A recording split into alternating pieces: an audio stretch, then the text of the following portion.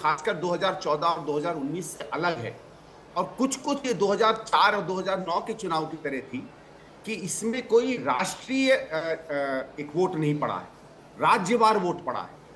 इसलिए आप देखिए, कुछ राज्य बिल्कुल एक तरफ जा रहे हैं, कुछ राज्य बिल्कुल एक तरफ जा रहे हैं, और कुछ में बहुत ज्यादा भले नतीजे इतने उधर उधर नहीं हुए हों। पहले आपका जैसे था, सामान्य तरीके से एक देखा गया था कि पूरी की पूरी नॉर्थ इंडिया बेल्ट में एक तरफ के नतीजे गए, मार्जिन 3-3, 4-4 लाख के थे, दक्षिण भारत एक दूसरी तरफ से गया। अब की बार हिंदुस्तान ने अपने राज्यों को देखकर, वहां की परिस्थितियों को देखकर और प्रधानमंत्री के काम को अपने राज्य परिप्रेक्ष्य के अनुभव में देखकर वोट पड़ा है। तो एक तो कोई नेशनल वोट नहीं है, और जब नेशनल वोट नहीं पड़ता है तो कम से कम मेरा उसमें विश्लेषण यह है कि फिर प्रधानमंत्री, क्योंकि प्रधानमंत्री पूरे राष्ट्र पर उसका असर होता है, उसका हर काम, हर बातचीत, हर कानून, हर उसका कार्यक्रम पूरे राष्ट्र पर पड़ता है।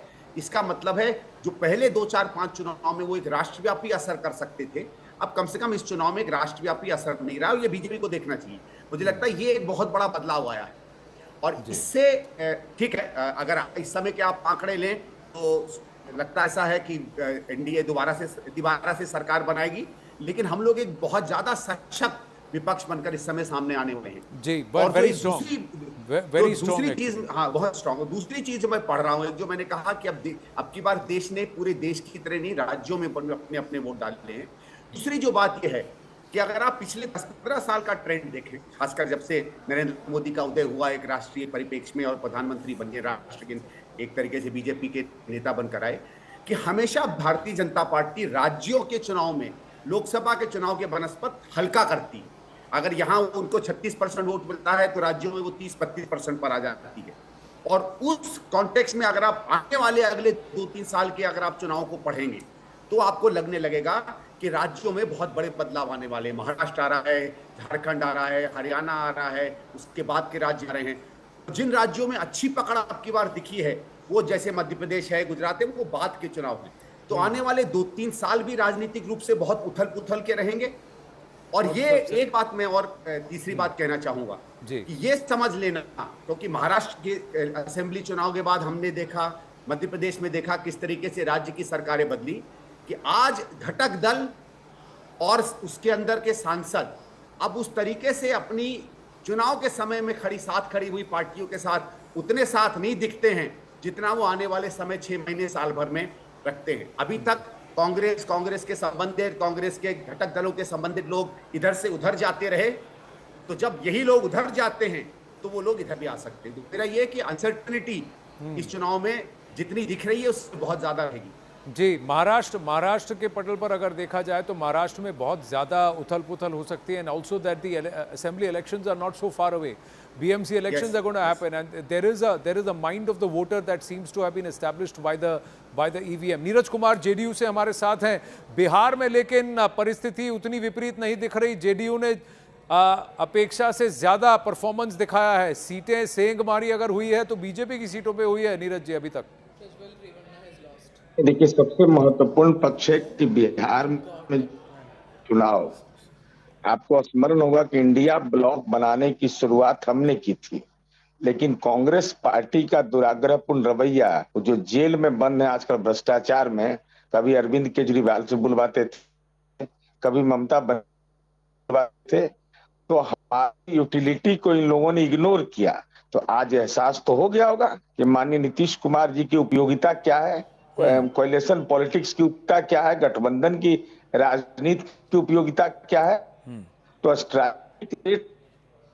फाइनल जब आएगा अब हम इस पर कोई टिप्पणी करेंगे, लेकिन जो लोग यह कह रहे थे कि एंटी इनकम्बरेंसी है, बहुत तरह की बातें, नीतीश कुमार जी की यूटिलिटी नहीं है, तो एहसास हो गया होगा ना कि नीतीश कुमार जी की उपयोगिता क्या राज्य के अंदर में और राष्ट्रीय राजनीति में क्या है। दिनेश शर्मा जी, क्या कहेंगे आप? देखिए, जो ये बात तो सही है कि राज्यों की राजनीति और केंद्र की राजनीति में अंतर होता है, लेकिन भारतीय जनता पार्टी की राजनीति में पूरे देश में कोई अंतर नहीं होता। जो भारतीय जनता पार्टी की राजनीति में ऊपर से होता है, वही संगठनात्मक रूप में नीचे से उस परफॉर्मेंस को दोहराने की तरफ हम सफलता प्राप्त करते हैं। जी, मैं ये कह सकता हूँ कि उत्तर प्रदेश की राजनीति ने समय समय पर करवटें ली हैं, लेकिन बीजेपी ने अपने कैडर बेस कार्यकर्ताओं के बल पर उनको उन स्थितियों पर नियंत्रण भी पाया है। जो अभी परिणाम आ रहे हैं ये विश्लेषण का विषय जरूर है, लेकिन इतना मैं कह सकता हूं कि एनडीए की सरकार बनेगी और मोदी जी के नेतृत्व में एक बार फिर से एक सुशासन देकर जहां पर कमियां होंगी उनका हम अध्ययन करके उनको हम पूरा करेंगे। नीरज जी, अटकलें लगाई जा रही हैं कि कांग्रेस ने संपर्क करना शुरू कर दिया है जेडीयू से और टीडीपी से, तो क्या जेडीयू का मन बदलेगा? देखिए, कांग्रेस पार्टी के बारे में सूत्रों के हवाले से खबर चल रही है, इसका कोई औचित्य नहीं है। कांग्रेस के लिए गाड़ी छूट चुकी है, क्योंकि कांग्रेस पार्टी को जब निर्णय लेना था उस समय तो ये लोग राजनीतिक रूप से एक दूसरे को नीचा दिखाने की कोशिश कर रहे थे। तो नीतीश कुमार जी के व्यक्तित्व से कोई प्यार करे या घृणा करे, इनकार कैसे कर देगा? अब एहसास इनको नीतीश कुमार जी का हो रहा होगा, जो सूत्रों के हवाले से। लेकिन अब तो गाड़ी छूट चुकी है, पानी बहुत निकल चुका है। हम एनडीए के पार्ट और पार्सल है, एनडीए के पार्ट एंड पार्सल रहेंगे। जी, नीरज कुमार जी, धन्यवाद समय के लिए। Sandeep ji, how do you want to respond? I think that's okay what he's saying right now, but see, JDU has behaved peculiarly in the last 5 to 8 years. So, I don't want to make a comment, that may not be comfortable to anybody to hear. But can anybody frankly take JDU statements on their face value? I mean, I don't think we had any idea where they left us, even probably hours before his leaving us, that he was leaving us. His statement that, we did it on the, instigation of Arvind Kejriwal. In fact, I can tell you that the Congress was a little worried about the fact that it was Mr. Nitish Kumar who was pushing Kejriwal onto our bandwagon. So I don't think these little arguments is what we need to go to. I am fully aware of the fact that the current allies of the NDA are as, possibly remaining loyal to them as anybody else would be. There can be, whether there is or not, I don't really know. I think there is, in case Congress is reaching out to them. I don't know whether they are reaching out to them or not. But I think it's fair game. When a verdict like this comes, in which no comprehensive, absolutely clear lead comes to any party, even if there is a pre-poll alliance, I think it's fair game for anybody to talk to anybody. I'm quite sure even BJP would be talking to people amongst us. So let's see where it goes from here. How do you read Maharashtra? How do you read Maharashtra? Smita Prakash is with us. Swapan Das Gupta is with us. Yes. So what you are saying is that the BJP is also talking to allies of the India group. Is that possible? Are you asking me? Yes, sir. Sorry. I just seem to have gone off. No, as I said, I don't know. I'm just listening to what's coming on TV. I don't know whether anybody is speaking to anybody or not. But all I'm saying is that in case there is a verdict like this, and what we are finding out is 290, 295 versus about 230, 240, if this is a broad figure that goes on and carries on till about 435, then talking to anybody is fair game.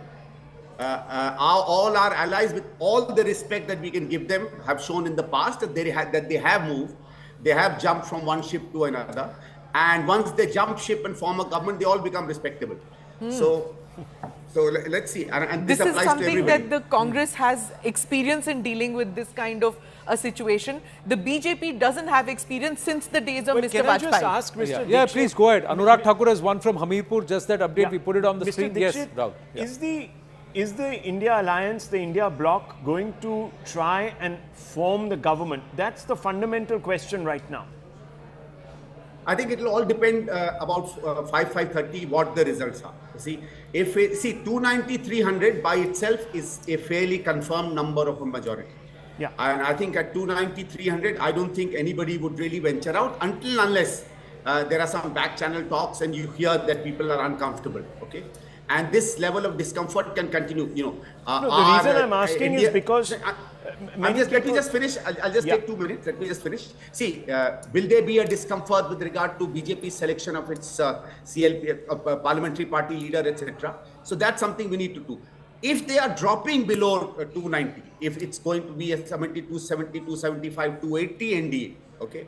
If BJP say suddenly we find it goes to about 220, 230, okay?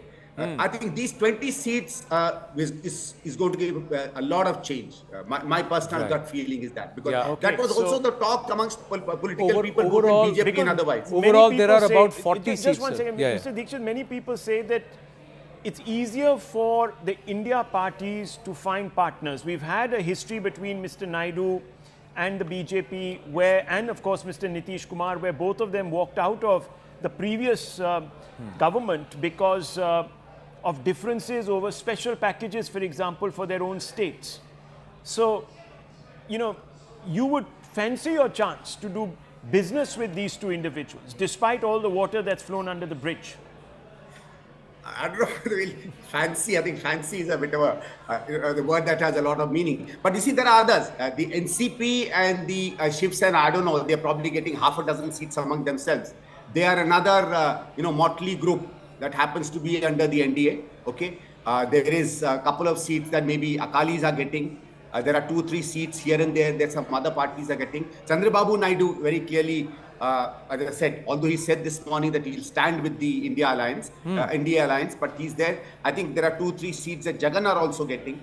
So, there are parties that make up about 10-15 seats among themselves, and there's a stronger block of about 30-40 seats. So let's see. Okay, as I said, I have no idea whether we will go forward or not. But if it's the same numbers plus 8 or 10 to NDA, I think they are comfortable in their formation of government. And if it's 8 or 10 on the other side, then things go into a flux and it's everybody's game. We'll come back to this conversation in just a bit. Big updates coming in from Karnataka. Prajwal Revanna has lost. Some seats are being declared in Karnataka. Now let's go across to Shivani at the live result hub. Yes, Shivani. Yes. Anand, big update coming in. Prajwal Revanna, who was mostly leading throughout the morning and the early afternoon, has lost from Hassan, and the Congress candidate has won from there. We've got Shreyas M. Patel of the Congress party winning and being declared winner in Hassan. This is going to be a big headline seat, if not overall changing the scenario seat. But I've got more results coming in from Karnataka. Bellary, Congress has won. Udupi Chikmagalur, BJP has won. Uttar Kannada, BJP has won. Hegde Vishwar. Mandya, HD Kumaraswamy, JDS has won. We've got Sunil Bose, Chamarajnagar of the Congress winning. Belgaum, Jagdish Shettar of the BJP has won. And of course, Kolara, I had told you that Malesh Babu has run. How many rounds are currently still ongoing in Karnataka? Counting process is going to end very soon. Very soon. So in Karnataka, the counting process is going to end very soon, which is why we've got almost 10 results coming in from Karnataka more or less settled in Karnataka. 18 to 10 is the leaderboard. Some of the seats have been declared. Prajwal Revanna versus Shreyas Patel was also a family fight which was happening, and within the family, and even this controversy that broke out about Prajwal Revanna, somewhere on ground has it impacted him already even before it became a huge controversy. Prajwal Revanna losing that seat, but the Congress big gains for it in in Karnataka, where it's come plus 9 seats. It's 10 seats there. The NDA is 18. What Sandeep Dikshit ji said, Meeta Chakrabarti of the Congress also with us, what Sandeep Dikshit said, that if this lead holds, 290 plus for the NDA means nothing unsettled. Yes, Prime Minister Narendra Modi will have to work with the allies. Anything less than this, if it goes up to 280, 285, then there is a flux. It's all up in the air. Agree, disagree? Possibility. Yeah, I think it's going to be interesting because Mr. Modi is a man who's never lost an election in his life. He's never had to deal with allies in any substantial way. How will he deal with allies? He's pretty much an absolute ruler even within this government. And this election, the only issue has been Narendra Modi. He's fought it on his own charisma. To now say, look, I fought on my own charisma, but guys, I still need your help, is something he's not used to saying. How will he do it? I don't know. It remains to be seen. Shatrughan Sinha is leading from Asansol. Adhir Ranjan Chaudhary of the Congress is trailing Yusuf Pathan in Bahrampur. Nalin Mehta and then Meeta Chakrabarti. I want to make a point about UP because the final number will hinge a great deal on what UP really lands up at. Out of the leads in UP, there are about 17 seats which are under 17 seats. 17 seats. In which the margins are very small. Margins are under less than 10,000. Several of them under 5,000. Some of them under 1,000. Now the thing is, in terms of how they are split right now, out of these 17, 9 SP is leading in, and 8 BJP is leading him. So there's nothing in it. So there's nothing in it. Won't make so it they could all go one way or the other, or remain as it is. Yeah. So it's You so know, all these UP results are is still the most possible interesting, in these seats. and I think Smriti Irani losing is the leitmotif of what She's BJP not, as of stand now, for. she's trailing 15,000 votes. 15,000, but to think that a KL Sharma would give a run, Smriti Irani a run for her money is what it is. David Goliath kind of a battle happening in Uttar Pradesh. But there the argument is that Priyanka Vadra was fighting from the shadows. If she had, so Priyanka Vadra fought from 2 constituencies without actually having her name on the ticket. Right? And she's won both Raebareli and Amethi. In both Raebareli and Amethi, it was Priyanka, though her name was not on the ticket. The other one is Prajwal Revana that you're talking about. Thank God for small mercies. In some way or the other, the gods seem to have worked, and he's not going to be there. But the point which Veer pointed out about the BJP reaching out, and that it was Mr. Modi who was on the ticket. He has been an absolute ruler. Will he be the one who will reach out to the smaller ones? Which Mr. Dikshit pointed out that it is possible that the BJP is doing a backroom negotiations. Have they already started? The fact that Mr. Nitish Kumar met with Mr. Modi yesterday is also significant, that they're not taking anything for granted. So it is possible that backroom conversations have begun. Mr. Modi was not meeting Chandrababu Naidu. The point is the reason for meeting Nitish Kumar could be very different. You cannot have even a minorly stable government without the NDA, without the BJP. So let's be honest about that.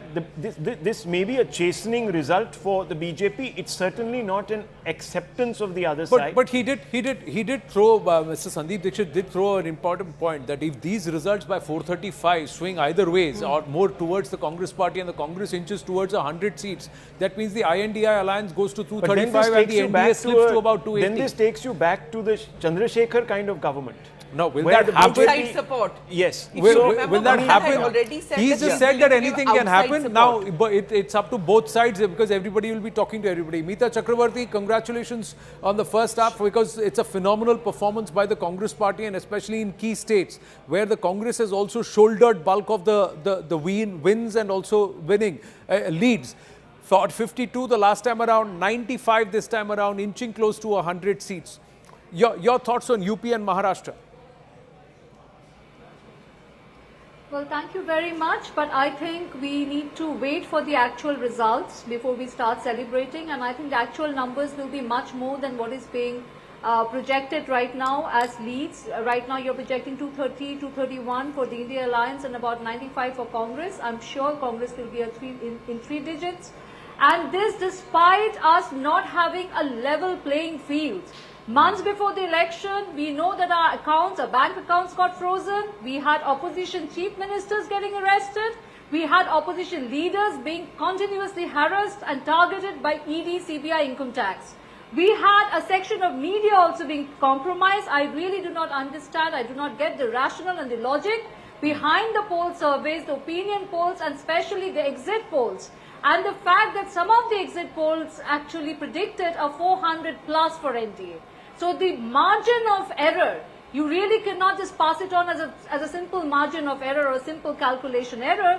To a great extent, these opinion polls and the exit polls, if I may take the liberty of saying, were highly manipulated. So right now, when we did not get a level playing field, here we are giving a much closer contest, and let's wait for another couple of hours to get the final results. Yes. Picture abhi baki hai. No, I think just both sides are saying picture quickly. abhi baki hai. We are also saying picture abhi baki hai. About Anand, 4 o'clock, 4:30 is when it will consolidate. I think the one thing that the exit polls got right was the vote share. Now, vote share to seat share conversion is always difficult. You can say, yes, there might have been confirmation bias, etc., at work, but the vote share, the exit polls got right. But so the collective vote share of the INDI alliance, has it then worked in their favor? We'll dwell on that. Picture abhi baki hai. Break के बाद मिलते हैं. Stay with us.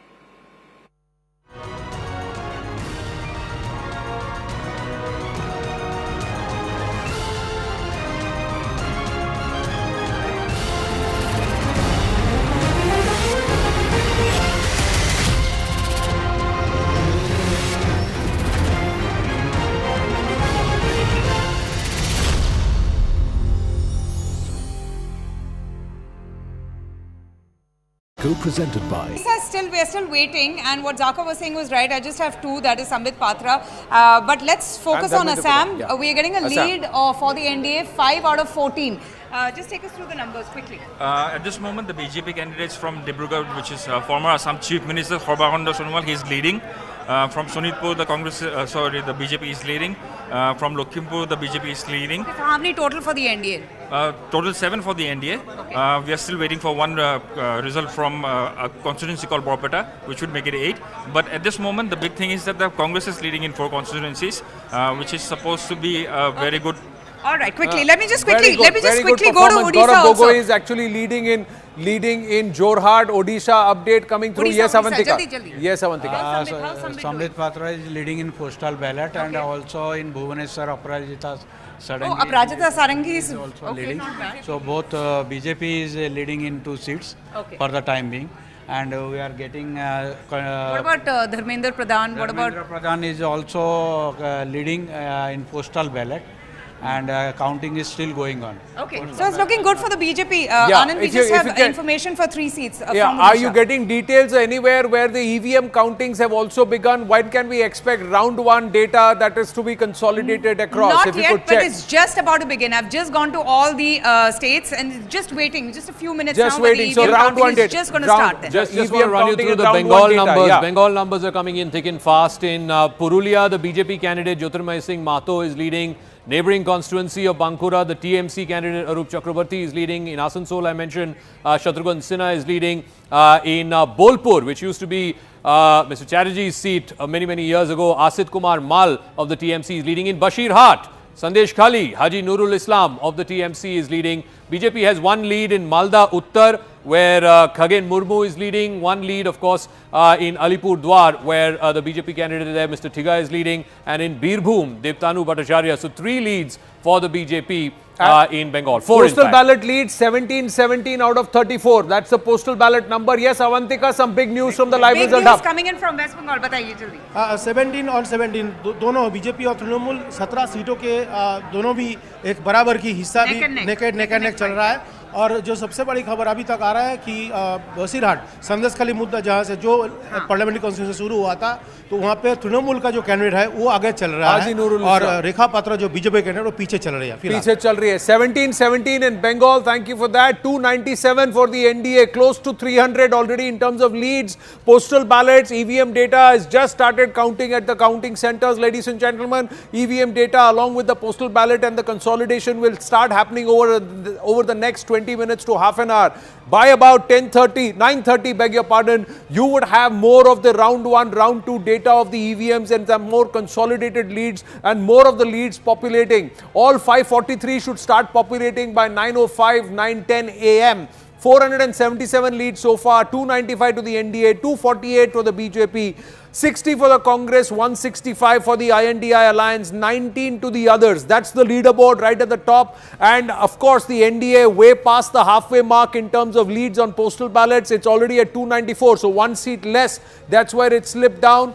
294 and 168, it's a jostle and tussle that's happening, but clearly in terms of leads, it's crossed the halfway mark, the NDA at this point, with just 481 seats that are being declared in terms of leads. 481 seats where the leads have started coming through. We are still saying these are early days. Postal ballots, even the first round of EVM counting has not come in, but the postal ballot numbers are quite sizable, and across constituencies like last time around in 2019, 9 seats across 8 states were decided by postal ballots. So these numbers cannot be from undermined. Karnataka. Yeah, more numbers coming through. Nagar, Sunil Bose of the Congress is leading. Now in Bangalore rural, DK Suresh seems to have taken a lead.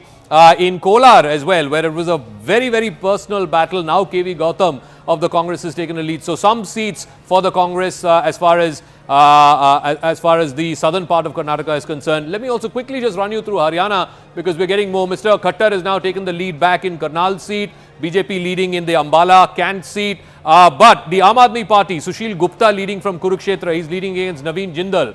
Then you have from the Sonipat seat where Satpal Brahmachari of the Congress is leading. Rohtak, Dipinder Hooda is leading. From Hisar, The BJP candidate is leading, Ranjit Singh from Mahendragarh, Bhiwani, again the BJP candidate leading, and so they are in Gurgaon as well as in Faridabad. Let me also quickly run you through Rajasthan. From Junjunu, Brijendra Ola of the Congress leading.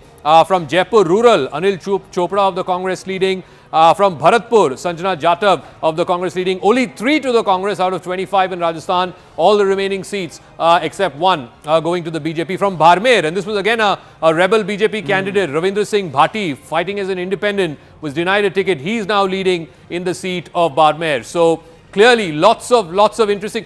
Gujarat, surprisingly, let's take a look at Saurashtra. Jamnagar, the Congress candidate seems to be leading.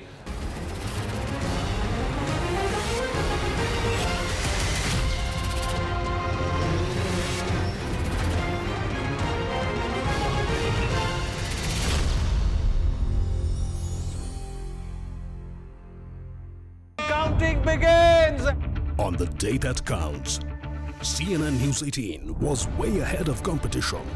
We have the first numbers coming in from Tumkur, Mysuru, Dakshina Kannada, BJP taking a lead. Others tried to keep pace, but were no match. Elections equals CNN News 18. Welcome back, viewers.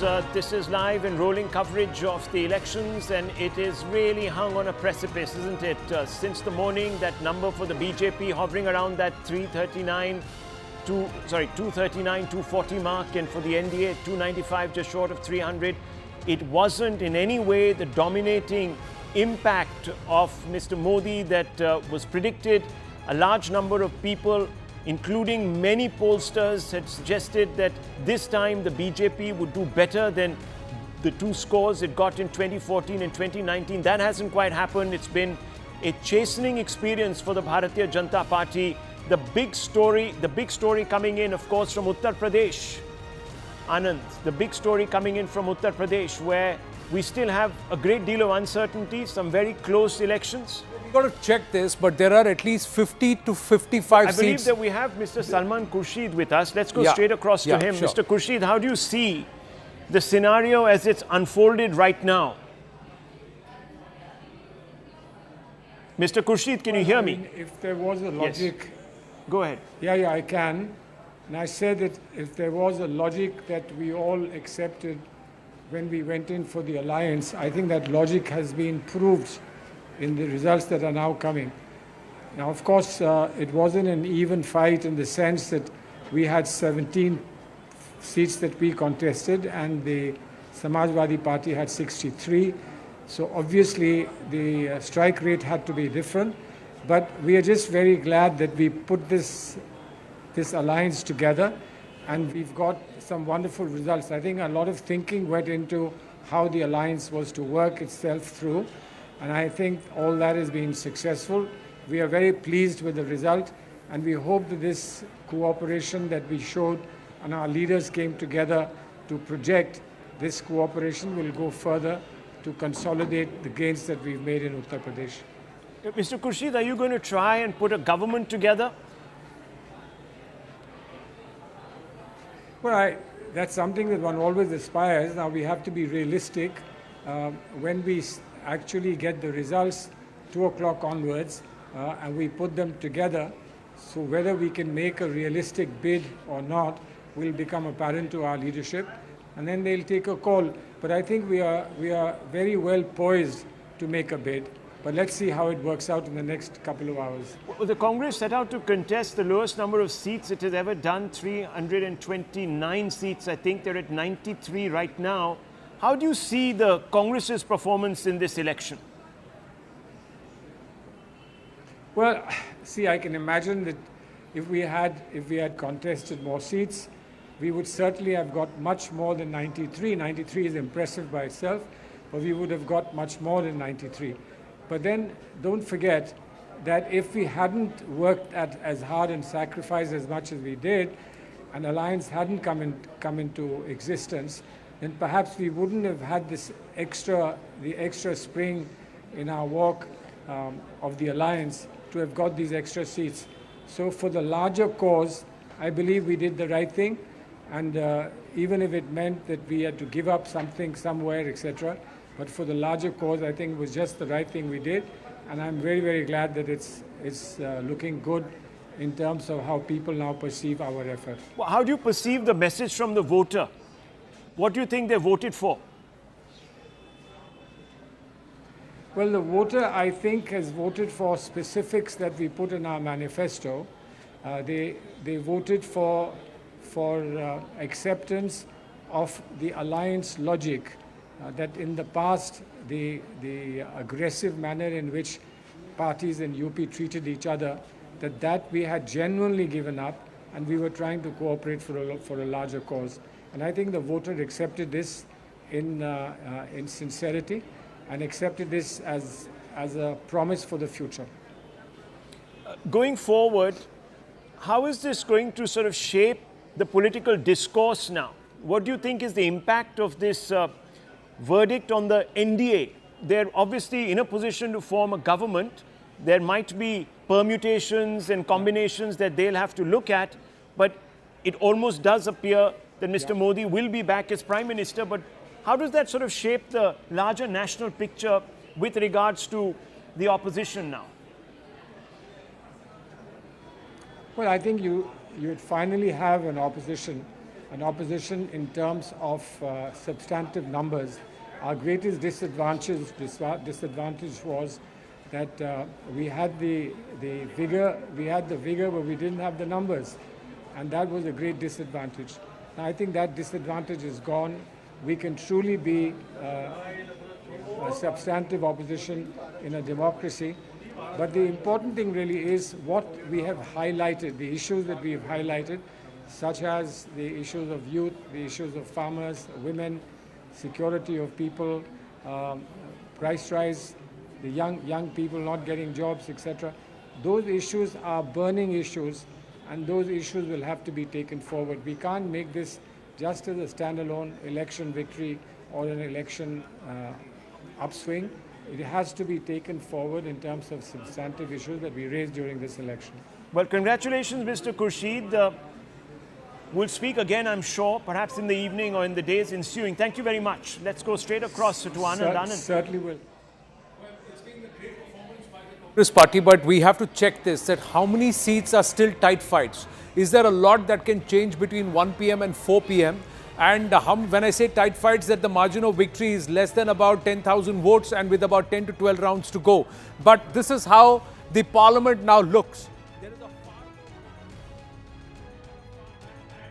very much shrunk NDA if these numbers that are flashing on top of our screens currently hold.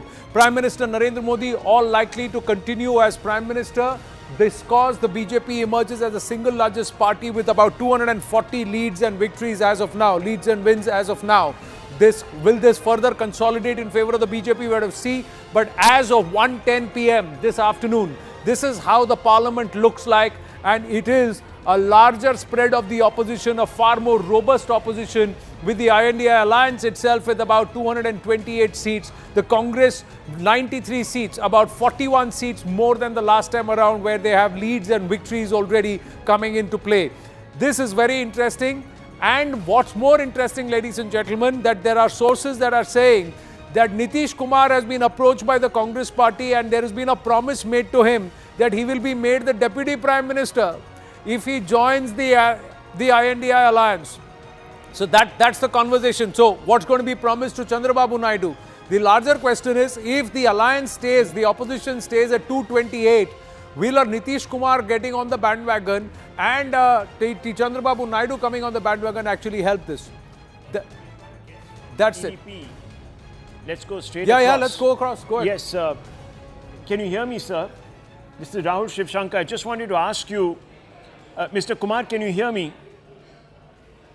Yes, I'm able to hear. Yeah, Mr. Kumar, there's a lot of speculation now. I mean, first of all, how do you view the result that has come through for the TDP? Congratulations. You form a government after a hiatus of 10 years. You're back in Andhra. Congratulations to you on that. You're also, of course, one of the leading lights now of the NDA. So it's been a win-win for Mr. Babu. How do you see this now unfold? Is Mr. Babu, first of all, very, very committed to the NDA, or is he also receptive to overtures? No, we come back to power only after 5 years, not 10 years, number one.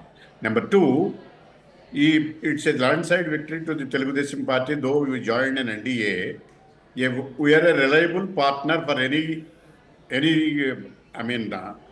our NDA and others also.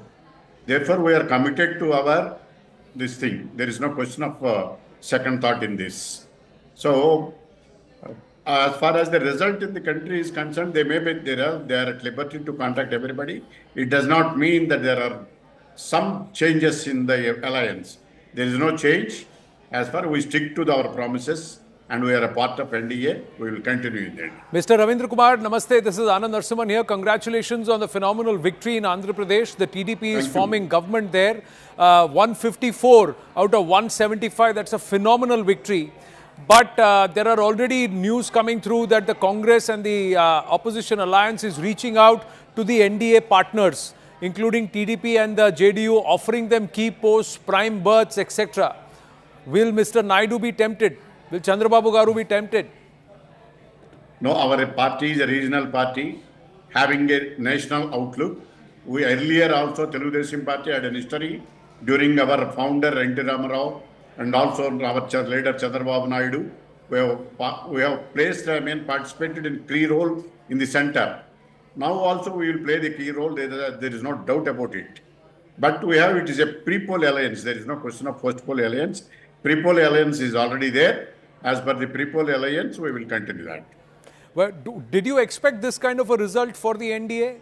These setbacks in Uttar Pradesh and Maharashtra? Yes, as far as said, after the exit polls also, it is totally reversed as per the present result is concerned. But so far as in Andhra Pradesh is concerned, exit polls, it's a sweep. Almost most of the exit polls, some of the national channels has given edge to the YSRCP to some extent. Now they lost even opposition status also in the state assembly. Now our NDA alliance has a victory, landslide victory in the state of Andhra Pradesh. We have expected in Andhra Pradesh. As far as the center is concerned, just basing on the repoll we have concerned. But we heard during the last few weeks some decreasing in the seats in some of the states, but as far as the NDA improved in southern states also. Now. Let me bring in Mr. Shehzad Poonawalla for a few moments. Mr. Poonawalla, good afternoon. Obviously not the result that you were expecting. What's the general overview of the result from the BJP's point of view? First of all, Rahul, it's a brilliant afternoon because after 10 years, if at the 30% counting rate and with 200 seats in a close margin of 10,000 votes, the NDA has formed its government for the third time. In Odisha, we have a state government now by all looks of it. We have dominated Odisha. We have made new ground in Kerala and Tamil Nadu. I think we should only think that why is Salman Khurshid accepting congratulations from you because they are not forming the government. The Congress is struggling to cross 100 and perhaps by 4 o'clock we don't know where those 200 seats, where the competition is less than 10,000 votes will go. So Rahul, it is a brilliant afternoon for me. I have nothing to complain about this afternoon except for the fact that it's a little hot. So, but Shehzad, namaste. Rahul, I can understand. You're saying 30% of the votes have been counted, 70% still left, and 200 seats with a margin of less than 10,000 votes. So, are you saying that these numbers could change by 4:35 p.m.? Yes, in all likelihood, what I foresee is that the Prime Minister, with the BJP crossing halfway mark and the NDA obviously going way beyond the halfway mark, will be going in for a third term, and that will be seen by 4 o'clock or 5 o'clock. But because Mr. these countings are going to go till late. But I am very happy. It still just could 10 be. Seconds more, Rahul. You're absolutely I am very happy, Rahul. Yeah, go ahead. Go ahead. Just one line before you come in. Yeah. Rahul, I am very happy that today, Anand, you have been absorbed from being Godi media when Salman Khurshid is talking to you, and nobody has abused the EVMs. So Rahul and Anand, I am very happy for you guys. Clearly, democracy. आज आपको कोई गोदी media. Democracy is clearly the winner. But We just are, one second. we are happy that democracy is the winner. We are happy Yeah. mandate of the voter is being respected across all party lines, and we are happy that there is a message that is going across to all political parties. I just wanted to मेहनत ask. करोगे फल मिलेगा, अकड़ दिखाओगे तो डंडा मिलेगा. So, but one thing that we can take away from some of the numbers that we are now getting, the vote shares, for example, this is a tight election. This is not a one-sided canter as it was in 2019 and 2014. Now, what do you think that came down to? Why is it such a tight election? It is unforeseen, obviously, but why? Well, again, putting the caveat that I've put, but for the sake of not being repetitive, let me say that we need to analyze, and Rahul, I'm glad that I'm on your show with Anand and others who have intense discussions on the subject. Is politics dominating over policy? That should be the question that we can perhaps have a detailed discussion after 5 o'clock, that the politics of fear-mongering, the politics of trying to make brother against brother fight, the politics of trying to steep in division-based politics, as opposed to the policies of taking everybody together. We can have an analysis post 5 that is a short-term politics, something that people have played, taking the country to the edge, and has that given them a certain bit of benefit over a long-term policy that benefits the country? I think that discussion can be had. Well, we'll see after 5 p.m. because you're saying the numbers will change, consolidate. Let me ask Pradeep Bhandari, is there any rationale to Shehzad's argument? 30% votes have been counted, 200 seats with less than 10,000. These numbers could change even as the NDA creeps up, actually slips one more seat. It's 294 now. Thank you so much, Anand and Rahul, for having me, and it's great to be there with you guys. Anand and Rahul, I do believe that the trend has stabilized in the last one and a half hour. Now we've seen in the Bihar Assembly elections, if you very well remember, that after 2 p.m. you saw a complete reversal in trend which took place. So if it could happen in Bihar, yes, because the margins are very, very narrow, it can happen. But imagine in a hypothetical scenario, if it is not happening, Rahul, then I would definitely conclude that rather than welfare, what has dominated as a narrative in the states, particularly of Uttar Pradesh, has been caste and the local candidate, because the Bharatiya Janata Party did not change majority of its candidate in Uttar Pradesh.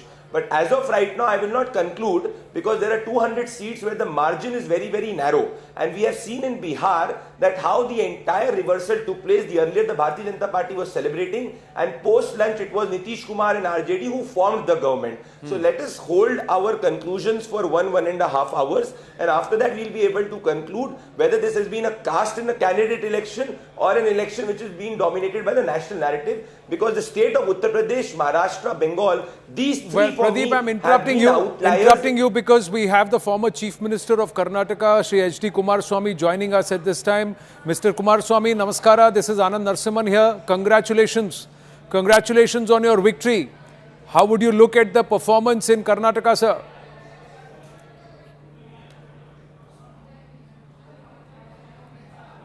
I think might be connected. Mr. Kumaraswamy, can you hear me? I'm not sure if he's speaking with us or if he's speaking with somebody else. We'll try and go back to him in just a bit. We have Zama Khan, Minority Affairs Minister of Bihar, of the JDU with us. Zama Khan ji, namaste. Bihar mein JDU has performed along with the BJP quite well. BJP की कुछ सीटों पे सेंग लगी है, but overall performance पे आप क्या कहेंगे बिहार को लेकर? बिहार में जो हमारे नेता आदरणीय नीतीश कुमार जी ने जो काम किया है, 2005 के बाद जो इन्होंने काम करके दिखाने का काम किया, हर जाति धर्म और उठकर उन्होंने काम, हर लोगों के, हर समाज का काम और विकास जो बिहार के अंदर उन्होंने किया था, उस विकास को देखते हुए जनता ने निर्णय लिया। और जनता को मैं धन्यवाद देना चाहता हूं, बिहार के तमाम लोगों को, जिन्होंने हमारे नेता के कार्यों को देखते हुए, कार्य के तौर तरीका देखते हुए जिन्होंने काम किया है, जो सम्मान दिया है बिहार की जनता, मैं उसका धन्यवाद देना चाहता हूं। निश्चित तौर पर हमारे नेता नीतीश कुमार जी ने जो बिहार के अंदर विकास किया, वो विकास को प्रदेश नहीं पूरा देश दुनिया ने देखा है। तो जनता ने जो रिजल्ट दिया है, ये उम्मीद अटकलें लग रही हैं कि रिजल्ट ऐसा आएगा। चूंकि इंडी गठबंधन से उनको फोन आए हैं, उनसे डिप्यूटी पीएम की जगह उनको प्रॉमिस की गई है, अगर ये नंबर ठहरते हैं।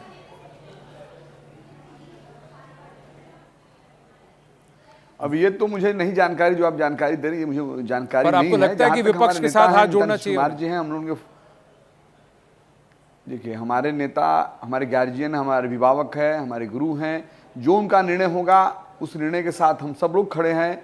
वो अपने नेता के निर्णय होता है, सब लोग नेता तो होता नहीं, नेता एक होता है, नेता नीतीश कुमार जी जो निर्णय होगा उस पर हमारे से तमाम कार्यकर्ता उनके साथ हमेशा खड़े रहेंगे। क्योंकि आप जानते हैं कि नेता ने जो भी निर्णय लिया है बिहार के विकास के लिए, बिहार के सम्मान में हमेशा निर्णय लिए हैं, तो जो भी फायदा बिहार का हो जैसे उचित समझेंगे वो निर्णय लेंगे। मैं उनके साथ हूँ, हम लोग उनके साथ हैं, मैं उसमें कोई हमको नहीं बोलना है। मैं सिर्फ इतना कहना चाहूँगा बिहार के लोगों को, आपके माध्यम से, बिहार के लोगों ने जिस तरह से विश्वास किया हमारे नेता पर, और नेता ने जो सम्मान दिया था, जो काम किया था, जाति भेद वर्ग धर्म से उठकर उन्होंने काम किया था, तो उसका रिजल्ट जनता ने दिया है। So you are going to leave it to Nitish Kumar? आप नीतीश कुमार पर छोड़ रहे हैं? TDP has said that they are not going anywhere. JDU's Neeraj Kumar said that JDU is not going anywhere. Shehzad Poonawalla, is there a worry that the allies may decamp? Because the Congress has been talking up, there are talks that they are reaching out to NDA allies or BJP's allies. Ji, first of all, I think you just spoke to a representative of TDP. नेता नीतीश कुमार जी नेता हम लोगों के हैं, जो उनका result देंगे हम लोगों को, जो निर्णय लेंगे उस निर्णय पर हम लोग खड़े हैं। जी, जमा खान, मैंने ये प्रश्न शहजाद पूनावाला से पूछा, वीर सांघवी भी हैं, मैं जरा उनसे भी उनके विचार जान लूं। Even as there are celebration shots coming, there are workers who are dancing, we have to see where these visuals are coming and which party leaders they are. Yes Shehzad, on Bihar, on the NDA allies being approached by the opposition, and then we'll come to Bengal, where it's a complete rout of the BJP. Yes. Okay. First of all, Anand, let me again put it in perspective that as we stand at this moment, when 200 seats are still in the close margin, the BJP alone is more than the India alliance. Let's get that perspective clear. Secondly, the BJP by 4 o'clock will itself cross the halfway mark. So the question won't arise. But having said that, our allies are time-tested allies. The senior spokesperson of KC Tyagi, of JDU KC Tyagi ji, has already said that we are in the NDA, we are firmly under the leadership of Prime Minister Modi. A TDP representative just now on your show. Well, Shehzad, interrupting you, we've got Mr. H.D. Kumaraswamy through with us. H.D. Kumaraswamy ji, namaskara. This is Anand Narasimhan here. Congratulations on your victory in Mandya. Good morning, sir. How are you, sir? I'm good, sir. How are you? And congratulations on the Mandya victory. How would you see the performance of the NDA in Karnataka? I'm actually with little bit. I'm happy, but very disappointed. We are expected more than 25 seats in this election from BJP and JDS combination. In that we failed. That development actually little bit I am unhappy. Mr. Manjunath has won, but Prajwal has lost. Prajwal Revanna has lost. How would you see the results? How they are coming so far? How do you assess them, sir? Manjunath victories, we expected that victory in a big margin. On the advice of our Honorable Home Minister, in our family we decided to select Dr. Manjunath as a candidate in Bangalore rural constituency. That strategy worked out very well. But in Hassan issue, some decision what we have taken, there is some fault is there, but future days we will going to try to solve all those things. It is not possible for me to express about the development in that Hassan. Future days we will going to solve those problems and we will come back again in Hassan also future days. What do you think are the learnings from the election? I know it's early, but still, the 10 seats that the NDA lost to the Congress and the IND alliance. Definitely in Karnataka, that's why I told you I am very unhappy that Congress has won the 10 seats in this election. Because of our small errors, Congress got those seats, even though they have invested huge money by misusing the official machineries. We think that they will going to struck at 3 to 4 seats. But because of some small mistakes from our side also, we lost another 6 seats. Otherwise, we would have reached 25 seats. The national scenario, how would you see it, sir? The NDA is at 295, BJP is at 240. Is all well? No, there will be a big challenge to Honorable Prime Minister. I can understand what he worked from last 2 months without giving any scope for his actually how we travel entire country from last 2 months without giving rest to his health also. He worked very hard, but it is surprise result in this election because everybody predicting more than 350 seats NDA will going to get it. But because of some misinterpretation by some section of the parties, we structured NDA alliance with nearing 300 seats. But there is a big work we have to responsibly, we have to work to get the confidence of the people of this country. For that, I think Narendra Modi ji is a very experienced leader. He can work it out, whatever mistakes is there, to get the confidence of the people. He will going to work very hard. Will the JDS continue with the NDA, sir? Final question.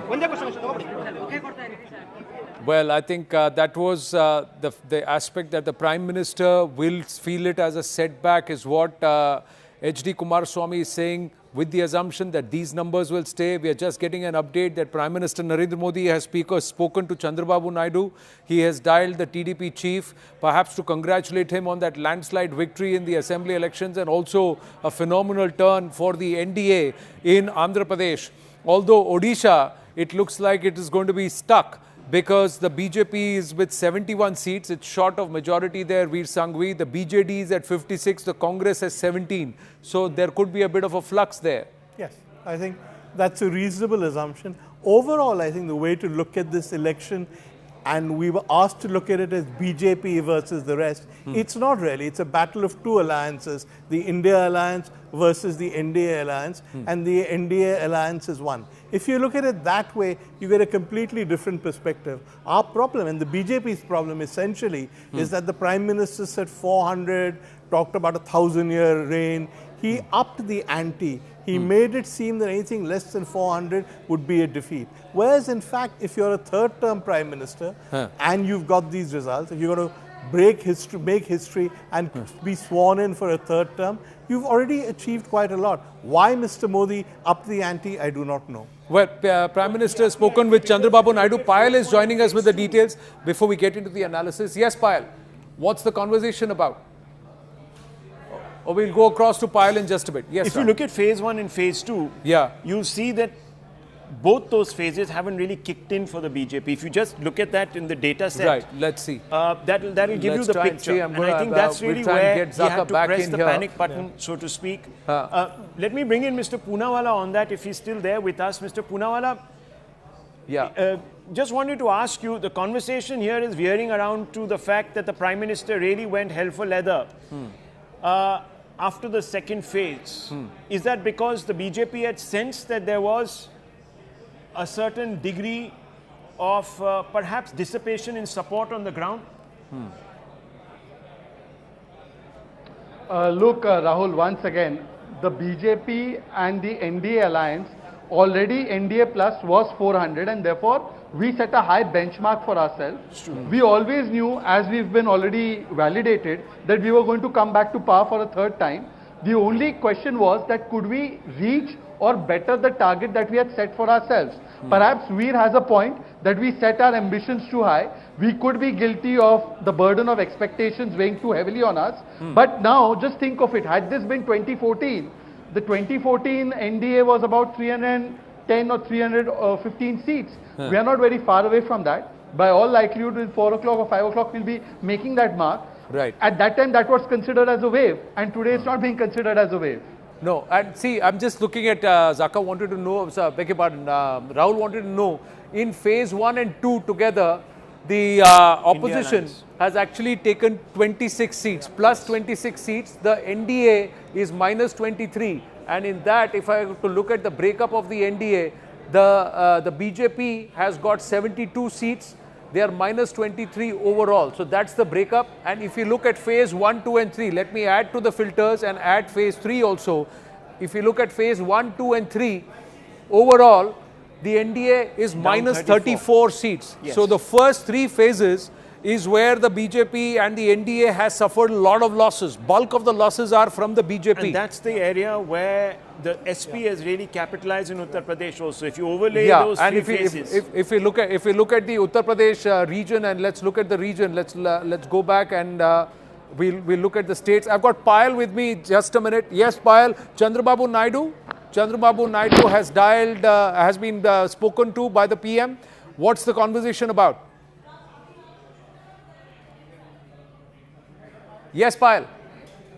So, you know, what we are given to understand is that Prime Minister Narendra Modi had called up Chandrababu Naidu, the TDP chief, to convey his congratulations to Naidu's led TDP, which is of course heading the NDA alliance over there, for the stupendous kind of result they've been able to get.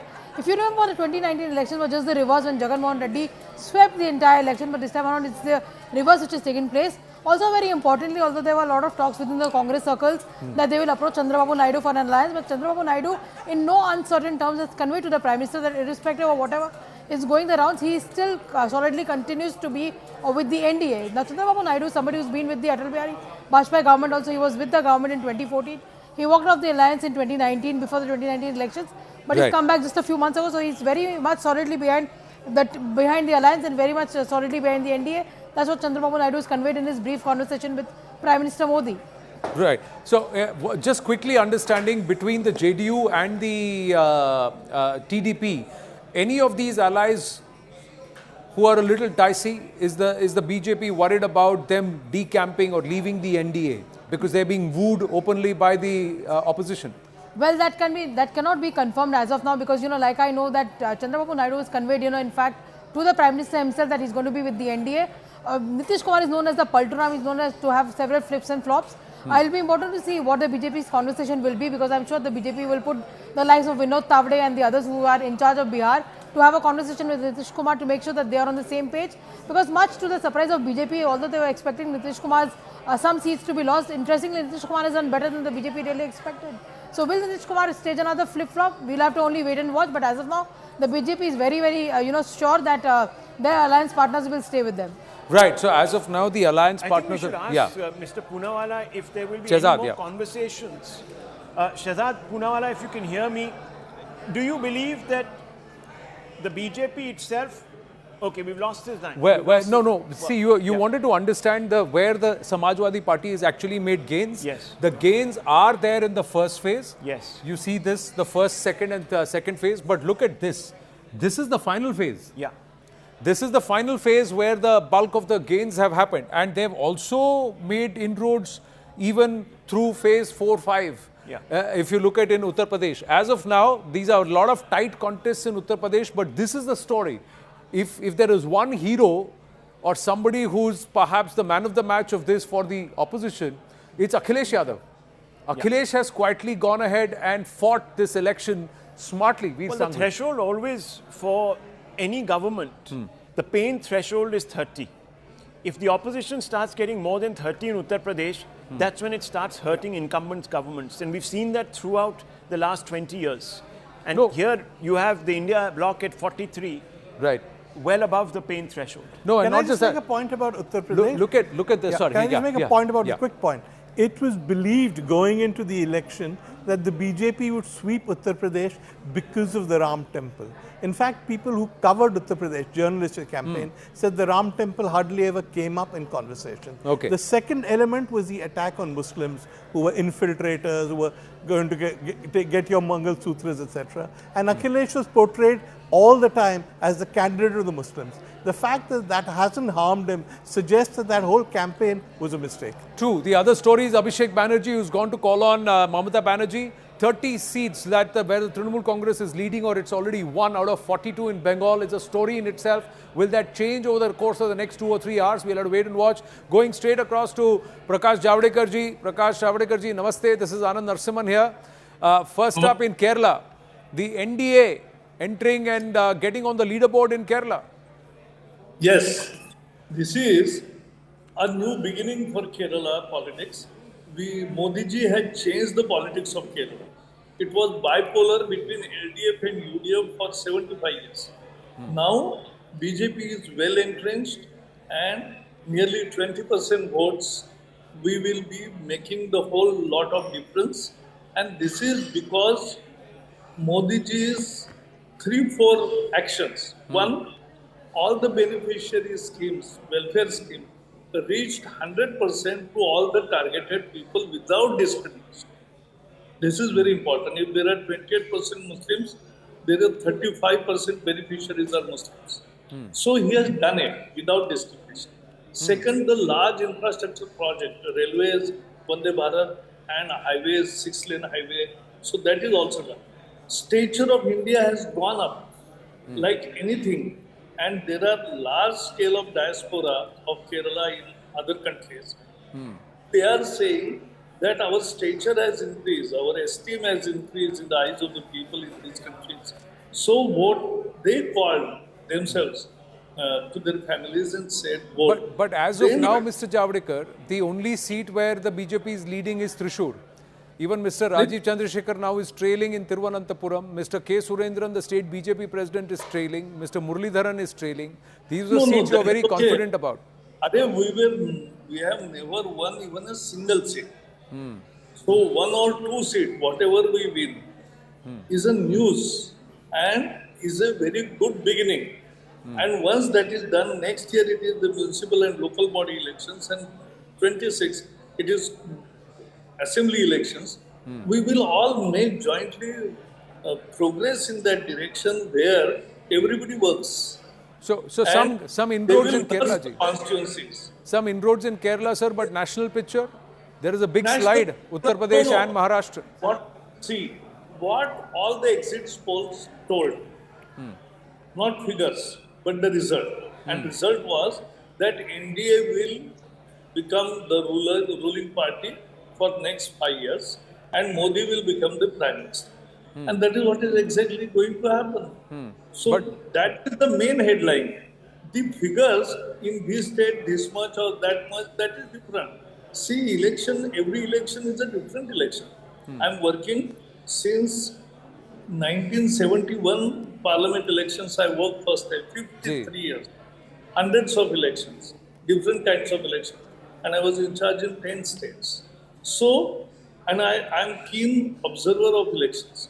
So, every election throws some surprises. But today also, it is just halfway through. But still more, because in UP, there are so much close contests. No, I understand that. And we're still not calling UP for any one side. But Javadekar ji, this is Rahul Shivshankar. Very quick question to you. Rahul, from your own state of Maharashtra, sir, there has been a very disappointing, underwhelming result that has come through. How do you see this? Do you believe that perhaps... I will tell you the story in 3 sentences. First, in 2019, BJP and Shiv Sena fought together as allies. Yes. And we won 60% seats, 160 seats out of 288. So we got comfortable majority. But, we got 105, he got 55. And he wanted to be Chief Minister, Thackeray. So Uddhav Thackeray ditched alliance. He won on the posters of Modi and went and joined Congress and NCP. So that was the worst part of Maharashtra politics that has happened. And then what happened? All three put together. We have not broken their parties. Please remember, we have not broken the parties. Shinde and 40 of their MLAs were dissatisfied with those leadership. So they came out and joined us. Ajit Pawar, with him 40 MLAs came out on their own. We cannot bring... No, but Mr. Javadekar, respectfully, I just want to ask you this, because many people saw the switching of Ajit Pawar as a extremely negative development. He was a tainted leader. The Prime Minister himself had sort of described him as a corrupt politician. Do you think this cynical sort of crossing of ranks from one to the other and welcoming in your own party undermined your own credibility? Maybe yes, that opinion. You have every right, and everybody has a right to have his opinion. I don't. I can't say that nobody should have that too. Sure. But the fact remains that we have not broken the parties. They have come here. Up now, at hindsight, you can say anything, but fact remains that now TDP. In 2019, he lost because 2014, I was there in charge and I stitched up the alliance with the High Command's decision. But after that, he won. He then criticized very much and he lost 19 elections without BJP. Now with BJP, he has won again. So this happens. And all will stay with NDA because they are NDA and NDA will be ruling and Modi will be the third time Prime Minister. I think this the main agenda, Mr. Javadekar, sir, Anand here, final question. Congress Yes. almost touching 100 seats. Is it a resurgence of the Congress party? You know, the BJP's slogan of Congress Mukt Bharat now seems bunked because they've done nearly 45 seats better than last time. What? No, we never said Congress Mukt Bharat means opposition Mukt Bharat. No. We said corruption Mukt Bharat, dynasty Mukt Bharat, and one family rule Mukt Bharat. That is the only real thing. It is the ideological war, and you give a phrase to it. So that was Congress Mukt Bharat. But then Kharge said, Bhajapa Mukta BJP South India हो गया. नहीं हुआ. भाजपा कर्नाटक में भी है, आंध्र में भी है, तेलंगाना में भी है, केरल में भी है. तो ऐसा नहीं है, मुक्त नहीं होता ऐसा. पार्टी विचार की लड़ाई. तमिलनाडु में भी एनडीए, तमिलनाडु में एनडीए है, भाजपा नहीं है अभी तक के लिए. हाँ, तो वो ठीक है ना. BJP means NDA is the BJP because BJP cannot be separated from NDA. We don't. I will tell you one example. There were many offers by other parties, but they wanted to do away with some of our partners. We never said yes. We never said yes. Right. Prakash Javadekar ji, congratulations on Kerala on getting on the leaderboard. Thank you very much for speaking with us. We've just got a confirmation that Home Minister Amit Shah has also spoken with Chandrababu Naidu, who's underlined that he will continue to be with the NDA. They have been he's been congratulated by the PM and then the HM, and he will be taking oath on the 9th of June as Chief Minister of Andhra Pradesh. Chandrababu Naidu back on the hot seat right now. Pradeep Bhandari with us. Pradeep, 1:45 on the clock. By 4 PM, what could change? Or do you think this is how the result is going to be more or less? Anand here. What I can definitely suggest is that right now the margins, Anand, the margins right now are still very narrow. But the Samajwadi Party is at 37 as per Election Commission, the BJP is at 32. It looks difficult, Anand, that the Bharatiya Janata Party will cross 60 or 65 on its own. And the margin, if this trend continues for the next half an hour, I do not believe that Uttar Pradesh will change massively. And if there is no massive change in Uttar Pradesh, then Anand, then what we can definitely conclude is, rather than Akhilesh Yadav, Anand, it is the Bharatiya Janata Party which did not change its candidates in Uttar Pradesh. If you very well remember that majority of the candidates in Uttar Pradesh were repeated, whereas in Delhi 6 out of 7 candidates were changed. So for the first time in Uttar Pradesh, if this trend continues, the non-Yadav OBC vote, which was with Bharatiya Janata Party since 2014, solidified in 2019-2022, would have splintered, and the BSP vote, which did not move to the Samajwadi Party, even when the Samajwadi Party and BSP had a formal alliance, this time would have moved more to the Samajwadi Party vis-a-vis the BJP. This is for the first time happening in Uttar Pradesh in the last 10 years, if this trend continues, Anand. True, some phenomenal work, and kudos to Akhilesh Yadav for the work that's happened, as there are a lot of introspection to be done with vis-a-vis Uttar Pradesh as far as the BJP is concerned. Many believe one of the key factors for these numbers, if they hold, to manifest is a BJP versus BJP scenario in Uttar Pradesh. Does that put pressure on Chief Minister Yogi Adityanath? Does that put pressure on the Prabharis? Or does that put pressure on those who said that we will not change our candidates? And more importantly, how does it reflect on the Prime Minister himself? Because it was his face all over and it was his guarantee all over on which the BJP and the NDA actually fought this election. We'll talk about all... Anand, just 10 seconds point. Yeah. If I can. Yeah. Anand, the majority gain that the Samajwadi Party is doing is from Purvanchal. So that is where the caste is a very, very dominant factor. So clearly, if this trend continues, Uttar Pradesh has been a pure caste-based voting in the entire Purvanchal belt. Right. So it will be caste that's driven Purvanchal, the first phase and the last phase, big gains. We've got to take a break. We've got to take a break. Did the whole campaign by the opposition suggest that the Modi government's going to do away with reservations? Did that actually resonate on ground? Yes. We'll park that question, talk about this when we come back. Stay with us. All right, on the way out, thank you very much. Thank you very much to all our viewers. 4.5 lakh live views. We wanted you to take us past 4 lakhs. You said 4.51 is the viewership, and we are really streaming ahead of the competition. Here's my request. Over the next hour, by the time we come back and do this update at 3 p.m, can we take us past 5 lakhs? We're not getting greedy. We'll stop asking you after you take us past 5 lakh concurrent views. Continue to stay with us. Watch this coverage here. The battle for Bharat. 18. Back after a break. Stay with us.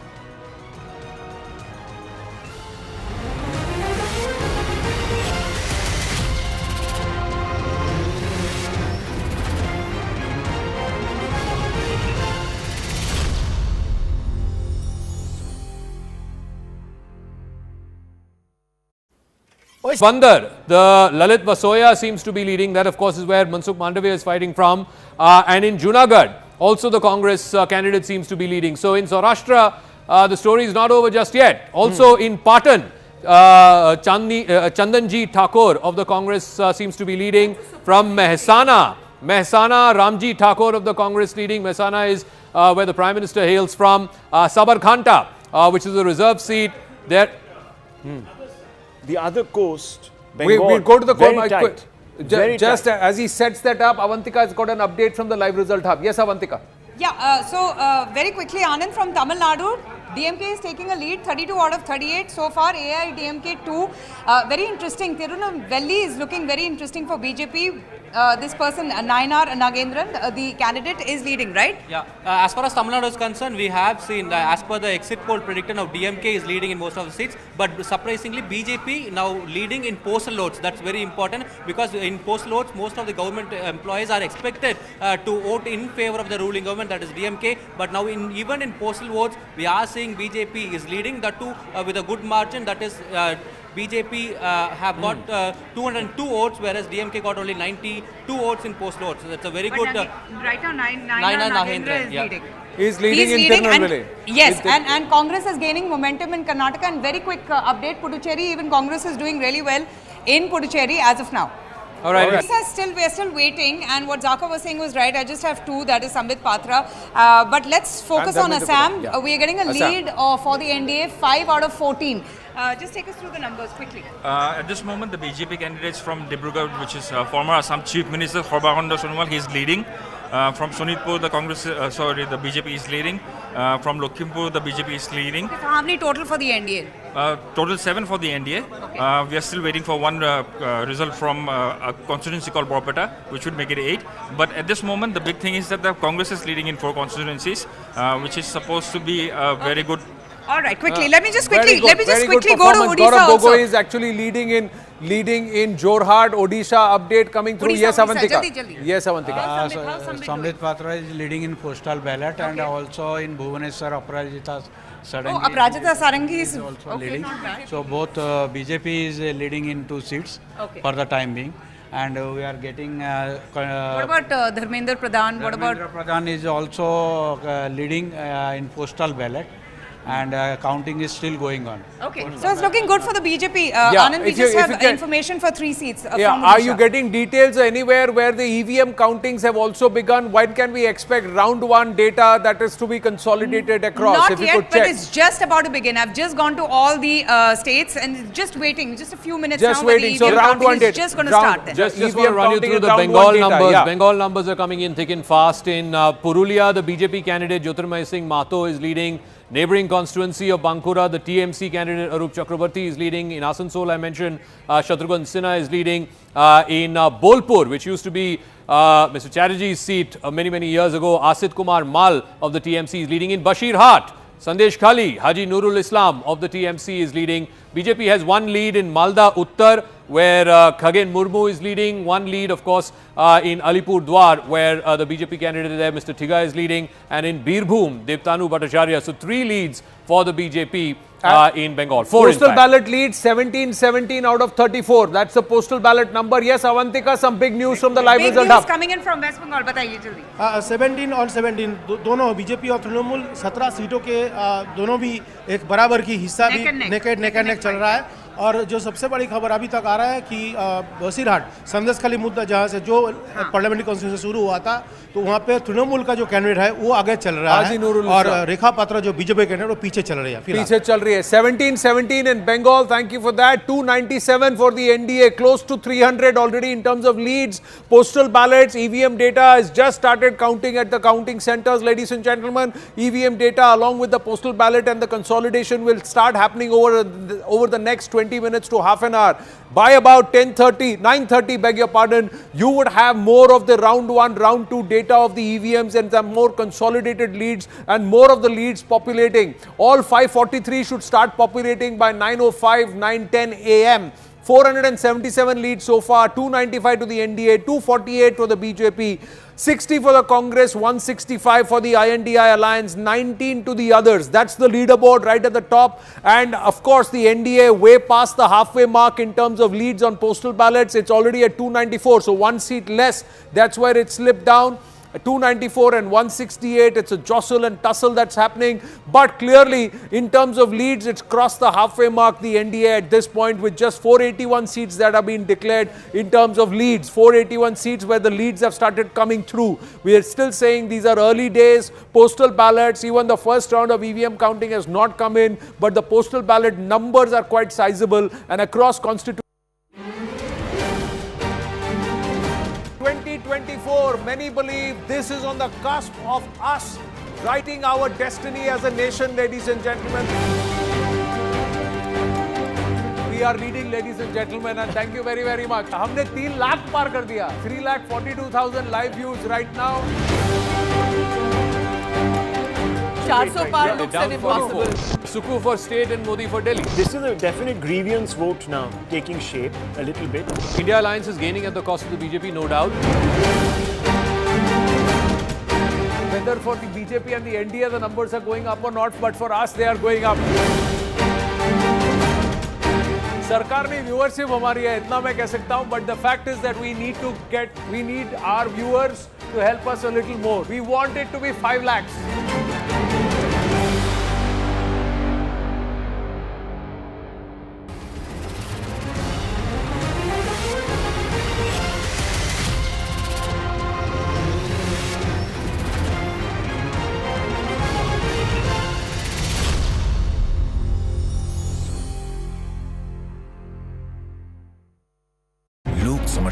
Last time around in 2019, 9 seats across 8 states were decided by postal ballots. So all right, these numbers cannot be from undermined. Karnataka. Yeah, more numbers coming through. Nagar, Sunil Bose of the Congress is leading. Now in Bangalore rural, DK Suresh seems to have taken the lead.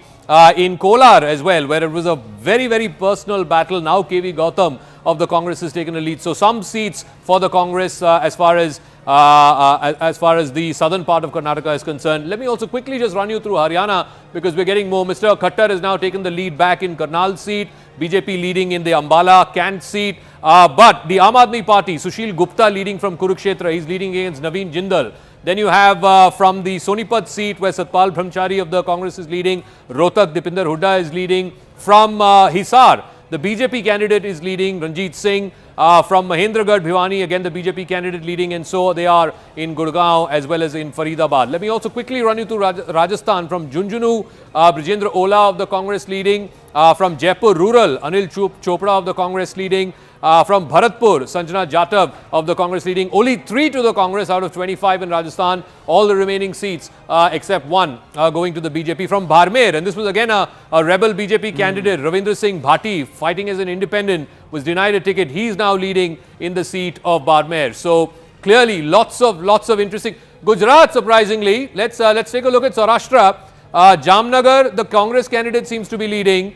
In Porbandar, the Lalit Vasoya seems to be leading. That, of course, is where Mansukh Mandavia is fighting from. And in Junagadh, also the Congress candidate seems to be leading. So in Saurashtra, the story is not over just yet. Also in Patan, Chandanji Thakur of the Congress seems to be leading. From Mehsana, Ramji Thakur of the Congress leading. Mehsana is where the Prime Minister hails from. Sabarkhanta, which is a reserve seat there. The other coast, Bengal, we'll go to the very tight. Just as he sets that up, Avantika has got an update from the live result hub. Yes, Avantika. Yeah, very quickly, Anand, from Tamil Nadu, DMK is taking a lead, 32 out of 38 so far, AIDMK 2. Very interesting, Tirunelveli is looking very interesting for BJP. This person, Nayanar Nagendran, the candidate, is leading, right? Yeah, as far as Tamil Nadu is concerned, we have seen, as per the exit poll prediction of DMK is leading in most of the seats, but surprisingly BJP now leading in postal votes. That's very important because in postal votes, most of the government employees are expected to vote in favor of the ruling government, that is DMK, but now even in postal votes, we are seeing BJP is leading, that too with a good margin, that is BJP have got 202 votes, whereas DMK got only 92 votes in post votes. So that's a very good. Right now, Nayanar Nagendra is leading. He's leading in Tirunelveli. Yes, and Congress is gaining momentum in Karnataka. And very quick update, Puducherry, even Congress is doing really well in Puducherry as of now. All right. We are still waiting, and what Zaka was saying was right. I just have two, that is Sambit Patra. But let's focus on Assam. We are getting a lead for the NDA, 5 out of 14. Just take us through the numbers quickly. At this moment, the BJP candidates from Dibrugarh, which is former Assam Chief Minister Horbakanda Sonowal, he is leading. From Sonitpur, the the BJP is leading. From Lakhimpur, the BJP is leading. So how many total for the NDA? Total 7 for the NDA. Okay. We are still waiting for one result from a constituency called Borpeta, which would make it 8. But at this moment, the big thing is that the Congress is leading in 4 constituencies, which is supposed to be a very good. All right, quickly. Let me just quickly go to Odisha Gaurav also. Gogoi is actually leading in Jorhat. Odisha update coming through. Yes, Avantika. Yes, Avantika. Sambit Patra is leading in postal ballot and also in Bhubaneswar Aparajita Sarangi. Oh, Aparajita Sarangi is also leading. So both BJP is leading in 2 seats for the time being. And we are getting. What about Dharmendra Pradhan? What about Dharmendra Pradhan is also leading in postal ballot. And counting is still going on. Okay, so it's looking good for the BJP. Anand, we just have information for 3 seats. Are you getting details anywhere where the EVM countings have also begun? When can we expect round 1 data that is to be consolidated across? Not yet, but it's just about to begin. I've just gone to all the states and just waiting, just a few minutes just now. Waiting. So round 1 data. Just going to start then. Just want to run you through the Bengal numbers. Bengal numbers are coming in thick and fast. In Purulia, the BJP candidate Jyotirmay Singh Mato is leading. Neighbouring constituency of Bankura, the TMC candidate Arup Chakrabarti is leading. In Asansol, I mentioned Shatrughan Sinha is leading. In Bolpur, which used to be Mr. Chatterjee's seat many years ago, Asit Kumar Mal of the TMC is leading. In Bashirhat, Sandesh Khali, Haji Nurul Islam of the TMC is leading. BJP has 1 lead in Malda Uttar, where Khagen Murmu is leading.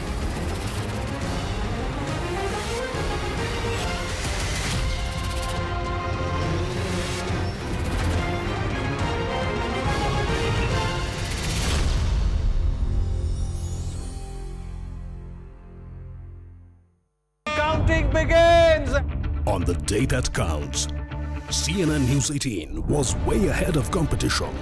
We have the first numbers coming in from Tumkur, Mysuru, Dakshina Kannada, BJP taking a lead. Others tried to keep pace but were no match. Elections equals CNN News 18.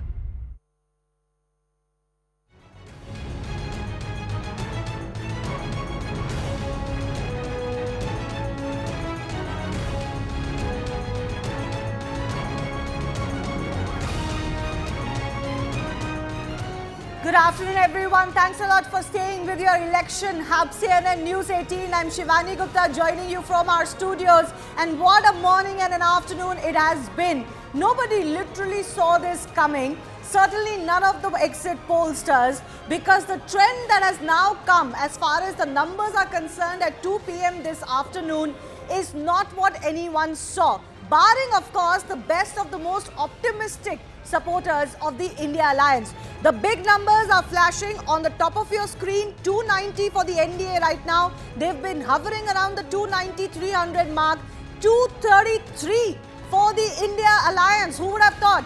100 plus for the INC, Congress alone. Who would have thought? And they're certainly going to have a spring in their step if these numbers are going to hold on. The only caveat I will add at this stage is there are a lot of seats. At least about 50 seats where the margin is 5K, about 200 seats where the margin is 10K or less. In Uttar Pradesh alone, which I'm going to show you on my magic wall very, very soon, of why this is the story of the 2024 general elections. In Uttar Pradesh alone, there are 10 seats almost where the margin is less than 10K. All right, speaking of Uttar Pradesh, this is of course first up the national picture on our magic wall. The sea of saffron that you saw in 2019, mind you, is no longer the case. In fact, I want to show you the picture. So this is 2019. You see this on your screen, 2019. You see virtually apart from this eastern belt and southern India, it's virtually a sea of orange. And as I now change this to 2024, you can just visualize that this is no longer a sea of saffron. All of this, Maharashtra, you've got, of course, BJP doing well in Andhra Pradesh. In Telangana, Congress has bounced back. Even in some states in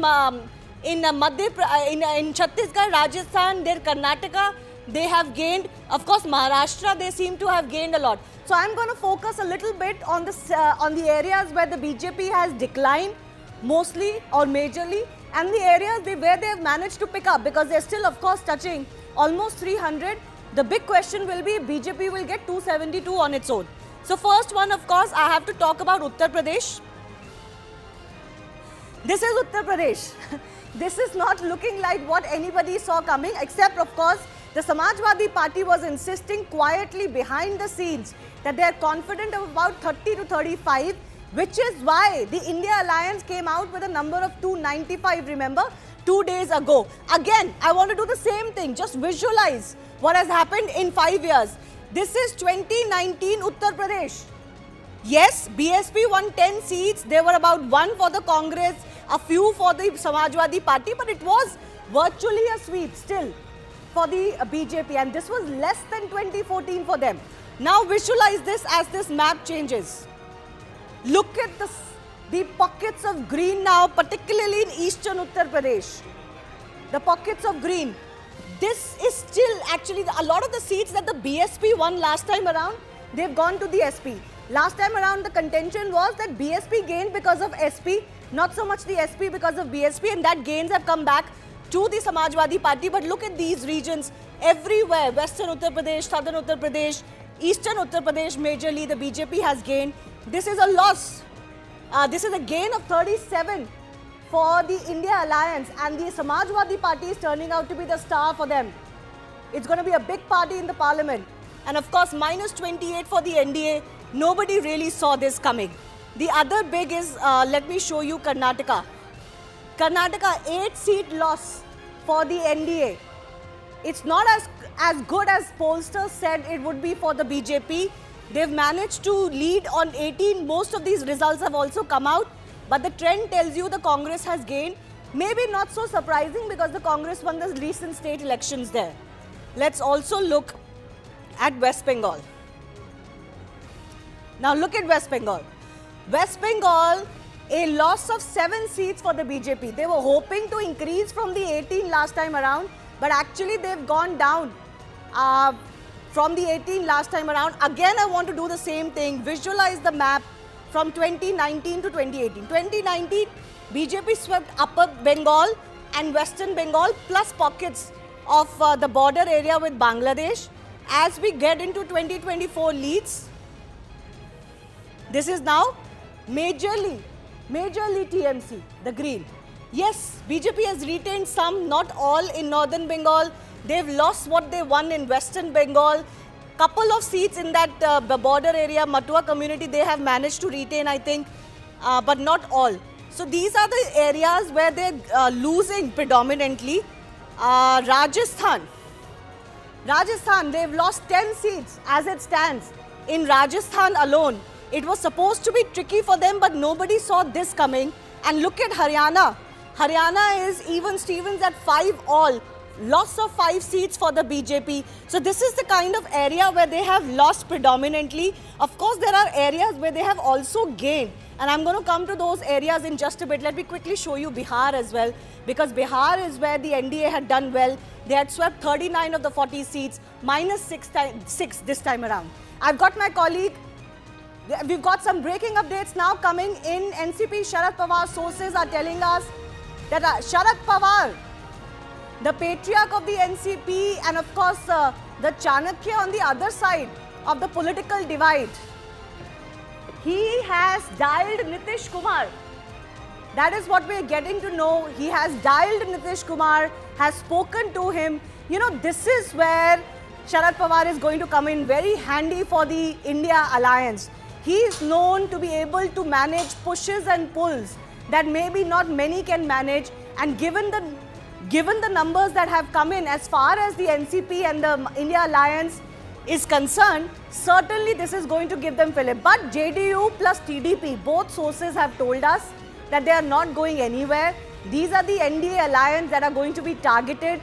Both were estranged at one point of time, but they are not estranged anymore. Let's get you the big takeaways as far as the general elections 2024 are concerned. The big takeaways as the numbers stand this afternoon. Prime Minister Narendra Modi is going to need allies for his third term. As it stands, the BJP is not clear majority and they will need to take their allies along. Of course, the BJP says we've always done that, but the criticism against them is that they haven't.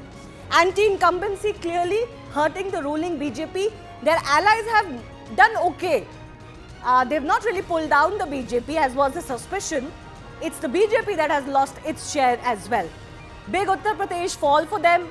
We showed you on the magic wall how the numbers have come down for them, but nobody really saw as bad a situation in Uttar Pradesh. Some tight seats still remain, but certainly a big setback for them. They wanted to improve from 2019. They've lost a major chunk in Uttar Pradesh.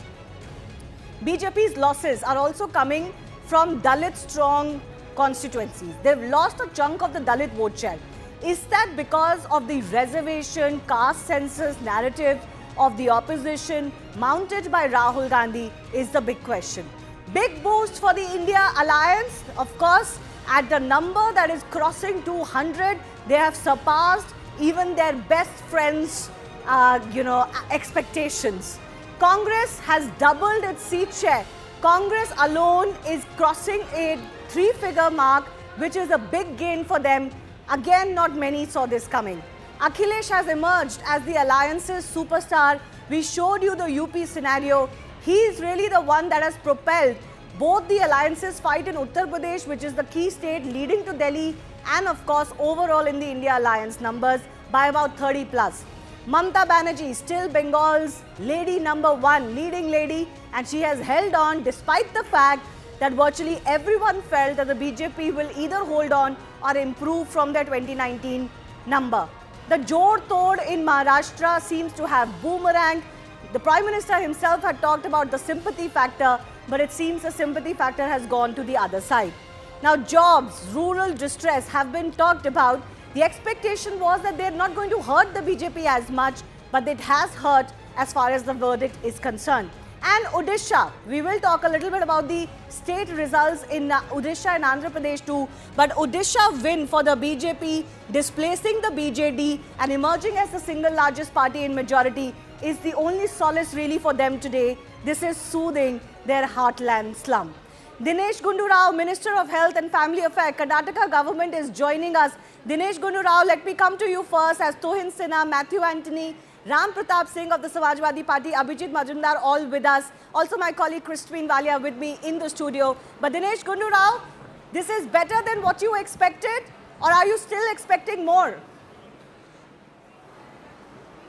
No, I don't think I would say it's better than what we expected. It's much better than what the exit poll predicted. That prediction has gone totally awry now.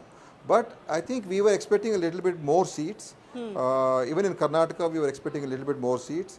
And I think, the number of seats that we've got in some other states has been a little bit, I think we've fallen short.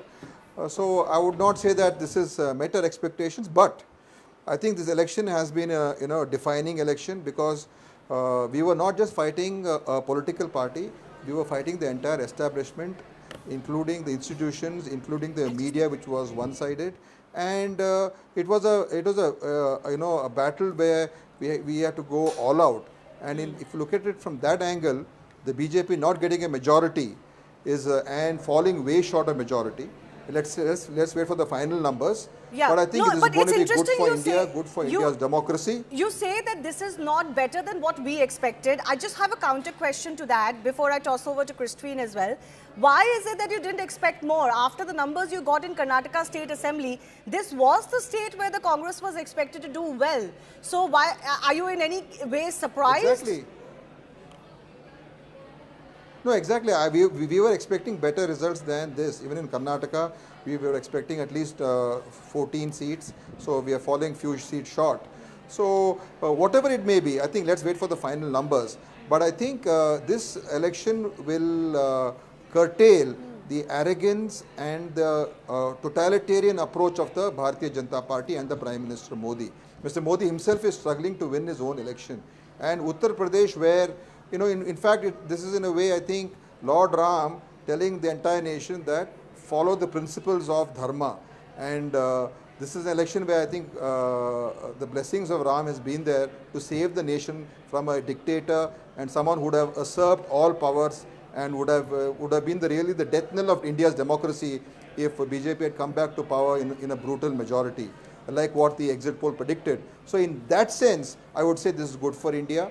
And I think Congress, all of you people have been writing off the Congress, we've been writing off the opposition parties, and we had an uphill battle on our hands. We had the CBI, IT, ED, media, all fighting against us. Okay, and Mr. this is a victory, I think, ultimately, since about in a that month's sense, time, for the founding principles of the nation. Since about a month's time, you've been saying the Congress is comfortably positioned in Karnataka. Now, given the numbers that are coming in, and in comparison to 2019, for example, the NDA with 18 and Congress with 10, it most certainly is a jump again for the Congress.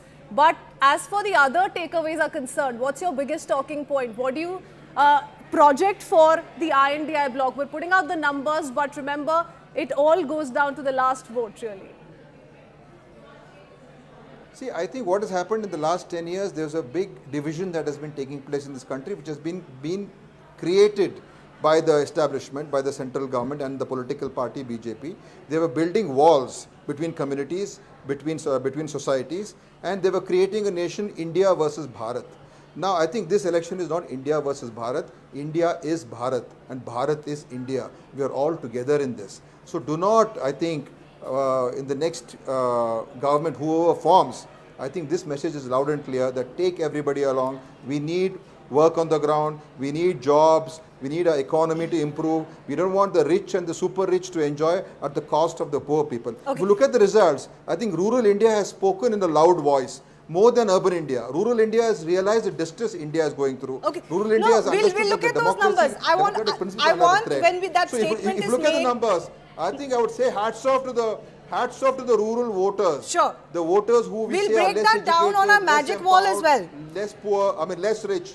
Gundu Rao, you said whoever forms the next government. You said whoever forms the next government, is the Congress hopeful that it can form the next government, or the Congress-led India Alliance can form the next government still? Yeah, so let's wait for the final number. No, once the wins are completed, we'll never know what happens, how many seats the things can change. Right now, I'm being optimistic, but one never knows in politics, right? So let's wait for the final numbers. But the message is clear. India needs peace, India needs harmony, and India has rejected the authoritarian regime of Narendra Modi. Can I ask you a final question? Can I ask you a final question? DK Suresh, not doing very well from Bangalore South. He is the brother of DK Shiv Kumar.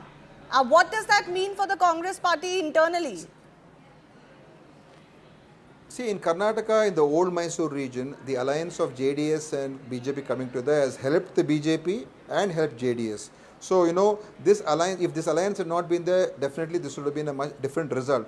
So, that has been helpful for the BJP in tying up with JDS. So DK Suresh losing is something that we didn't expect, because he's a hard worker, and a good organizer and everything. But politics, certain things happen due to certain reasons, and we have to accept it. And even DK Suresh also has magnanimously accepted it. Okay. And we will continue to work for the people and for the state. All right, we've got the other big updates coming in. There's the big update on Amethi. Amethi is the big shocker. We expected maybe not so much of a shocker from Raebareli, but we didn't expect it from Amethi either. I want to go across. Gundurao, thanks a lot for joining us. Many congratulations. We'll look at how things eventually fall as far as the very last seat is concerned. Abhijit, I want to come to you on Uttar Pradesh. We were discussing the big story, but look at Amethi. Did you see that coming at all? Yes, sir. No, I don't think many of us saw that coming at all. Overall, UP results will be very, very disappointing for the BJP. But Shivani, this has been more of a regional central election. You know, if you look at the trend across the country, MP, for instance, BJP has swept. Delhi, all the seats are with BJP. Now, UP, Maharashtra and Bengal, three largest states, BJP has ceded a fair bit of ground in all these. I mean, shocking setbacks in UP and Maharashtra. In Bengal, they were hoping to do better. They have done much worse. So, obviously, there are factors local to those states that are at work. I don't think there is a overall trend here.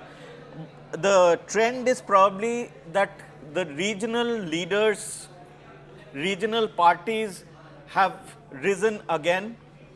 Another. Before we talk about the other talking points that we're picking up from, let's say, an Odisha or a West Bengal or Rajasthan for that matter, which is seeing a very interesting fight, what do you think really worked out for the Samajwadi Party? Is it, the caste calculations that the Samajwadi Party went ahead with? Many say the focus was not as much on the MY factor as it was on the PDA.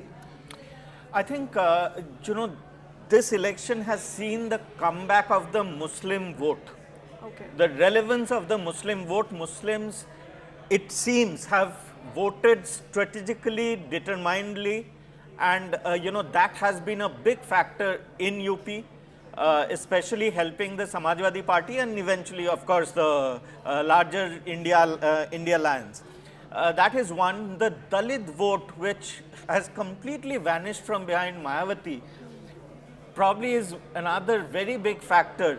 And it has probably gone to the India Alliance instead of the BJP. So that could be another, solid setback for the UP, for the BJP in Uttar Pradesh. These two seem right now to be the main prominent factors. There has been a fair bit of delivery under the Modi government, but one has to probably realize that the hype around that still did not match up to reality on the ground. Okay. Probably. Or maybe the voters are expecting more. Ram Pratap Singh of the Samajwadi Party is actually with us. Mr. Singh, aapko meri awaaz aa rahi hogi? The numbers are extremely encouraging for the Samajwadi Party. I would say not just encouraging, they are actually great for the Samajwadi Party. Last assembly elections, Samajwadi Party had fought alone and kind of grown or bounced back a little bit against the resurgent BJP. This time around, not many gave you this big a chance. Your thoughts on the verdict and what this means for the India Alliance? Thank you. It's been a very big day for the Indian democracy and the constitution. And I would like to take you back to about 2 months ago when Samajwadi Party launched their manifesto. And our manifesto talked about how this election was all about saving the constitution, how constitution and its basic tenets were possibly under stress. And that was one of the major issues that we went for the elections. And the second big issue that we talked about was unemployment, and rampant unemployment through several remote districts of Uttar Pradesh is a real issue on the ground, and we also highlighted the fact that the BJP had lost touch with the realities on the ground. And if you look at their campaign and their rhetoric, how negative it was. So all these factors put together, I think the electorate realized that we have to give an opportunity to in an election and make people win who would fight for their issues, who stand for their issues. And that's what's led to a shift, a tectonic shift, I would say here, in the Dalit vote bank, in the backwards, reconsolidating with Samajwadi and the India bloc. And of course, there is one very significant shift that has happened, that the youth in the employable range of 18 to 30, which was blindly supporting BJP in last several elections on issues which were not real, which was related to Hindutva, which were related to temple, etc. There, once the detailed analysis comes out, you will realize that there has been a big shift towards the India alliance, where they are now looking from us as some real solutions, UP being such a large state and a very young state at that.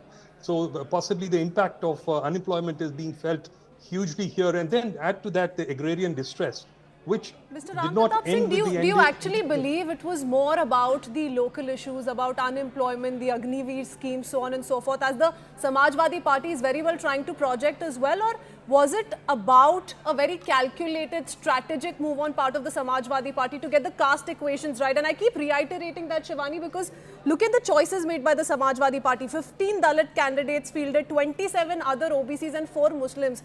Abhijit was pointing out about the Muslim vote really, but I think it's gone much beyond that this time around. No, so they've obviously played the caste rhetoric very, very well. And that is where I remember when the first constitution will be changed narrative was started. It was the likes of the deputy chief ministers in Uttar Pradesh. It was the likes of Yogi Adityanath himself who came out and gave sound bites to say that, listen, this is not what is going to happen. We've got Anil Antony and Tuhin Sinha also joining us. Tuhin, why don't I give you a word before I go across to the Congress's representative as well? This is not what, forget the 400 par rhetoric. This is not what the BJP saw coming. Let's face it. This is not the kind of mandate you thought you would get in the third term for Narendra Modi. Currently, the BJP is not touching the majority mark alone. This is to me, Shivani, or this is to Tuhin? Tuhin. Matthew, I'm coming to you next. Just wait. Exit poll. Yeah. If you look at the exit poll estimates and our own, our own figures which we had thought, there seems to be a disparity. But like I said, a World Cup win is a World Cup win, whether you win by 5 runs or whether you win by 100 runs. There are I'm told about 70 to 75 seats where the leads, the margin of the leads is very less. So I still believe we will be 260 plus. I think we need to wait for a couple of hours. More importantly, I also feel that this has been a unique elections. There have been states which have voted on national issues, and then there seems to be states where local issues seems to have taken center stage. But for the positive, on the positive side, BJP has won. Andhra Pradesh, BJP has won.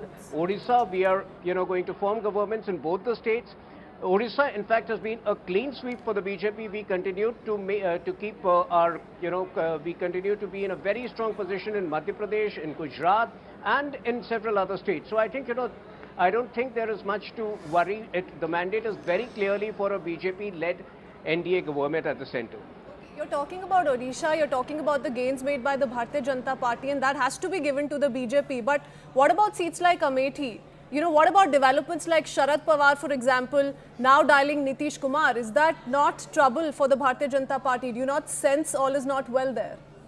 Well, for the last 3 decades, that's all that Sharad Pawar has been doing, dialing up people after elections.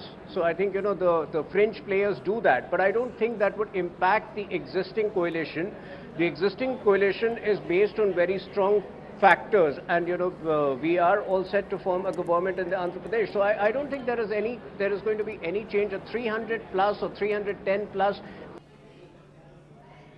is a strong figure to form a stable and a strong government for the next 5 years. Tuhin, you're calling it fringe. If I may just come in with the data so far that we've managed to access, given the leads that have come in so far. In 2019 in Maharashtra, BJP won 23 and the undivided Shiv Sena bagged about 18, which meant 41 for the NDA. Cut to today, the BJP has 11, And Shinde Sena, for example, in this case, only has 6. Ajit Pawar, NCP, 1. So you're talking about Sharad Pawar as a fringe leader, but that's not what the numbers suggest.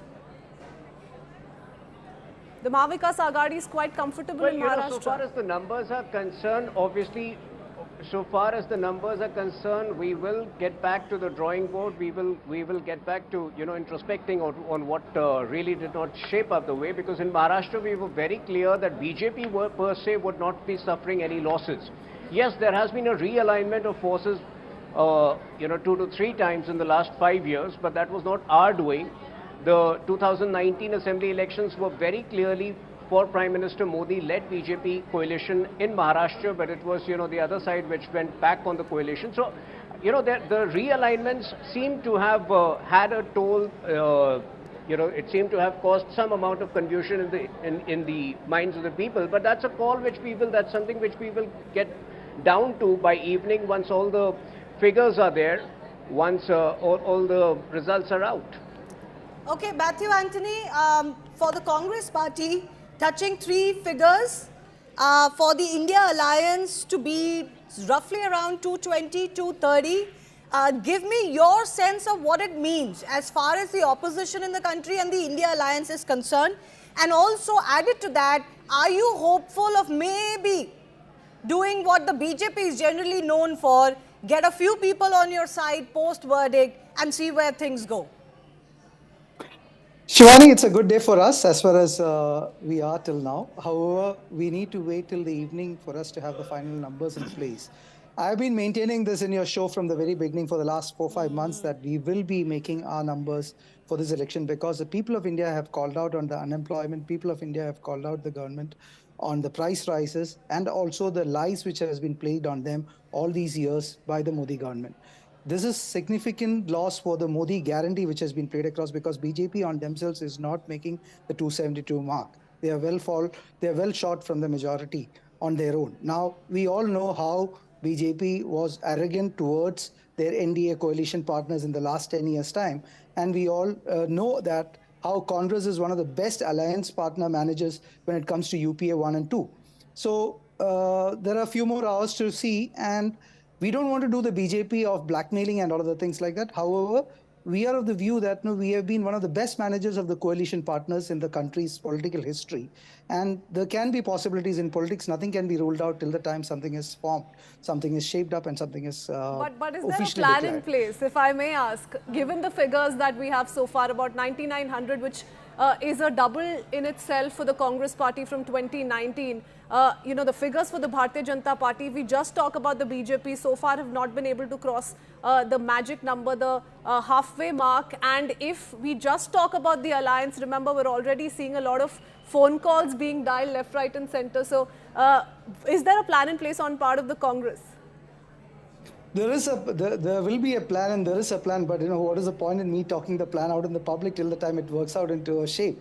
So if you look into the 2004 and 2009 elections vote share, Congress was around at 26.5 and 27%, and we have formed the government with the coalition partners. So right now also we are somewhere closer to that one or slightly more than that when compared to the vote shares. And you look at the India Alliance and the NDA put together, the vote share is not more than 2% difference between the two major fronts. So let us wait till the evening or maybe a day, we can see something unfolding in the political front in India. I sense, Abhijit, that the Congress is still being extremely cautious as far as the numbers are concerned. For the last 2-3 hours, you're not really seeing them celebrate the numbers. They're being very cautious. I think they really do want to wait and see whether it will stick around to the 30 mark or whether it will go down to 200. Even 200 would be a great, I think, achievement for them because not many gave them 200 as the alliance. But there's a sense of caution. Matthew, I hope I have not got that wrong because I've heard a few Congress spokespersons now since I think about 11 a.m. and everybody's saying, okay, let's wait for the numbers, let's wait for the numbers. The thing is, this is, I would say that we respect the people's mandate. We don't call them as a cricket match. Because, but can I just say, mandate. I'm sorry I'm interrupting you again. We respect you've made two statements. And we will see. No, you've made two statements that we've always done coalition dharma better. I'm not so sure because some of your coalition partners have not been very happy even in this experiment of the India alliance. Right? Mamata Banerjee is the prime example. Also, some of the alliances that were with the Congress or with the opposition, the likes of RLD, the likes of SPSP, in Uttar Pradesh alone have switched to the BJP. You've obviously got TDP coming back to the BJP and things like that. So we'll wait on that. But the other thing you're saying is that, we're going to wait for the numbers and we respect the people's mandate. Can I remind you, before the verdict came and after the exit polls came, it was Congress leaders who were asking questions of the EVMs. Maybe you jumped the gun on that. No, we will definitely ask the questions on the EVM. You have seen our senior leader in Chhattisgarh calling out the 17C disparities on the 17C forms as well as on the EVM machines. So we definitely will ask questions whenever it has to be asked. And we definitely called out the exit polls void or the emptiness of the exit polls or the artificiality of the exit polls. You see the difference between the exit polls and what has come out actually. So the people has voted against the Modi government. The Modi guarantee has failed to a large extent because the vote share percentage, if you overall look into the NDA vote share and the India vote share, it is not more than 2%. Okay. The seats are giving the differences, but the vote shares are not very vast. You know, it's too thin in terms of a large country like that of ours. It's too thin. So we should say that no, our campaign has worked, our narrative has worked, whereas BJP didn't have a narrative. They were just going on the name of Modi, which has failed. And look at the number of seats which has gone down with the BJP themselves. And look at the seats where we have gained also. So we are talking about facts. We are not talking about things in the air. We are just talking about facts, but we are very cautious that we are waiting for the elections' final numbers to materialize. And then politics is always something which can create opportunities, which will come out with opportunities at the right time. So let's wait and watch. Okay, Matthew, you're saying that's, the reason why there's a sense of calm in the Congress camp and you're going to wait a little bit longer. But so is the BJP. Tuhin, isn't the BJP also waiting for, 4 p.m., 5 p.m. to really come out and say, yeah, this is what we're going to settle with and we're going to take this forward from here? There is a difference. There is a difference in our attitude vis-a-vis the Congress party. The Congress party, their attitude is quite amusing. They still seem to be suggesting that if the final number is not to their liking, they will go ahead and question the EVM. On the contrary, the BJP has always had explicit faith in institutions, in the Election Commission. So I think there is a huge difference. And like I said, our total number as a standalone number of BJP is still ahead than the number of India Alliance, 20-party India Alliance put together. So the mandate is very clearly for a BJP-led NDA government. Mandate. I don't think anybody should have any doubt over that. Tuhin, no, there is a doubt over that. This is not a thumping majority win and stamp of approval on the BJP.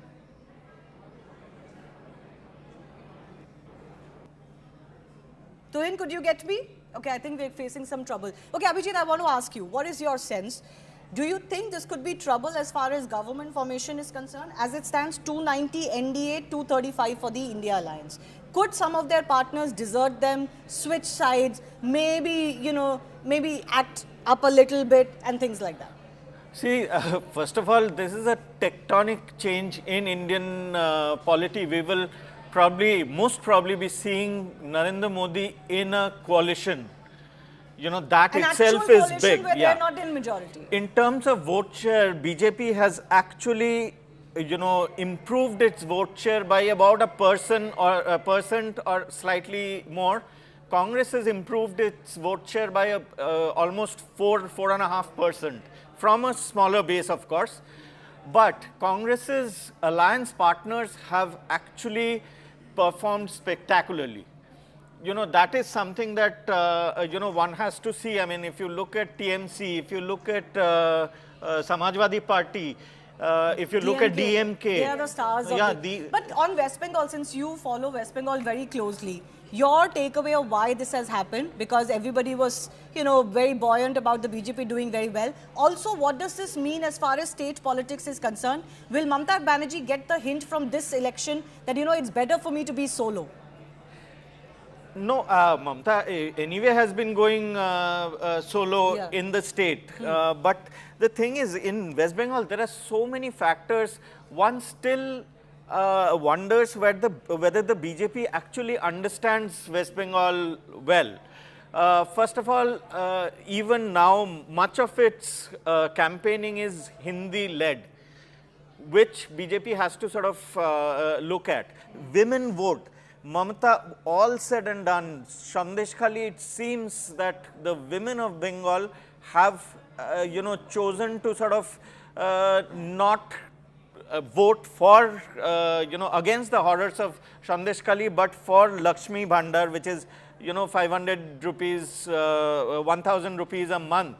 So that is also a big winner for Mamata Banerjee. But what explains this kind of a decline from 18 seats in 2019 to I think 11, if I'm not wrong, in 2024, given the host of issues that the BJP has rigged and also keeping in mind their vote share in 2019. See, again, BJP has been making this whole thing of mistake of getting people from TMC.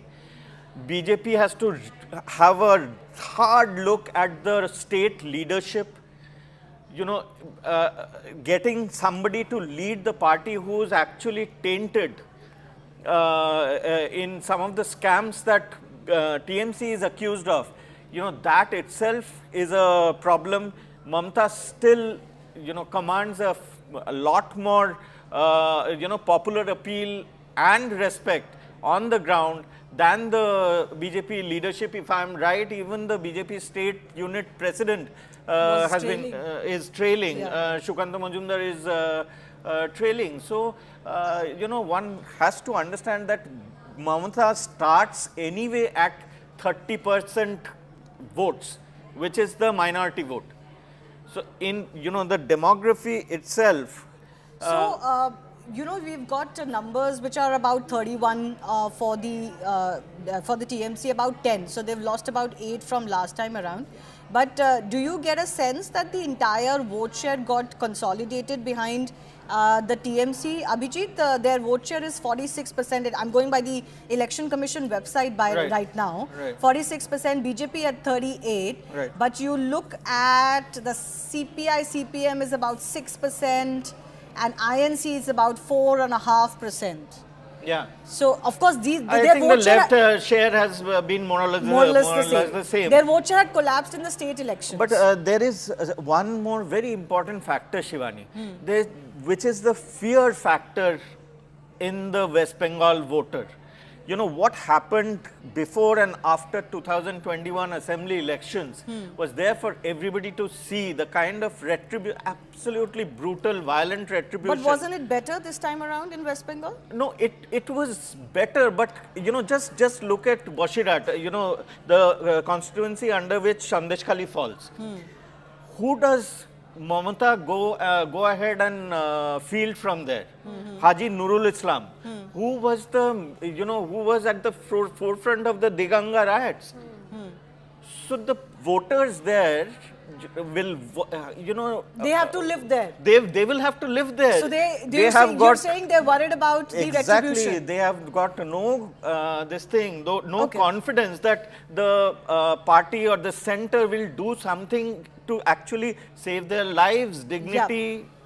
You talked about Shakunta Majumdar. I'm just looking at the Election Commission website right now, Christine, and he's kind of leading, but the lead is very slim. So this is going to be one of those tight results from West Bengal, but he was trailing for quite some time from Balurghat as well.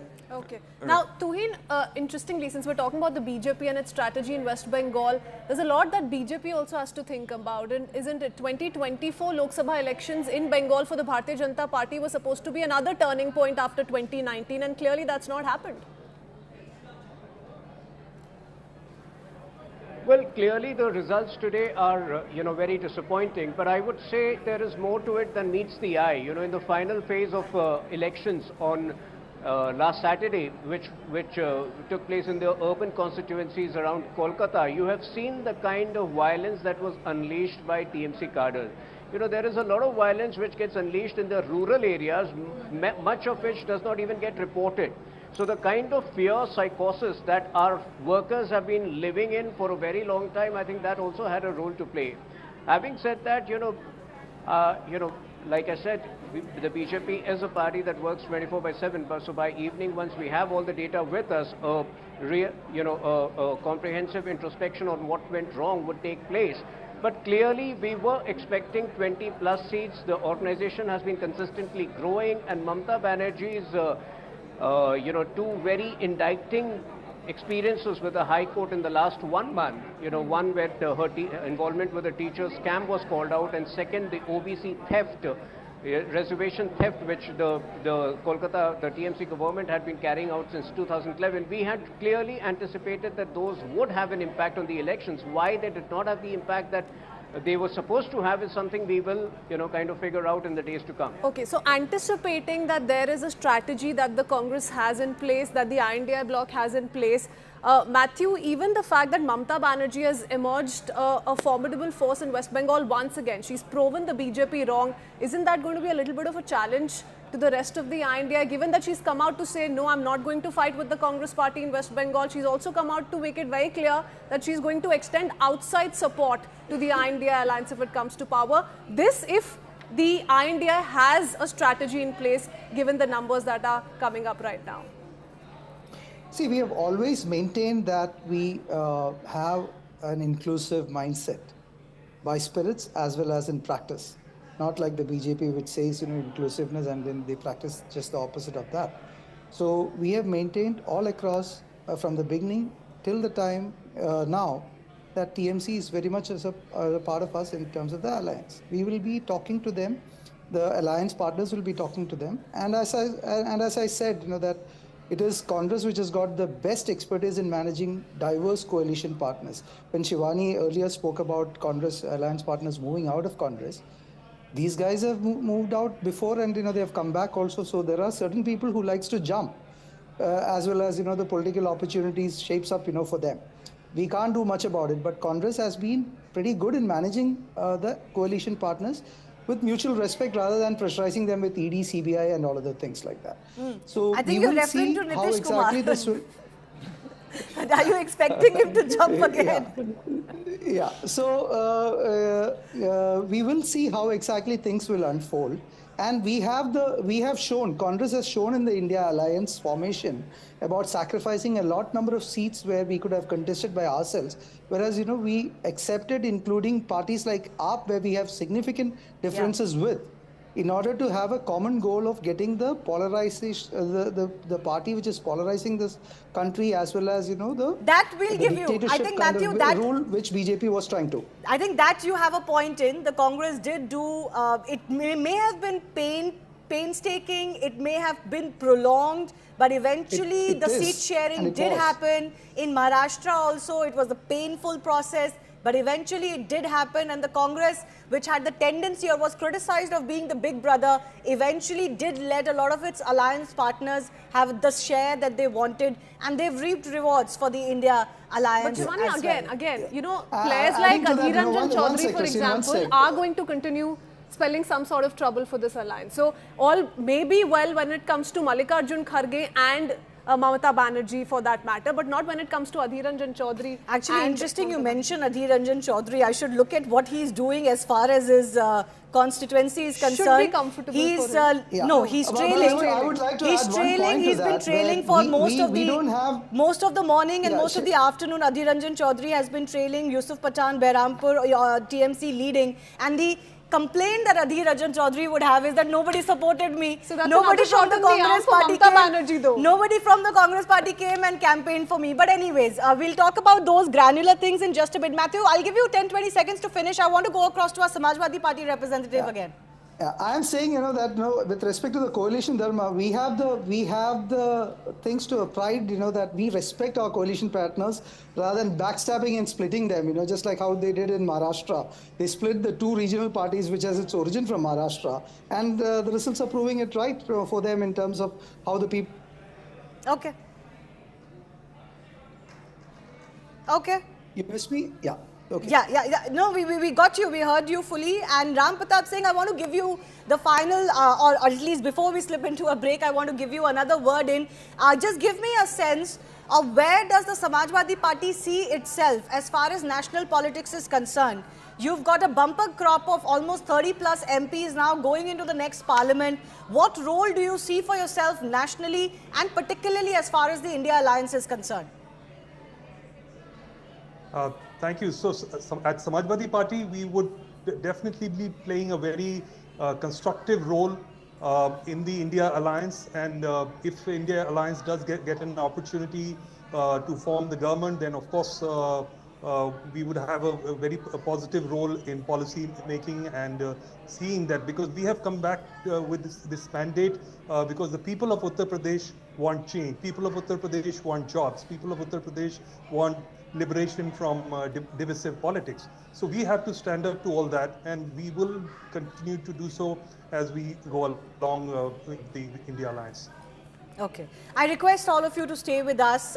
We're going to slip into a very short break. Remember, more and more of the seats are getting declared. We'll also try and get you a sense of where some of the VVIP or VIP seats, or whichever way you want to say, the hot seats are swaying. So stay with us. We'll be back in just a bit.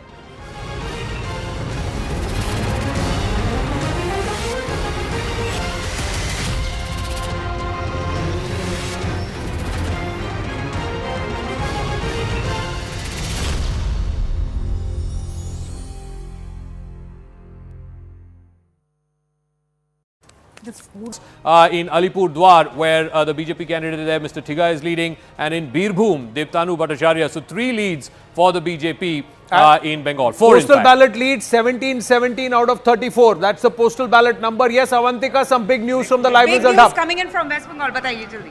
17 on 17 दोनों BJP और तृणमूल 17 सीटों के दोनों भी एक बराबर की हिस्सा भी नेक एंड नेक चल रहा है. और जो सबसे बड़ी खबर अभी तक आ रहा है कि बसीरहाट संदेशखाली मुद्दा जहाँ से जो पार्लियामेंट्री कॉन्स्टिट्यूंसी शुरू हुआ था, तो वहाँ पे तृणमूल का जो कैंडिडेट है वो आगे चल रहा है और रेखा पात्रा जो बीजेपी कैंडिडेट वो पीछे चल रही है. पीछे चल रही है. 17 in Bengal. Thank you for that. 297 for the NDA. Close to 300 already in terms of leads. Postal ballots, EVM data has just started counting at the counting centers, ladies and gentlemen. EVM data along with the postal ballot and the consolidation will start happening over the next 20 minutes to half an hour. By about 9:30, beg your pardon, you would have more of the round 1, round 2 data of the EVMs and some more consolidated leads and more of the leads populating. All 543 should start populating by 9:05, 9:10 a.m. 477 leads so far, 295 to the NDA, 248 for the BJP, 60 for the Congress, 165 for the INDI alliance, 19 to the others. That's the leaderboard right at the top. And of course, the NDA way past the halfway mark in terms of leads on postal ballots. It's already at 294, so 1 seat less. That's where it slipped down. 294 and 168, it's a jostle and tussle that's happening, but clearly in terms of leads, it's crossed the halfway mark, the NDA at this point, with just 481 seats that have been declared in terms of leads, 481 seats where the leads have started coming through. We are still saying these are early days, postal ballots, even the first round of EVM counting has not come in, but the postal ballot numbers are quite sizable, and across constituencies, like last time around in 2019, 9 seats across 8 states were decided by postal ballots. So these numbers cannot be undermined. Karnataka. Yeah, more numbers coming through. Chamarajanagar, Sunil Bose of the Congress is leading. Now in Bangalore rural, DK Suresh seems to have taken the lead. In Kolar as well, where it was a very, very personal battle. Now KV Gautam of the Congress has taken a lead. So some seats for the Congress as far as the southern part of Karnataka is concerned. Let me also quickly just run you through Haryana, because we're getting more. Mr. Khattar has now taken the lead back in Karnal seat. BJP leading in the Ambala Kant seat. But the Aam Aadmi Party, Sushil Gupta leading from Kurukshetra. He's leading against Naveen Jindal. Then you have from the Sonipat seat, where Satpal Brahmachari of the Congress is leading. Rohtak, Dipinder Hooda is leading. From Hisar, the BJP candidate is leading, Ranjit Singh. From Mahendragarh, Bhiwani, again the BJP candidate leading, and so they are in Gurgaon as well as in Faridabad. Let me also quickly run you through Rajasthan. From Junjunu, Brijendra Ola of the Congress leading. From Jaipur Rural, Anil Chopra of the Congress leading. From Bharatpur, Sanjana Jatav of the Congress leading. Only 3 to the Congress out of 25 in Rajasthan. All the remaining seats except 1 going to the BJP. From Barmer, and this was again a rebel BJP candidate, Ravindra Singh Bhati, fighting as an independent, was denied a ticket. He is now leading in the seat of Barmer. So clearly lots of interesting. Gujarat, surprisingly, let's take a look at Saurashtra. Jamnagar, the Congress candidate seems to be leading. In Porbandar, the Lalit Vasoya seems to be leading. That, of course, is where Mansukh Mandavia is fighting from. And in Junagadh, also the Congress candidate seems to be leading. So in Saurashtra, the story is not over just yet. Also in Patan, Chandanji Thakur of the Congress seems to be leading. From Mehsana, Ramji Thakur of the Congress leading. Mehsana is where the Prime Minister hails from. Sabarkhanta, which is a reserve seat there. The other coast, Bengal, we'll go to the very tight. Just as he sets that up, Avantika has got an update from the live result hub. Yes, Avantika. Yeah, so very quickly, Anand, from Tamil Nadu, DMK is taking a lead, 32 out of 38 so far, AIDMK 2. Very interesting, Tirunelveli is looking very interesting for BJP. This person, Nayanar Nagendran, the candidate, is leading, right? Yeah, as far as Tamil Nadu is concerned, we have seen, as per the exit poll prediction of DMK is leading in most of the seats, but surprisingly BJP now leading in postal votes. That's very important because in postal votes, most of the government employees are expected to vote in favor of the ruling government, that is DMK, but now even in postal votes, we are seeing BJP is leading, that too with a good margin, that is BJP have got 202 votes, whereas DMK got only 92 votes in post votes. So that's a very good. Right now, Nayanar Nagendran is leading. He's leading in Tirunelveli. Yes, and Congress is gaining momentum in Karnataka. And very quick update, Puducherry, even Congress is doing really well in Puducherry as of now. All right. We are still waiting, and what Zaka was.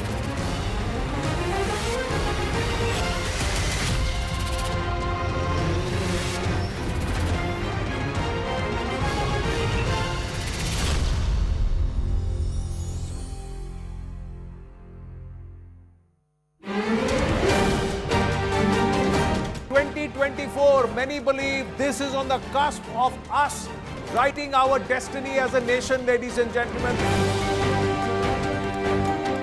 We are leading, ladies and gentlemen, and thank you very, very much. हमने 3 लाख पार कर दिया. 3,42,000 live views right now.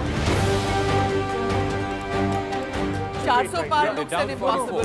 Sukhu for state and Modi for Delhi. This is a definite grievance vote now, taking shape a little bit.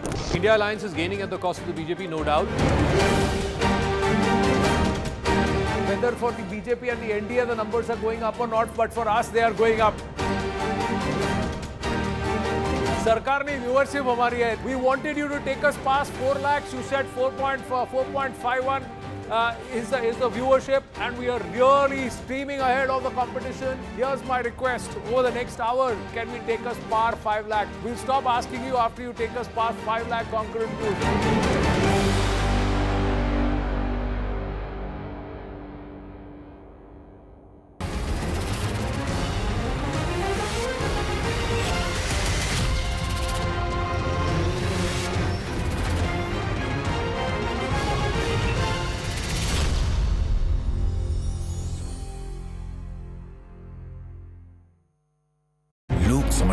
That is Sambit Patra. But let's focus on Assam. Yeah. We are getting a lead for the NDA, 5 out of 14. Just take us through the numbers quickly. At this moment, the BJP candidates from Dibrugarh, which is former Assam Chief Minister Horbakanda Sonowal, he is leading. From Sonitpur, the the BJP is leading. From Lokhimpur, the BJP is leading. So how many total for the NDA? Total 7 for the NDA. Okay. We are still waiting for one result from a constituency called Borpeta, which would make it 8. But at this moment, the big thing is that the Congress is leading in 4 constituencies, which is supposed to be a very good. All right, quickly. Let me just quickly go to Odisha Gaurav also. Gogoi is actually leading in Jorhat, Odisha update coming through. Odisha, yes, Avantika. Jaldi. Yes, Avantika. Sambit Patra is leading in postal ballot, and also in Bhubaneswar, Aparajita Sarangi. Oh, Aparajita Sarangi is also leading. So both BJP is leading in 2 seats for the time being.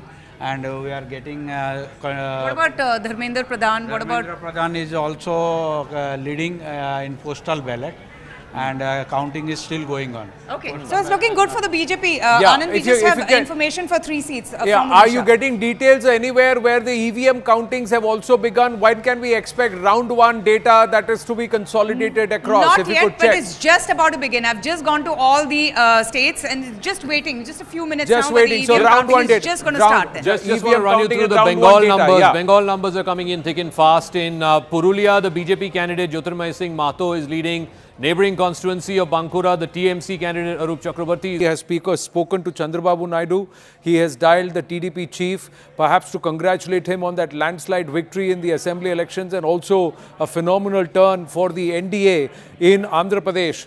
Although Odisha, it looks like it is going to be stuck because the BJP is with 71 seats. It's short of majority there, Veer Sanghvi. The BJD is at 56. The Congress has 17. So there could be a bit of a flux there.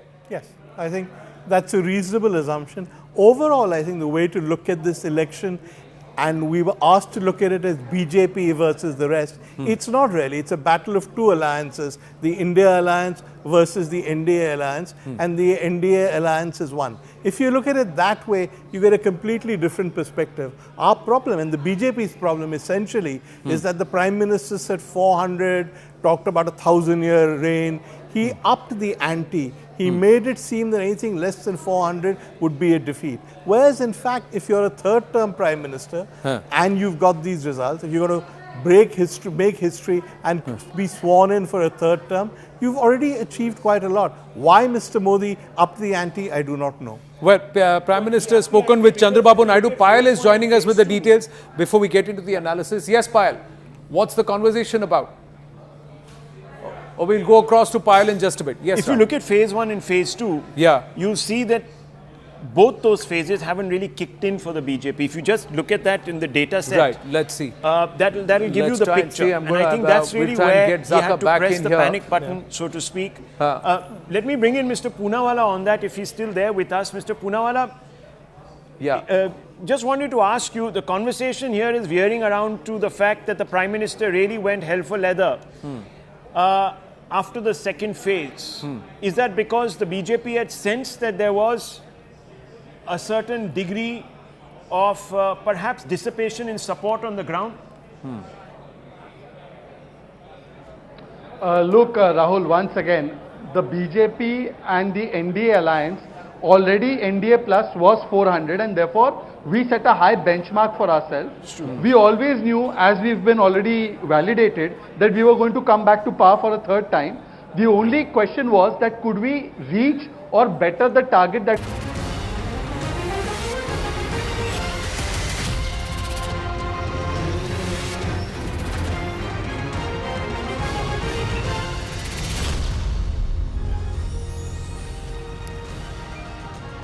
Welcome everyone. Thanks a lot for staying with us. So the BJP is close to the 300 mark as we speak. 3 p.m. on June 4, the big verdict day. And what a tumultuous Tuesday it has turned out to be, if I can say so. Both sides are still a little bit cagey and nervous. They're waiting for the numbers to settle down. Maybe this is because there are close fights still as far as some of the big states are concerned. States like Uttar Pradesh. We will of course do a deep dive as far as that is concerned, but Uttar Pradesh, you've got Bihar, you've got Karnataka, you've got some of these other states where the BJP has kind of lost. Rajasthan, Haryana, so their tally has come down to half in Haryana, for example. So there are those states that we outlined earlier, a short while ago, where they've not done so well. I just want to focus on South India now, because a lot of the gains for the NDA, if not BJP directly, have come from South. So this is the South region. The India alliance is 77 overall, plus 12 from last time around. The NDA is 50, but this is also plus 17 for them. So they wouldn't be unhappy as far as this performance is concerned. The only caveat here is that the NDA numbers are actually going to be a lot of their new alliances. For example, TDP, new alliance 16, JDS, new alliance 2. And this is the Janasena party 2. So, you know, this is a game of the alliances they have built as well. Let's look at the overall numbers. So, you've got Karnataka, I showcased earlier. You've got Congress, kind of coming back in many seats, about 8 out of the 28. Let's look a little bit state-wise. So, let me begin with Tamil Nadu.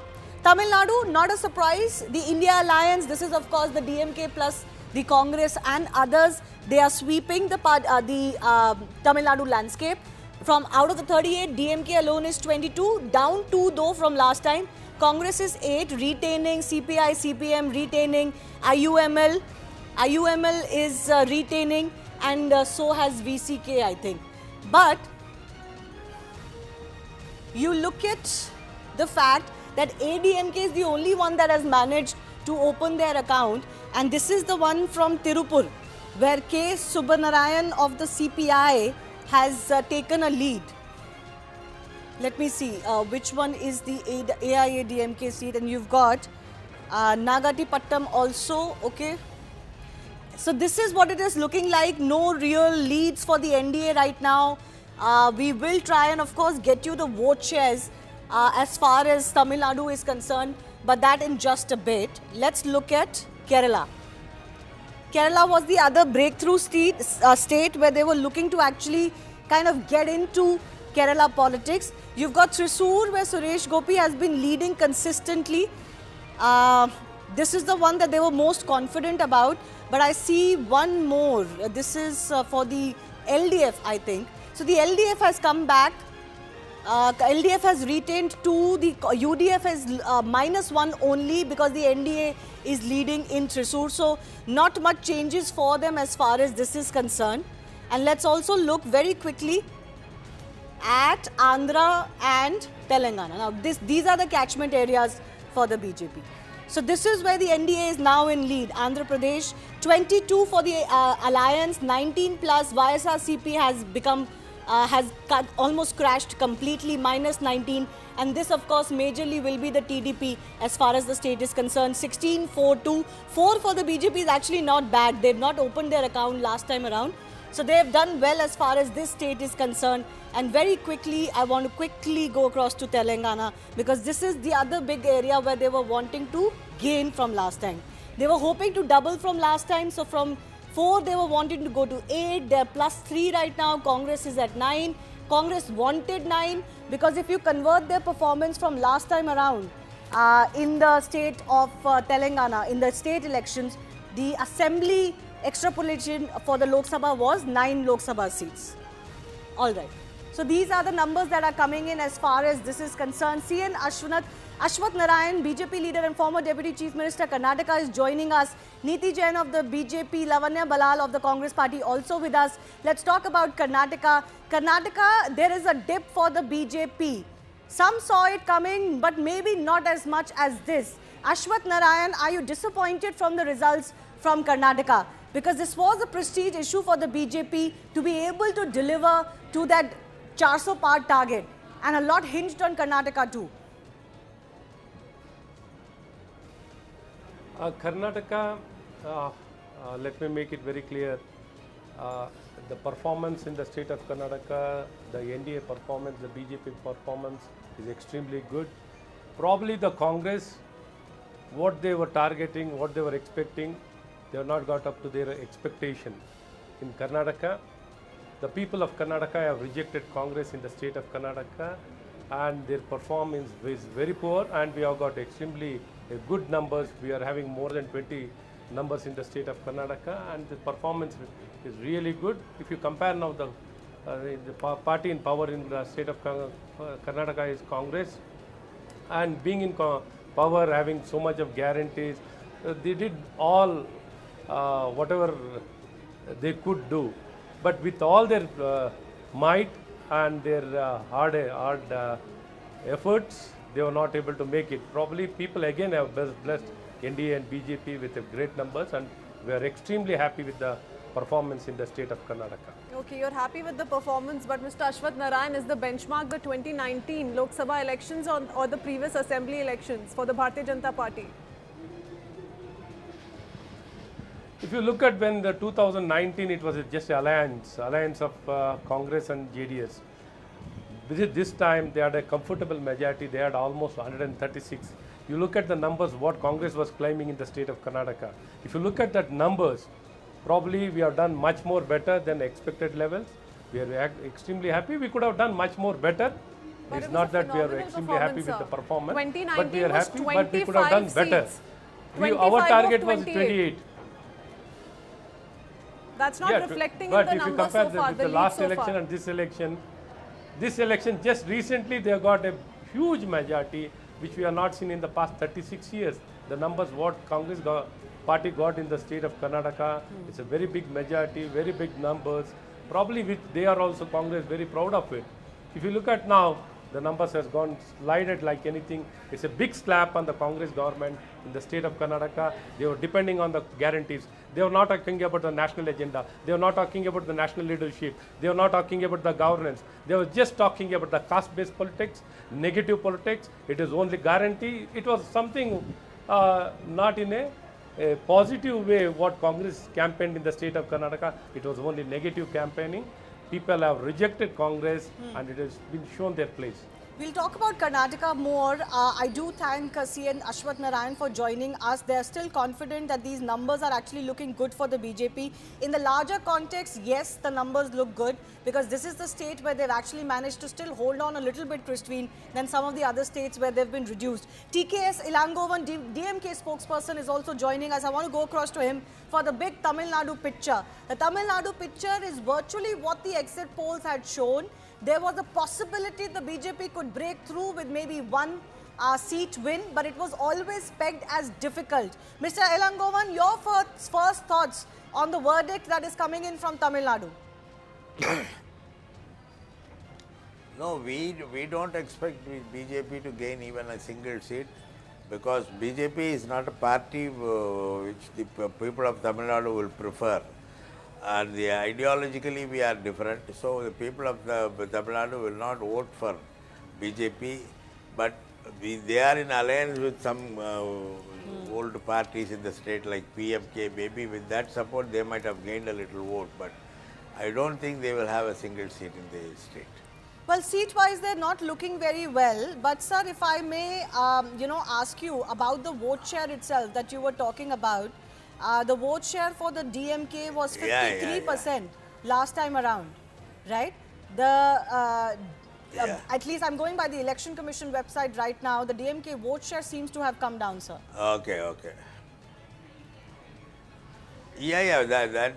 That is because with BJP and allied with some of the parties in the state, they have, and the leadership, the weak leadership of ADMK, which had made people to vote for BJP.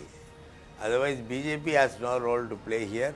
And DMK's vote share might have gone down, but we have won all the seats this time. That is a gain for us because even last time we had lost one seat, but this time we had won all the seats. And the people have rejected BJP totally. So you don't want to read too much into the vote share, the decline in the vote share for the DMK. Let's take in a word from the BJP as well, Neeti.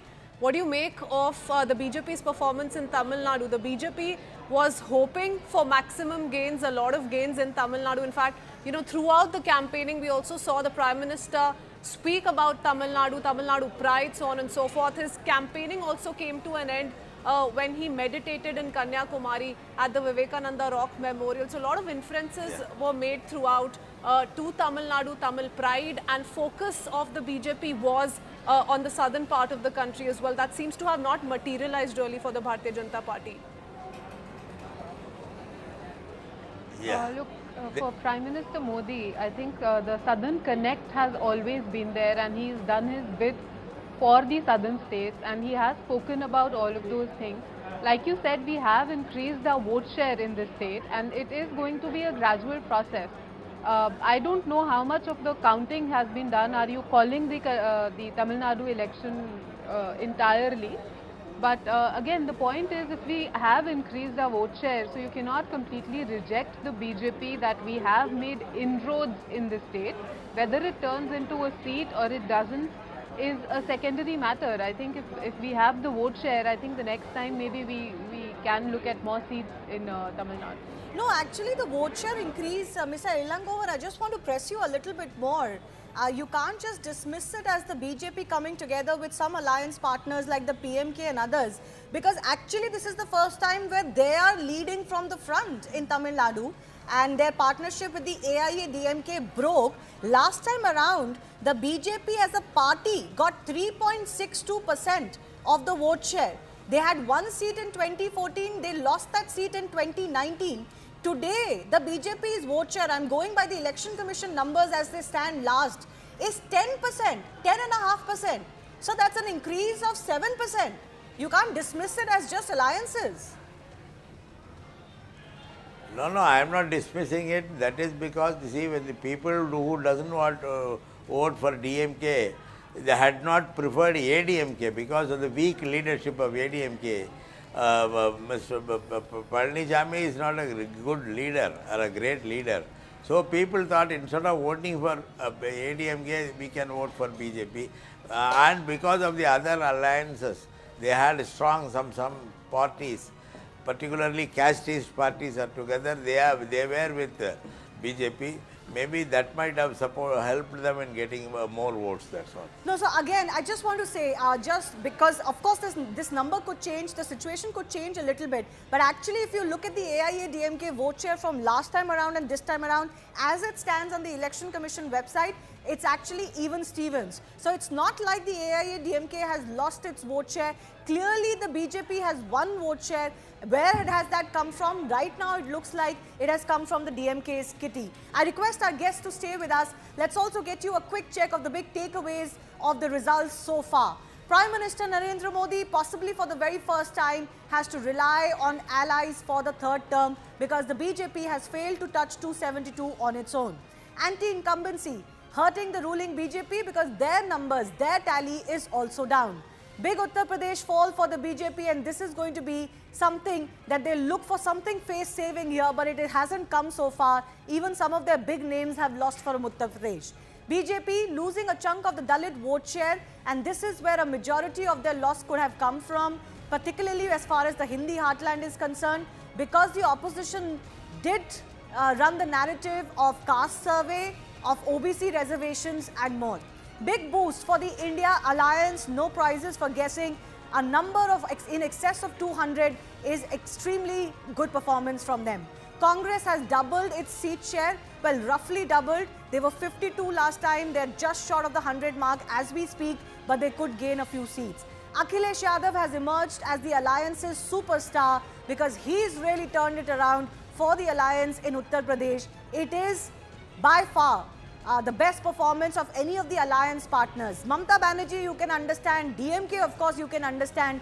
But not many gave Samajwadi Party the chance of doing as well as it has. It's actually leading the BJP in Uttar Pradesh. Mamata Banerjee, though, still continues to be Bengal's leading lady. Disappointment for the BJP here. They were thinking of improving from 18 last time. Their numbers have come down. Jor Tor ki Rajniti not working in Maharashtra, at least that's what the numbers suggest. Whether it was just the sympathy factor or other things as well that went into the Mahavikas Aghadi's favor, we'll have to wait and see. Jobs, rural distress surely have impacted the verdict. We will try to break down the rural versus urban vote pattern for you in just a bit. And Odisha win, where the BJP has turned out to be the single largest party and is winning the assembly elections. This is the one that is, of course, turning out to be the big gain for the BJP. Lavanya Balal, Congress spokesperson, also with us. Lavanya, of course, you come from Karnataka. How happy are you with the Karnataka numbers? But I also want you to talk about the pan-India numbers. What does 232, where the India Alliance stands right now, mean for you? It's a very good number for us. Everybody wrote us off. They said India Alliance is not going to get any numbers. The BJP said it is going to be char so far. They mocked the Congress saying we are going to be wiped out. And all of that happened. So much of setbacks for us. There were cases against us. The India Alliance leaders were arrested. Our bank accounts were frozen. And it's a huge chunk of the media was very, very hostile towards the India Alliance, especially to the Congress. And all of this, we have come back. We have come back. And, the counting is still not over. And in a lot of seats, the gap between the BJP and the India Alliance partner candidates is less than 10,000. So that can swing at any time for the India Alliance candidates. I hope it happens.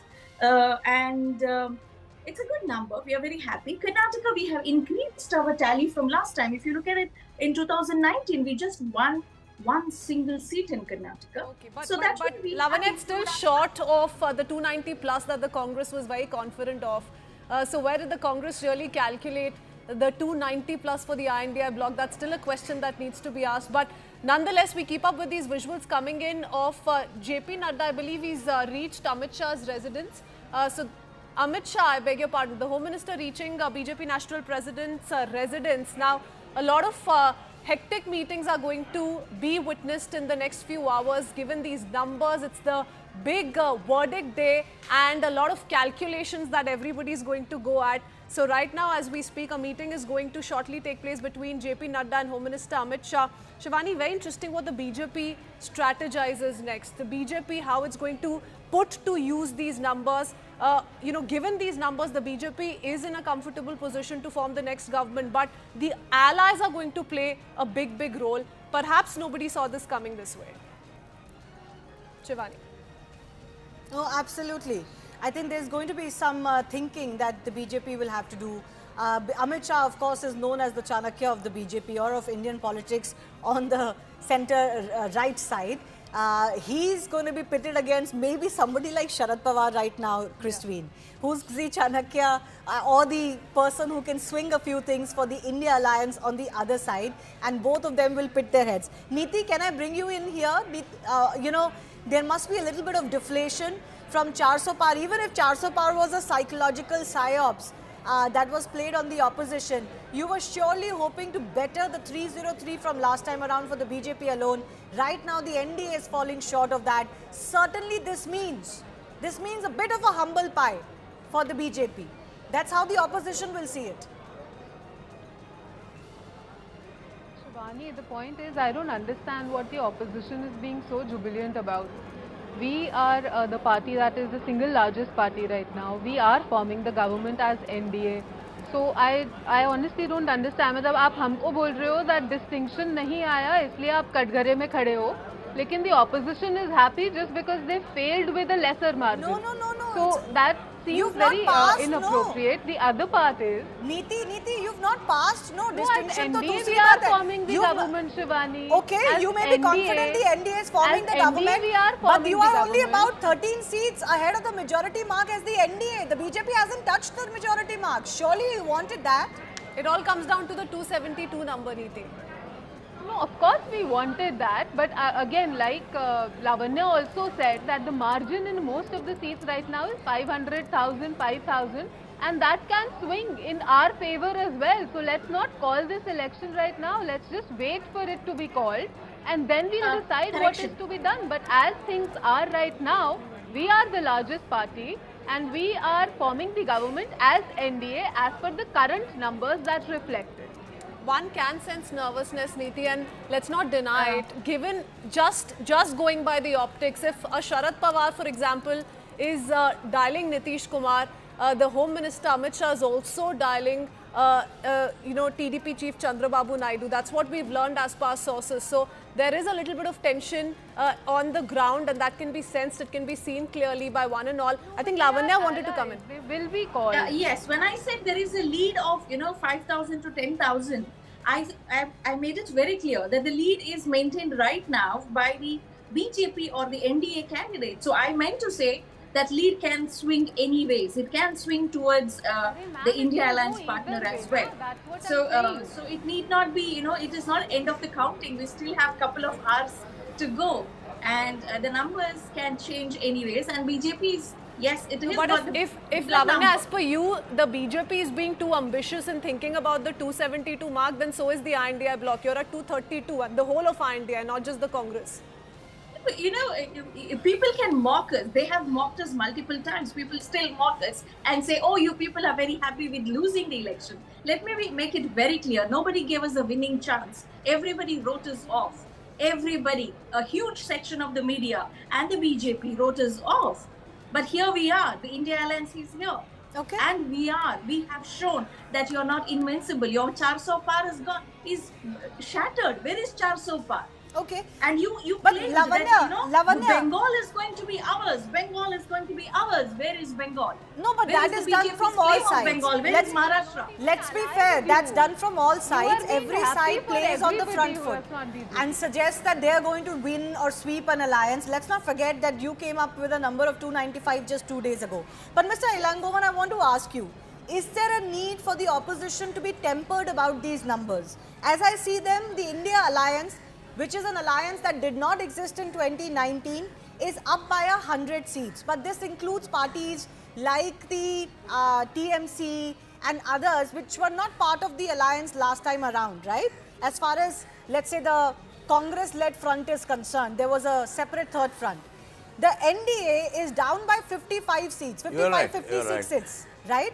So if this is the third time mandate for an NDA and for a Narendra Modi-led government, which is only 50 down from last time, is that reason for you to rejoice?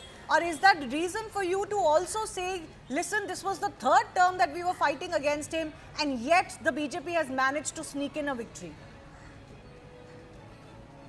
No, it is a caution. This is a warning by the people to Modi, the BJP government, that they should not do anything on their own. Of course, last time with the 39% of vote share, they had got 305 seats on their own. This time only they could not even muster the majority without the alliance partners, NDA partners. That shows that the people had given a warning to BJP and BJP should understand that warning and act accordingly. Once the dust settles, Mr. Elangovan, now that the INDI is feeling relatively better about its 2019 performance, once the dust settles, you know, let's not forget that there are internal rivalries that the INDI has also been battling. For example, you have, you know, all the parties united at the national front, but there are regional differences that have been seen all throughout campaigning. We've seen, in fact, on several seats, there are candidates from different INDI parties who've been fielded, right? So those kind of differences are also going to be a challenge in the near future, however strong that the INDI might try to project itself today. I don't know, one thing, when you rely on the state parties like the TDP, then you cannot enter into the state rights and do what you did, like taking away, introducing GST and other things. They have to consult with this majority and with the support of Telugu Desam and other parties, state regional parties. He has to, the BJP has to go according to the wishes of the state leaders, because there is no national party in alliance with the BJP. So he cannot independently think and do things like what they had done earlier. Now they must be careful. And if at all they go against the wishes of the state party, the government will fall. Niti, that's the real danger for you. No, this is unfamiliar territory, at least in the last 20 years. Of course, Atal Bihari Vajpayee had to lead a coalition government, as it is said. UPA 1 and UPA 2 ran.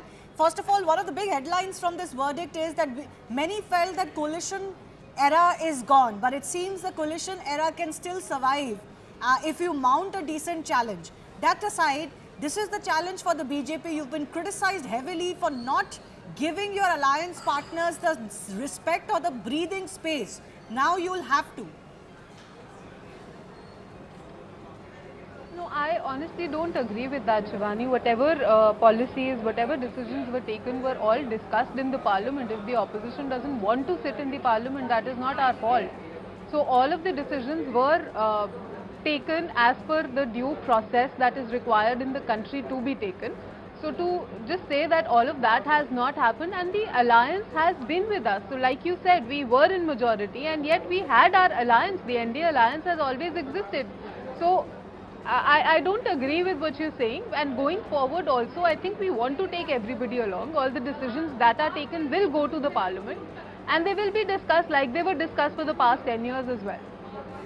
You know, Niti, the fact is also that parties like the TDP and the JDU have snapped ties with the Bharatiya Janata Party. They were not part of the NDA, and this after 2019. So a lot of shift took place essentially after BJP emerged victorious in the manner in which it did in 2019. The BJP, of course, tried to put its act together again after the formation of the INDI bloc. So now, post INDI's formation, we've seen BJP aggressively reach out to its former allies, to the new allies, and now come up with the NDA that we see today. So all has not been well really as far as the NDA allies are concerned, and those allies have contributed a major chunk if we go by the leads today. No, so we have always said that there were differences between the allies on policy matters. There were some policies where one ally did not agree and they decided to move away. But the point is that BJP has always taken decisions in the favor of the country, which have worked for the people. Just hold on. We're getting Shashi Tharoor speaking, the Congress candidate from Thiruvananthapuram. Let's just cut in what he's saying. No, I would say that the BJP focused very, very hard on Thiruvananthapuram as also on Trissur. And in some ways, Suresh Gopi's margin in Trissur is a measure of the scale of their defeat in Thiruvananthapuram, because they put the same amount of effort, serious focus, national campaigners coming, national headquarters coming, serious expenditure, a lot of hard work. And they really put up an enormous fight. I think one very important message of Suresh Gopi in Trissur was his systematic outreach to minority communities. It's a very strong message to the BJP that a communal campaign will not go very far in Kerala. As far as Thiruvananthapuram is concerned, I think a strong appeal that Rajiv Chandrasekhar had was basically, I'm a minister. If you vote for me, you'll have a minister in government who can do more for you than a fellow in the opposition. I think that brought him a certain number of votes, particularly in the city, from the educated people, the elites, the government servants and so on. They must have been attracted by that message, and it's something that we really did encounter in our campaign. But otherwise, I would say that that it was a good election. I'm sorry about some of the unfortunate language, invective and accusations and allegations that were unnecessarily flung around. I hope that now that the election is over, we can put that behind us and treat each other with the kind of respect, the mutual respect that is essential in a democracy.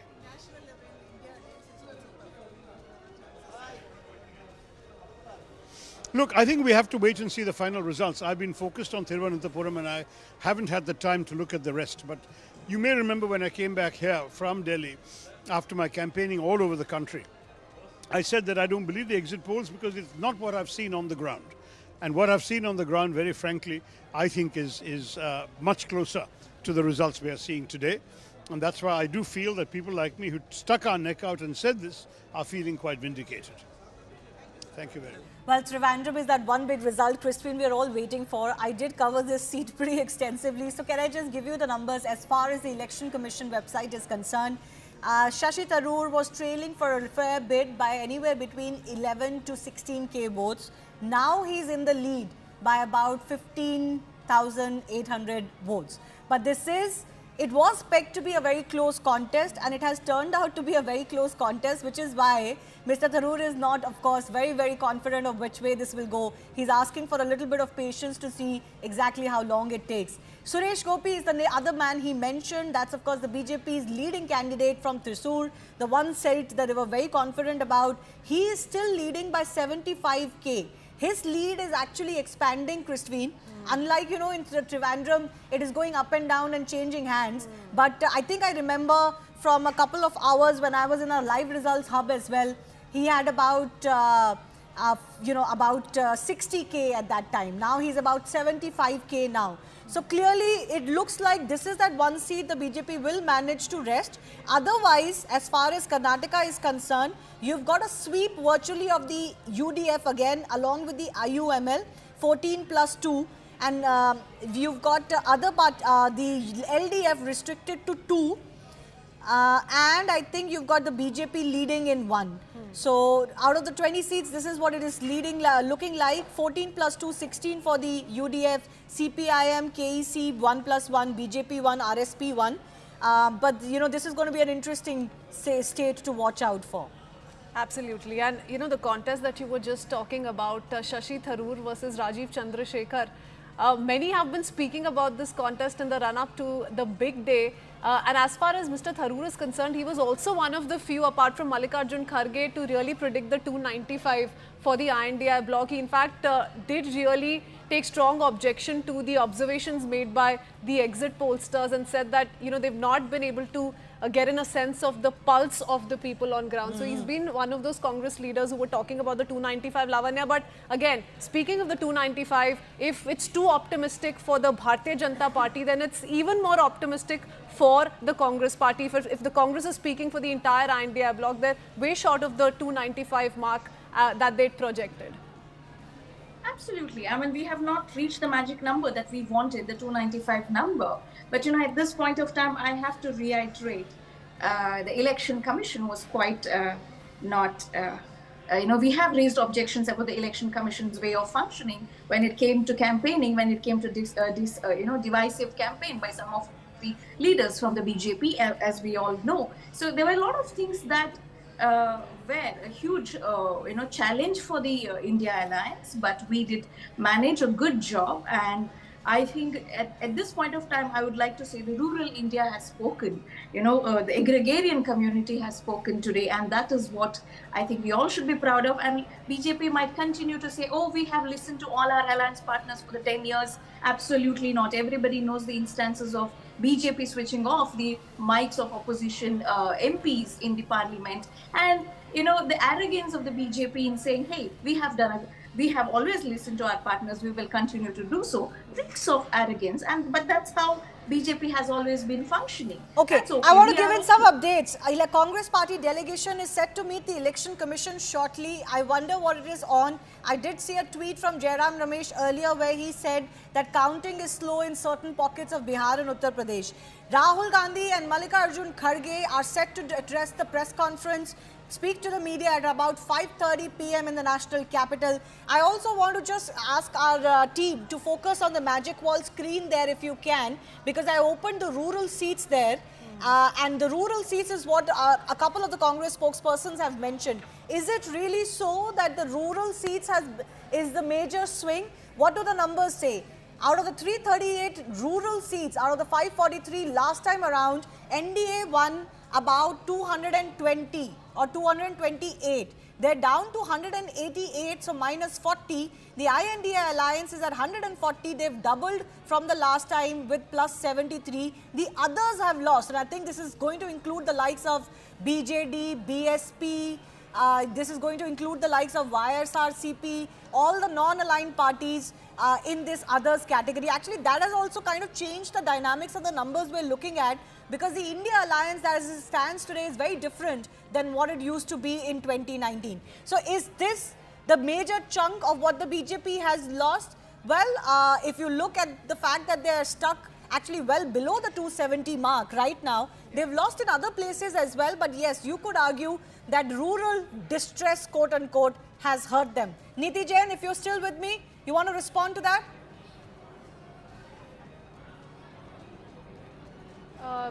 Shivani, like I said, I'm not going to go on a seat-wise analysis right now because I don't think any of these seats have been called. The margins are very low.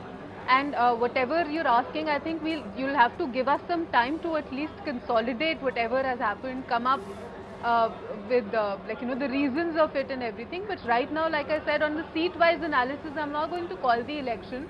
UP and Bihar, the counting is still going on. Most of the places, I think the counting is still going on. And let that happen. And if whatever the reason is, I think at least I trust my party that if every time there is a loss and losses happen, we sit and we contemplate where did we go wrong, and we let you know what happens once it is done. But right now, the election has not been called, and we're still hopeful that the numbers will get better from where they are right now. Okay, we'll get you some big numbers from Uttar Pradesh that are coming in, or the big upsets that are coming in. I do want to go across to former Maharashtra Chief Minister Prithviraj Chavan, who's joining us. So thank you for your time and for speaking to CNN News 18. First up, your take on the national picture. I'll come to Maharashtra in just a bit, but the India Alliance is doing way better than anybody thought they could do. What do you think has led to these results? Well, I think third time around, there was a huge anti-incumbency against Mr. Modi personally. Our campaign focused on 5 failures of Modi government, and of course the Congress manifesto, one of the finest manifestos that is seen by the people in a long time. The 5 issues that we focused on were all people's issues: the unemployment, the inflation, the farmers' crisis, the corruption, overall corruption, the way governments were brought down in Maharashtra, and the corruption that was evident from the electoral bond verdict, and of course, finally, Save the Constitution call. These 5 issues, the failures of the Modi government, the fear that Modi government, if it gets the majority that it is asking for, then there is a threat to the Constitution, there is a threat to the reservation policy. That was on one side. The other side, on the background of Rahul Gandhi's very successful Bharat Jodo Yatra, the 2 Yatras, and outstanding manifesto, on the back of the Karnataka promise which we fulfilled, on the back of Telangana promise which we fulfilled, we gave promises to India through our manifesto, which are all implementable. Okay. And on this twofold, the failures to the Modi government on one side, and what we offered to the people if we came to power was our main election strategy. Right. You're saying the manifesto has done the trick. Actually, this is a phenomenon that we should study a little bit more. If the Congress manifesto, as much as it was criticized, did the trick. But okay, let's talk about Maharashtra. Is this the sympathy factor that has worked for you in Maharashtra, as many are saying? Or is there more, Mr. Chavan? No. Sympathy factor, of course, helped us. Primarily, the way government was brought down, the corrupt practices that were followed, the fact that whatever happened in Maharashtra in breaking Shiv Sena and breaking NCP had direct blessings of Modi and Shah, and huge amount of money that was money, then threats of ED, CBI action, Assam and Odisha. The way this elected government was brought down, the elected parties were broken. That was not liked by the people. There was, of course, sympathy for Mr. Pawar and Mr. Uddhav Thackeray. But more than the Eknath Shinde breakup, where at least Eknath Shinde had fought with BJP earlier, the fact that Mr. Ajit Pawar's party was broken, he was taken in the party after Prime Minister personally accused him of a 70,000 crore corruption charge. And after that, you not only take him in the party, his people in the party, but make him a deputy CM. Okay. That was not liked by people in Maharashtra, and particularly even senior leadership of BJP and RSS. Yeah, and it was more in recent memory. The recency factor also, I think, played in favor of the India Alliance. But the MVA has done well, sir. What does this mean for the upcoming October elections, for the assembly elections? What does this mean for you in the Congress and the MVA at large? Well, I think three-party combination is a very deadly combination, a very potent combination.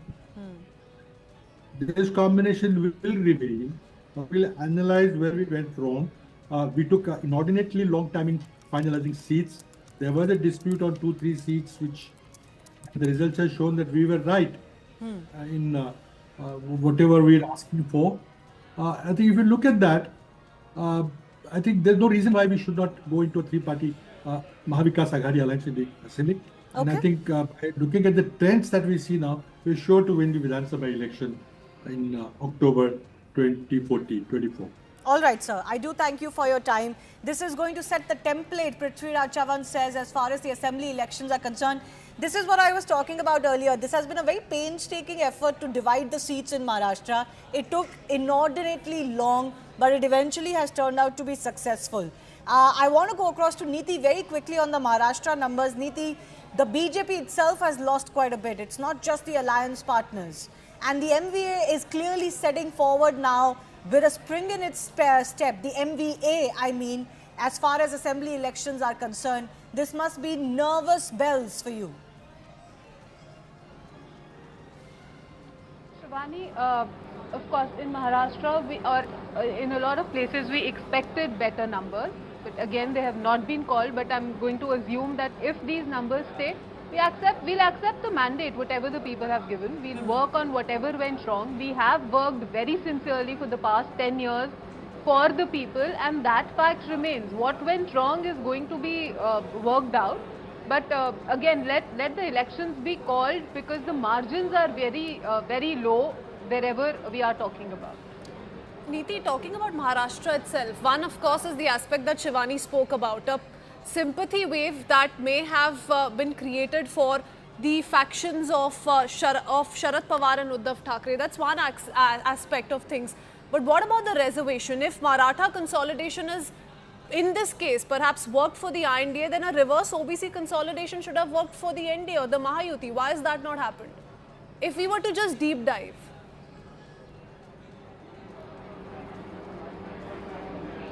So I think let's come to all of these issues once the election is called. I don't want to comment on this right now. Okay. Do you want to comment on, let's say, Rajasthan, for example, because it was a clean sweep in 2019, again, a little bit of loss for the NDA? See, you have to understand, we were going to this election for the third time, and we, like I said, we are very confident about the work that we have done for the past 10 years. We were confident about the numbers that we were expecting.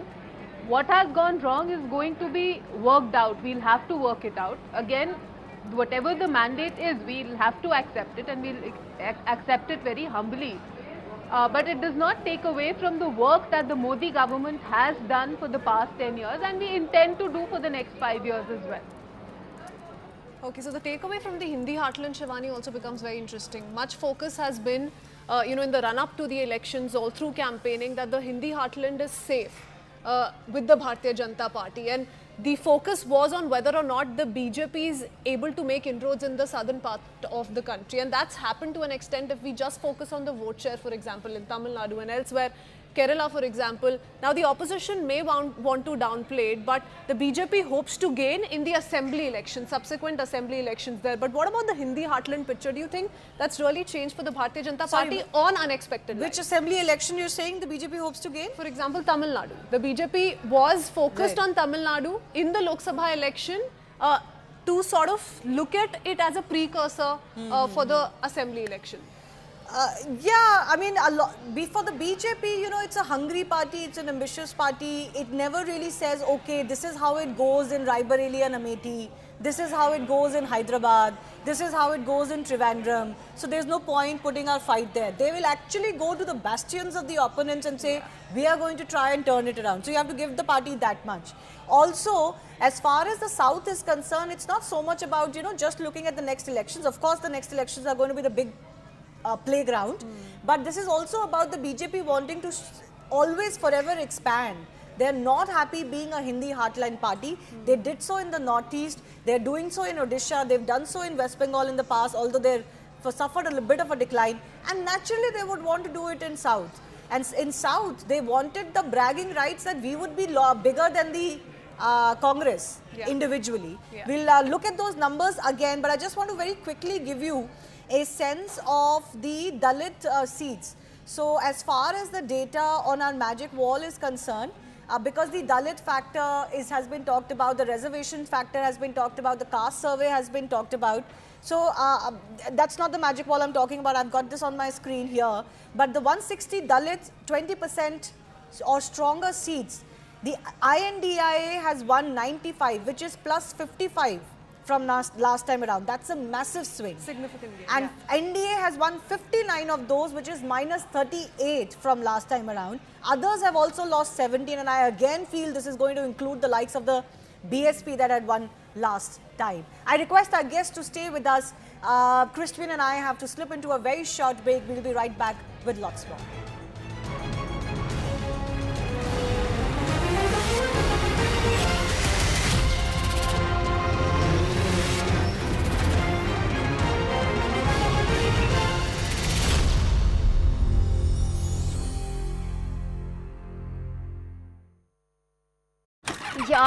Perhaps Veer has a point that we set our ambitions too high. We could be guilty of the burden of expectations weighing too heavily on us.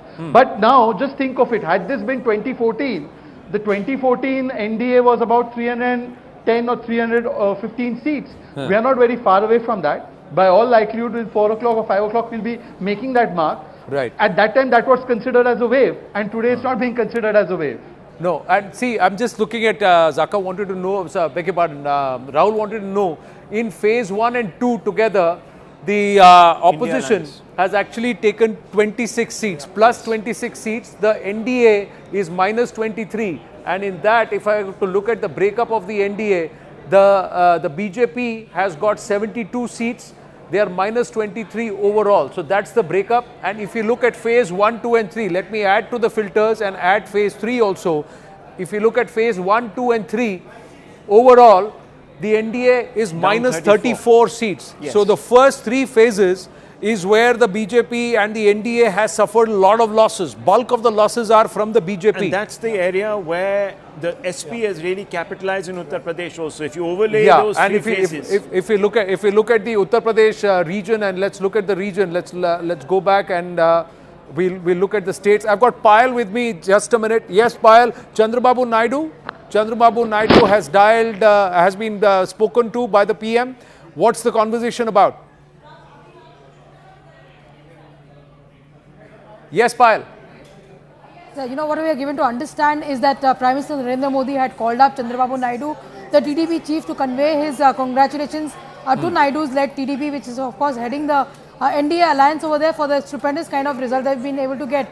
If you remember, the 2019 elections were just the reverse when Jagan Mohan Reddy swept the entire election, but this time around it's the reverse which has taken place. Also, very importantly, although there were a lot of talks within the Congress circles that they will approach Chandrababu Naidu for an alliance, but Chandrababu Naidu in no uncertain terms has conveyed to the Prime Minister that irrespective of whatever is going the rounds, he still solidly continues to be with the NDA. Now, Chandrababu Naidu is somebody who's been with the Atal Bihari Vajpayee government also. He was with the government in 2014. He walked off the alliance in 2019 before the 2019 elections, but he's come back just a few months ago, so he's very much solidly behind the alliance and very much solidly behind the NDA. That's what Chandrababu Naidu has conveyed in his brief conversation with Prime Minister Modi. Right. So, just quickly understanding between the JDU and the TDP, any of these allies who are a little dicey, is the BJP worried about them decamping or leaving the NDA because they're being wooed openly by the opposition? Well, that cannot be confirmed as of now, because, you know, like I know that Chandrababu Naidu has conveyed, you know, in fact, to the Prime Minister himself that he's going to be with the NDA. Nitish Kumar is known as the Palturam, is known as to have several flips and flops.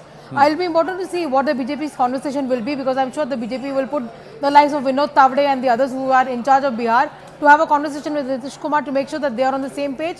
Because much to the surprise of BJP, although they were expecting Nitish Kumar's some seats to be lost, interestingly Nitish Kumar has done better than the BJP really expected.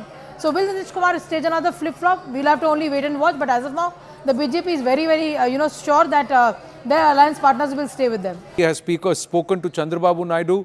He has dialed the TDP chief, perhaps to congratulate him on that landslide victory in the assembly elections, and also a phenomenal turn for the NDA in Andhra Pradesh. Although Odisha, it looks like it is going to be stuck, because the BJP is with 71 seats. It's short of majority there, Veer Sanghvi. The BJD is at 56, the Congress has 17. So there could be a bit of a flux there. Yes, I think that's a reasonable assumption.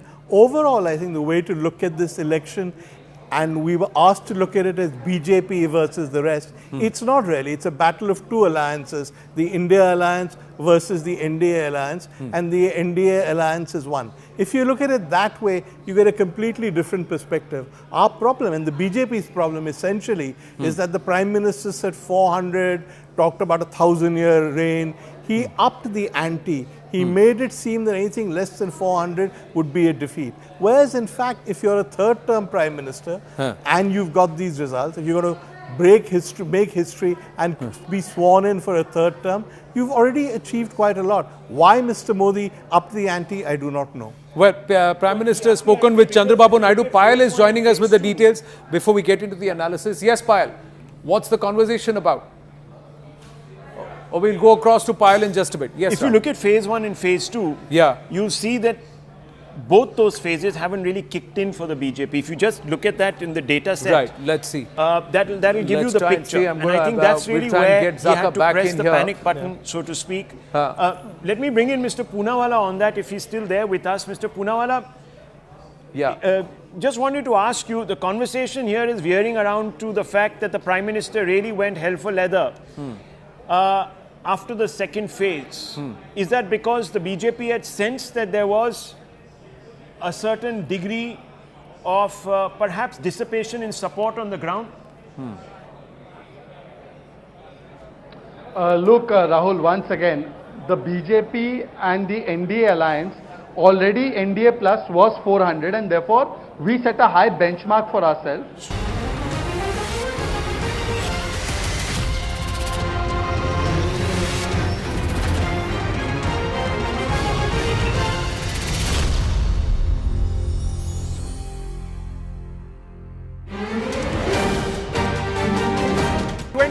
2024. Many believe this is on the cusp of us writing our destiny as a nation, ladies and gentlemen. We are leading, ladies and gentlemen, and thank you very, very much. हमने 3 लाख पार कर दिया. 3,42,000 live views right now. 400 par looks an impossible. Sukhu for state and Modi for Delhi. This is a definite grievance vote now, taking shape a little bit. India Alliance is gaining at the cost of the BJP, no doubt. Whether for the BJP and the NDA the numbers are going up or not, but for us they are going up. Sarkar ne viewership hamari hai. We wanted you to take us past 4 lakhs. You said 4.51 is the viewership, and we are really streaming ahead of the competition. Here's my request: over the next hour, can we take us past 5 lakh? We'll stop asking you after you take us past 5 lakh concurrent views.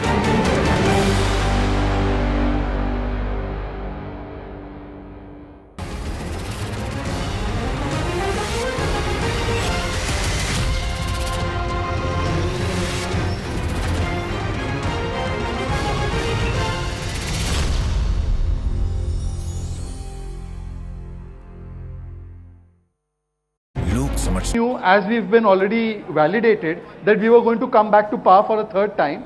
The only question was that could we reach or better the target that we had set for ourselves. Perhaps Veer has a point that we set our ambitions too high. We could be guilty of the burden of expectations weighing too heavily on us. But now just think of it, had this been 2014, the 2014 NDA was about 310 or 315 seats. We are not very far away from that. By all likelihood, in 4 o'clock or 5 o'clock, we'll be making that mark. Right. At that time, that was considered as a wave, and today it's not being considered as a wave.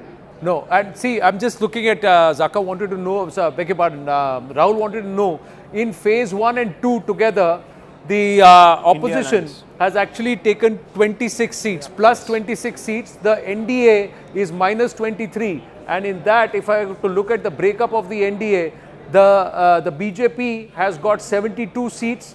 They are minus 23 overall. So that's the breakup. And if you look at phase 1, 2 and 3, let me add to the filters and add phase 3 also. If you look at phase 1, 2 and 3, overall, the NDA is minus 34 seats. Yes. So the first 3 phases is where the BJP and the NDA has suffered a lot of losses. Bulk of the losses are from the BJP. And that's the area where the SP has really capitalized in Uttar Pradesh also. If you overlay those 3 phases. If you look at the Uttar Pradesh region, and let's look at the region, let's go back and we'll look at the states. I've got Payal with me. Just a minute. Yes, Payal. Chandrababu Naidu has dialed, has been spoken to by the PM. What's the conversation about? Yes, Payal. So, you know, what we are given to understand is that Prime Minister Narendra Modi had called up Chandrababu Naidu, the TDP chief, to convey his congratulations to Naidu's led TDP, which is of course heading the NDA alliance over there, for the stupendous kind of result they've been able to get. If you remember, the 2019 elections were just the reverse when Jagan Mohan Reddy swept the entire election, but this time around it's the reverse which has taken place. Also, very importantly, although there were a lot of talks within the Congress circles that they will approach Chandrababu Naidu for an alliance, but Chandrababu Naidu, in no uncertain terms, has conveyed to the Prime Minister that irrespective of whatever is going the rounds, he still solidly continues to be with the NDA. Now, Chandrababu Naidu is somebody who's been with the Atal Bihari Vajpayee government also. He was with the government in 2014. He walked off the alliance in 2019 before the 2019 elections, but he's come back just a few months ago, so he's very much solidly behind the alliance and very much solidly behind the NDA. That's what Chandrababu Naidu has conveyed in his brief conversation with Prime Minister Modi. Right. So, just quickly understanding between the JDU and the TDP, any of these allies who are a little dicey, is the BJP worried about them decamping or leaving the NDA because they're being wooed openly by the opposition? Well, that cannot be confirmed as of now, because, you know, like I know that Chandrababu Naidu has conveyed, you know, in fact, to the Prime Minister himself that he's going to be with the NDA. Nitish Kumar is known as the Palturam, is known as to have several flips and flops. It'll be important to see what the BJP's conversation will be, because I'm sure the BJP will put the likes of Vinod Tavde and the others who are in charge of Bihar to have a conversation with Nitish Kumar to make sure that they are on the same page. Because much to the surprise of BJP, although they were expecting Nitish Kumar's some seats to be lost, interestingly Nitish Kumar has done better than the BJP really expected. So will Nitish Kumar stage another flip-flop? We'll have to only wait and watch. But as of now, the BJP is very, very, sure that their alliance partners will stay with them. He has spoken to Chandrababu Naidu. He has dialed the TDP chief, perhaps to congratulate him on that landslide victory in the assembly elections, and also a phenomenal turn for the NDA in Andhra Pradesh. Although Odisha, it looks like it is going to be stuck, because the BJP is with 71 seats. It's short of majority there, Veer Sanghvi. The BJD is at 56. The Congress has 17. So there could be a bit of a flux there. Yes, I think that's a reasonable assumption. Overall, I think the way to look at this election, and we were asked to look at it as BJP versus the rest. It's not really. It's a battle of two alliances, the India alliance versus the NDA alliance, and the NDA alliance is one. If you look at it that way, you get a completely different perspective. Our problem, and the BJP's problem essentially, is that the Prime Minister said 400, talked about a 1,000-year reign. He upped the ante. He made it seem that anything less than 400 would be a defeat. Whereas, in fact, if you're a third-term Prime Minister and you've got these results, if you're going to break history, make history and be sworn in for a third term, you've already achieved quite a lot. Why Mr. Modi upped the ante, I do not know. Well, Prime Minister has spoken with Chandrababu Naidu. Payal is joining us with the details before we get into the analysis. Yes, Payal, what's the conversation about? Or we'll go across to Payal in just a bit. Yes, if you look at phase 1 and phase 2, you'll see that both those phases haven't really kicked in for the BJP. If you just look at that in the data set, right, let's see. That'll give you the picture. And I think that's really where you have to press the panic button, so to speak. Let me bring in Mr. Poonawalla on that, if he's still there with us. Mr. Poonawalla, just wanted to ask you, the conversation here is veering around to the fact that the Prime Minister really went hell for leather after the second phase. Is that because the BJP had sensed that there was a certain degree of perhaps dissipation?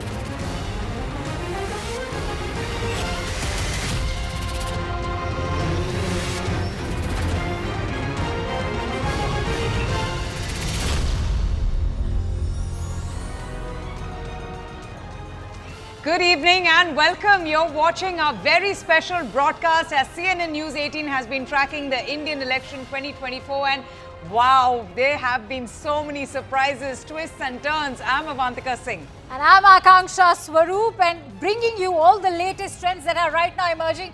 Remember, the counting is still on and the results are still trickling in as we speak. In fact, we have some breaking inputs coming in right now. In fact, we are learning that the Grand Old Party has already approached the Election Commission in some breaking inputs that we are bringing to you right now, because the Congress is now complaining at the Election Commission that the counting is taking too much time. Remember, as we speak, the results are yet to be, in fact, declared officially by 4 p.m. is what we are learning. But the Congress has, in fact, approached the Election Commission only to complain about slow counting of votes. Let's also find out, in fact, who has approached the Election Commission from the Grand Old Party. Pallavi joins us with the details. Pallavi, what are you learning? Is Rahul Gandhi at the Election Commission's office, and why has counting been so slow so far? So basically what we've been told, Abhishek Manu Singhvi as well as Salman Khurshid approaching the Election Commission, and the main ground that they are raising are twofold. One, that why is there so much of delay as far as official announcement of the electoral results on the Election Commission website is concerned. That's one. The second, if you start looking at the tweets which are coming in from Jairam Ramesh, what they're complaining about is that there are reports which are coming in. I'm quoting Jairam Ramesh, that there are reports which are coming in from many of the polling booths across the country that there is an attempt being made to try and change the electoral results as far as the counting goes. Very quickly, Akanksha, this is exactly what they have been talking about in the last 24 hours, that the counting is going to be fudged, and the Home Minister is in cahoots with the Election Commission to ensure that the counting of votes go in such a manner which ends up suiting the BJP. We are looking at the tight competition. The last few hours are going to be very, very critical, and the suggestion which is coming in from the Congress and the complaint they've taken to EC is precisely on these grounds. It's very surprising that they think so, considering all the early trends that are emerging have only bucked the pre-poll expectations. But having said that, let's also play out a reaction that has come in from BJP's Rajiv Chandrasekhar. 0.7% as I understand today's numbers, which is again a record percentage of votes. And yes, we did come short by about a percentage or percentage and a half of votes. But that is something that we will look into, and we will look to increasing our support. What do you think that restricted you from getting few more seats in Kerala? No, it's too early to analyze that and too early to answer that question. But certainly, it was not for want of trying, not want of a vision for Thiruvananthapuram. We campaigned extremely positively. As you know, there are dynamics of certain minority communities and certain narratives that were put out there by the parties that maybe we were not able to break through and we were not able to expose. Will you able to continue here in Thiruvananthapuram? No, my commitment to Thiruvananthapuram is 100% total. It has nothing to do with me being a successful Lok Sabha MP or not. I have said when I came here on the 5th of March, it is my mission to transform Thiruvananthapuram, and I stand by my mission. And all my colleagues in the BJP and my fellow Karyakartas stand by our mission to take Thiruvananthapuram forward. So BJP open an account in Kerala. We are very, very happy. We are very excited, and we think it marks a very, very important milestone in the growth and expansion of the BJP in Kerala and in the south of India. Suresh Gopi has worked very, very hard in the Trissur for the last 10 years. He has contested earlier.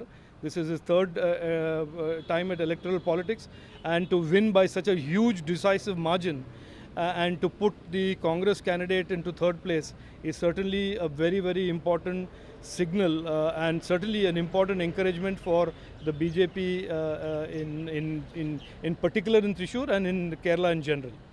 Center BJP didn't cross 400 mark.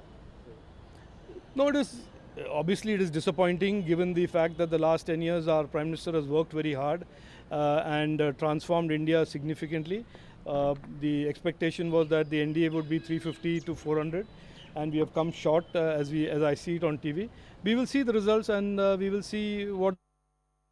Okay, it was a battle of big guns, isn't it? It was Tharoor versus Chandrasekhar, and it was such a neck-and-neck fight, isn't it, Akanksha, at the very last minute. But finally, as the vote counting progressed, you had the veteran Congress leader, Shashi Tharoor, heading in Thiruvananthapuram. Breaking news coming in, according to sources in the Congress party, the India Alliance meeting has now been called in Delhi tomorrow.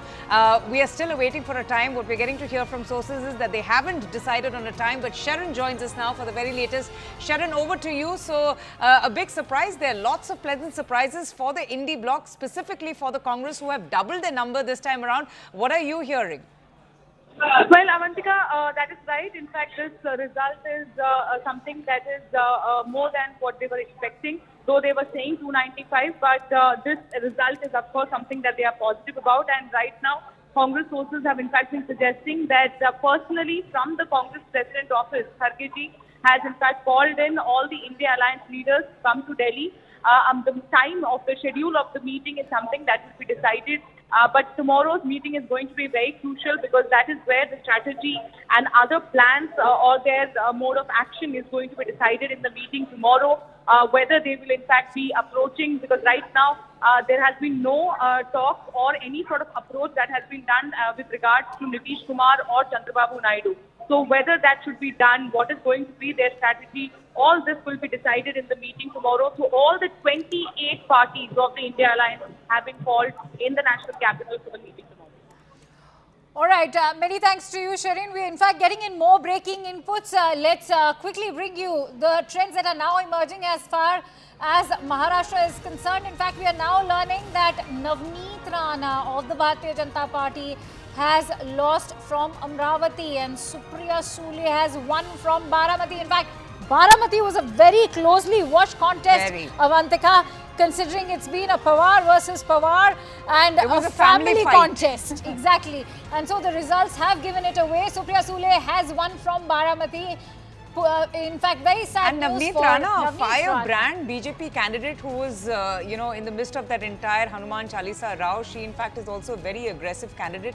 She losing from Amravati is also big news coming in. I think it's, in fact, time for the BJP to, in fact, resort to some introspection. But, in fact, before we dive deeper into it, let's also quickly introduce our guests. I'm joined in by Mr. GVL Narasimha Rao, who's the national spokesperson of the BJP, Abbas Haider, who's the spokesperson of the Samajwadi Party. Many thanks to you, Mr. Haider and Mr. Rao, for joining in on CNN News 18.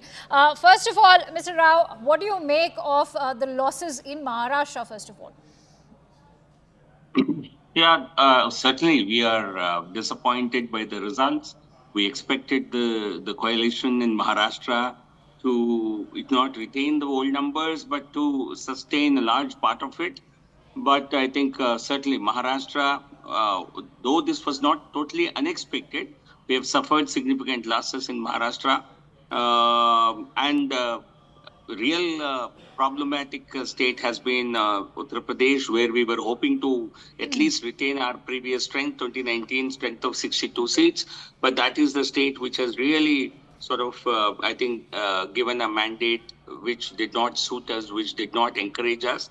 But we are, because you see, getting a majority, NDA majority itself is not a, is a remarkable achievement, because no government in the country has been re-elected for the third time in a row in the last 52 years. So this is happening, this third time hat-trick victory, though with a much reduced number, is a historic verdict by itself. So we certainly hope to have a very stable government that is committed to building New India, committed to building Viksit Bharat under the leadership of Honorable Prime Minister Modi ji. We have no doubt about whatsoever. But certainly the opposition going from 50 to 100, they might see this as a big a gain for them.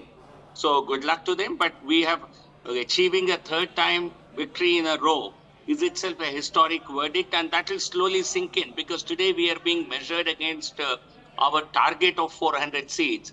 But in reality, if you see this against, let's say, historical trends in this country, as I mentioned, this is a historically, is a historic win coming after 52 years. All right. You know, Abbas Haider ji, Uttar Pradesh, which had accounted for a lion's share for the BJP's tally, has gone the Indie Bloc way. What an amazing performance by the Alliance, Indie Bloc and Samajwadi Party. UP ke ladke is trending now on social media. UP ke Shehzade, who are now obviously having the last laugh. What do you have to say about the performance of Sapa? You had the Samajwadi Party chief Akhilesh Yadav, who till the very last minute did not have a decision, and then finally he decided to throw his hat in the ring, and very strategic selection of candidates. Do you think all that effort has paid off for the Samajwadi Party in Purvanchal, in the state of Uttar Pradesh? Thank you so much. Yes, certainly it has worked for the Samajwadi Party in India Alliance, and somehow people of Uttar Pradesh have given a message that, you know, empty rhetorics won't work anymore. They have voted for the fundamental issues, and even if they have, Bharatiya Janata Party has lost Ayodhya seat.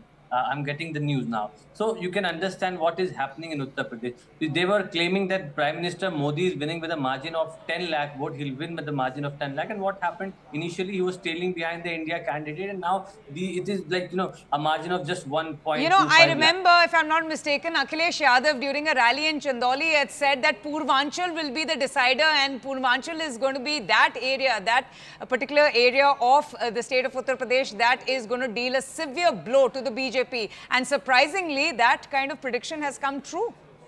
Yeah, even if you talk about the sixth phase, which happened in the Purvanchal, the eastern part of Uttar Pradesh, so we are winning almost 11 seats out of the 13. So this is what has been happening in Uttar Pradesh. And as far as the total number of are concerned, I think Bharatiya Janata Party has just not lost its credibility among the people of the country, but also among the ally partners of NDA. So I'm sure they don't trust Bharatiya Janata Party. They would look for some other alternative, because, you know, Bharatiya Janata Party has a long history of, you know, what they have done with the Shiv Sena and NCP. We all know, all the ally partners know. So certainly with the loss of credential, with the loss of trust, with the loss of credibility, I don't think Bharatiya Janata Party is going to make a government in the center. And certainly their number is going to come down within a couple of hours. All right. In fact, Abbas, stay with us. I'm also joined in by Mr. Amitabh Dubey, who's the spokesperson for the Congress Party. Mr. Dubey, how do you weigh in on what Abbas Haider has just had to say? Not to forget the fact, the other aspect of my question is about Congress Party itself bucking the pre-poll expectations, and yet you're approaching the Election Commission sniffing something fishy. So, I can't really hear your question, I'm afraid. Mr. Dubey, I want to know why has the Congress approached the Election Commission, considering your party is already bucking the pre-poll expectations. You are far ahead than what was expected in the exit polls as well. But why are you constantly trying to, in fact, build upon a narrative that there's something fishy as far as the vote counting is concerned? I'm not privy to what we are going to the Election Commission with right now. No, but I'm informing you. Congress is approaching the Election Commission. What is going on? See, I'll tell you what I have gauged from what I'm watching. There's been a lot of irregularities in the counting. There are a lot of complaints coming about the counting process. This time in the election, we have set up an entire structure because there were many questions that had come up in previous elections about the vote counting process, particularly in elections that are very close, where the counting is very close.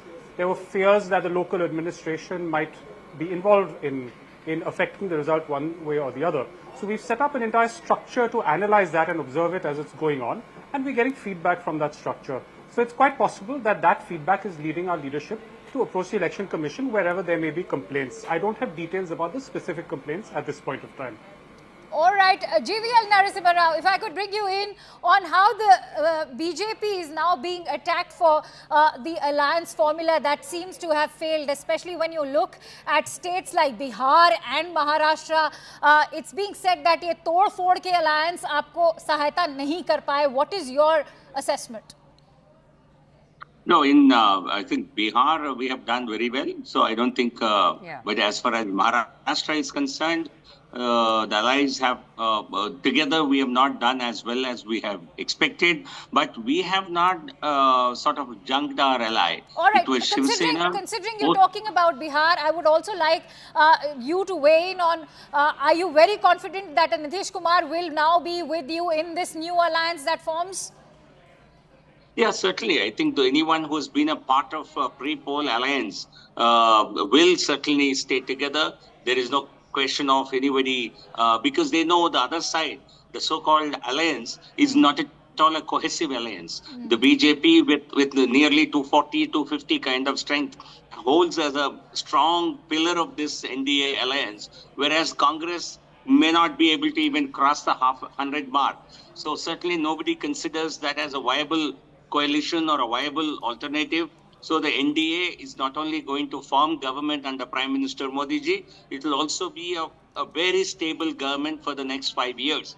The only thing is, we will certainly have a larger alliance partners participation. Even in 2014 and 19, though we had single party majorities in both the Lok Sabha houses, we had formed coalition governments. So this time it will be the same, maybe slightly more participation of the allies in the government, but the nature of the government will remain unchanged. Amitabh Dubey, if you could weigh in on what Narasimha Rao had to say. In fact, in terms of kingmakers and the prospects of a BJP alliance now going forward.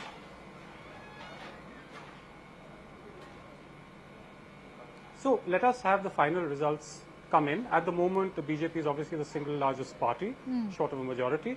So let that process continue. It's up to, of course, the allies to decide which way they want to go. Many of the allies for many years have been subject to pressure from the agencies, ED, CBI and so on. They know what the experience has been under Mr. Modi's prime ministership.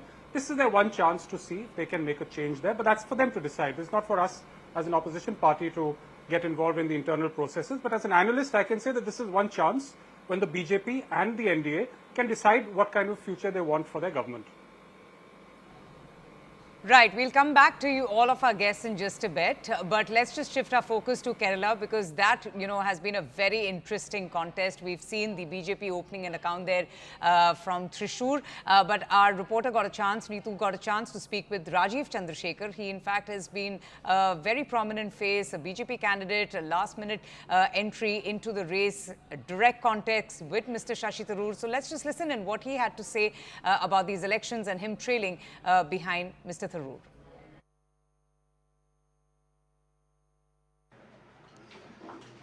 Joining me here is Mr. Rajiv Chandrasekhar. Sir, it was more like a 2020 match in Thiruvananthapuram. You going up, then Mr. Tharoor coming down, and finally it's a margin of about 15,000 votes. How Correct. do you see this? No, look, finally in elections, there is people only remember the winners, and people certainly don't remember who came second and who came, how close it is. But on a serious note, this was a campaign which I launched on the 5th of March when I was given this opportunity, excuse me, to contest in Thiruvananthapuram. And I said then, and I say today, that we were on a mission to transform Thiruvananthapuram. And our campaign was completely about transforming Thiruvananthapuram, development, prosperity and opportunities. And as a consequence of, I think, our positive campaign, over 3.4 lakh people of Thiruvananthapuram have voted for the BJP, which is a record number.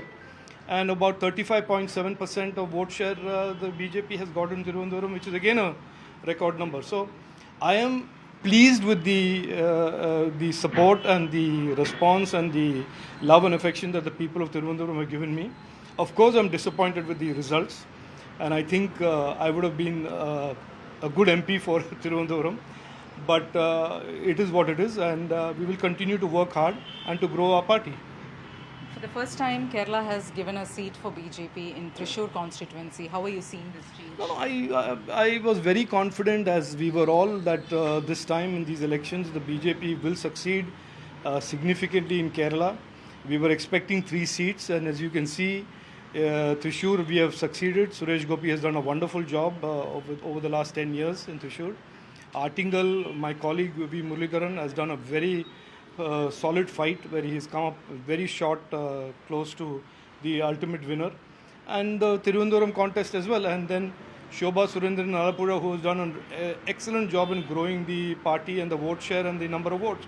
So it is no surprise that the BJP is growing in Kerala, will continue to grow, and it will completely expose and continue to expose this myth that somehow the South, and in particular Kerala, is a place where the people of Kerala don't want to support the BJP. And these elections have emphatically proved that more and more people are supporting the BJP than they are supporting the left. And that is certainly, in my opinion, the story of today and the story of tomorrow. BJP has not gotten the magic number 272. With the support of the allies, yes, they have crossed that. The NDA has crossed that. But you all were looking for a much higher number. And the India alliance has also performed well than expected. How do you see this? No, look, it is something that our leadership will examine, introspect. It is only this is today the day of the results, and the results are just coming out. Where the final numbers end up for the NDA, we still don't know. But clearly, it is clear that the numbers are a disappointment given the exit polls that predicted between 350 and 400. And the leadership of my party and the NDA will decide what are the reasons for it and what next steps will be taken. But these are messages from the people of India, the voters of India, to our party and the NDA, and we will listen to them loud and clear. At this stage, are you confident that the NDA is coming back to power? 100%. I have no doubt that the NDA will form the government, and that there will be a third term for Prime Minister Narendra Modi ji, albeit with a slightly different majority. Thank you. Thank you so much for speaking to us. Okay, let's go back to our guests now, and we have been getting very interesting perspectives, but a huge disappointment. I mean, Akanksha, that's very obvious. Especially when you look at the Hindi heartland, Avantika. Yeah, that is true. You have travelled extensively while covering Uttar Pradesh, and I think you will be the best person to, in fact, talk about the kind of trends they are emerging and why are they emerging. Right. Perhaps let's also take in some inputs. Go to Abbas Haider to get some perspective on this. Abbas, that's what's been coming out. Uttar Pradesh has been a big shock, a huge setback for the BJP. This is the heartland state, as my colleague Akanksha was stating. So what helped? What do you think has helped the Samajwadi Party Congress upset the BJP's Uttar Pradesh apple cart? Do you think it's the strategic distribution of those tickets on non-Yadav OBCs and Dalits? Because when I went to cover most of the areas in Western Uttar Pradesh and Central Uttar Pradesh, something that was resonating amongst all the people in these areas, at least in Western and Central Uttar Pradesh, though of course they've received a beating in Eastern Uttar Pradesh, is that असंतोष है, आक्रोश नहीं है. I mean, people were clearly disgruntled with the MPs, but there wasn't really a lot of anger for the Modi government. But obviously, we're seeing a big shock coming in from the Purvanchal area for the BJP and a big, huge win for the Indie Bloc and the Samajwadi Party. People of Uttar Pradesh have shown that there is no Modi magic. Modi's popularity was overhyped. And as far as people's mandate is saying, it is saying that Akhilesh Yadav's popularity is more than Narendra Modi in Uttar Pradesh. Yeah. Well, people have voted on the fundamental issues. They have voted for 33% reservation in government jobs for women. They have voted for employment. They have voted against inflation. They have voted against the divisive agenda of Bharatiya Janata Party. They have voted for their rights. They have voted for the rights of OBC, Dalits and minorities. We have fought for this election was focused on the issues of PDA. Because Bharatiya Janata Party government in Uttar Pradesh, we talk about 69,000 jobs where OBC quota and Dalit quota reservation was not taken care of by the government, and several other cases. Basically these communities have voted against the Bharatiya Janata Party. They have voted for the Samajwadi Party in India Alliance across the state. And yes, people across caste lines, across religious lines, they have voted for us. If we see, we are also ahead in the number of seats in Uttar Pradesh, while the percentage of votes, we are also ahead as compared to the NDA and UP. Yes. So basically, in both the scenario, the people have, they have stood with us, and I believe that, after like couple of hours, the situation will be better for us, because I can see, I have data in front of me. There are like 7-8 seats where we are tailing by 700 votes, 600 votes. Yes, we're just referring to those numbers as well. But undoubtedly, Akanksha, it is a remarkable turnaround for the opposition-led Samajwadi Party and the Congress in Uttar Pradesh. Can I? Just take a look at the numbers. I'm going to bring you in on what point has just been made by Abbas Haider and Avantika over there. GVL, a lot of time, and in fact the last tenure of the Modi government was also spun around the narrative of the Sanatan Hindutva unity revolving around the Ram Mandir issue. But it seems that the caste politics in Uttar Pradesh has trounced the Ram Mandir issue.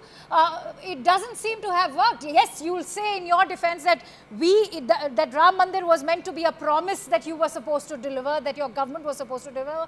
But what happens to the caste dynamics? It doesn't seem that caste dynamics has been subsumed, because it seems that as far as BSP's loss is concerned, that has now become Samajwadi Party's gain. Yeah, you see, Ram Mandir wasn't an electoral issue for us, and I can tell you, in so many dozens of rallies addressed by our top leadership, we have not raised this issue. We have not asked for votes in the name of construction of the temple. But for the Samajwadi Party, which has not won. Where I beg to differ, GVL, is that there's a press conference being addressed by Congress's Abhishek Manu Singhvi. Let's also listen in. 2:30 बजे के बाद जो updation होता है round bye round, यानी counting जब गणना हो रही होती है तो हर राउंड पे एक आंकड़ा प्रकाशित होता है। उसमें बहुत ढील आ गई है या बहुत धीरे धीरे हो रहा है, यानी हर आधे घंटे में वो आंकड़ा अपडेट नहीं हो रहा है इलेक्शन कमीशन की वेबसाइट पे। ये हमारी कंप्लेंट थी।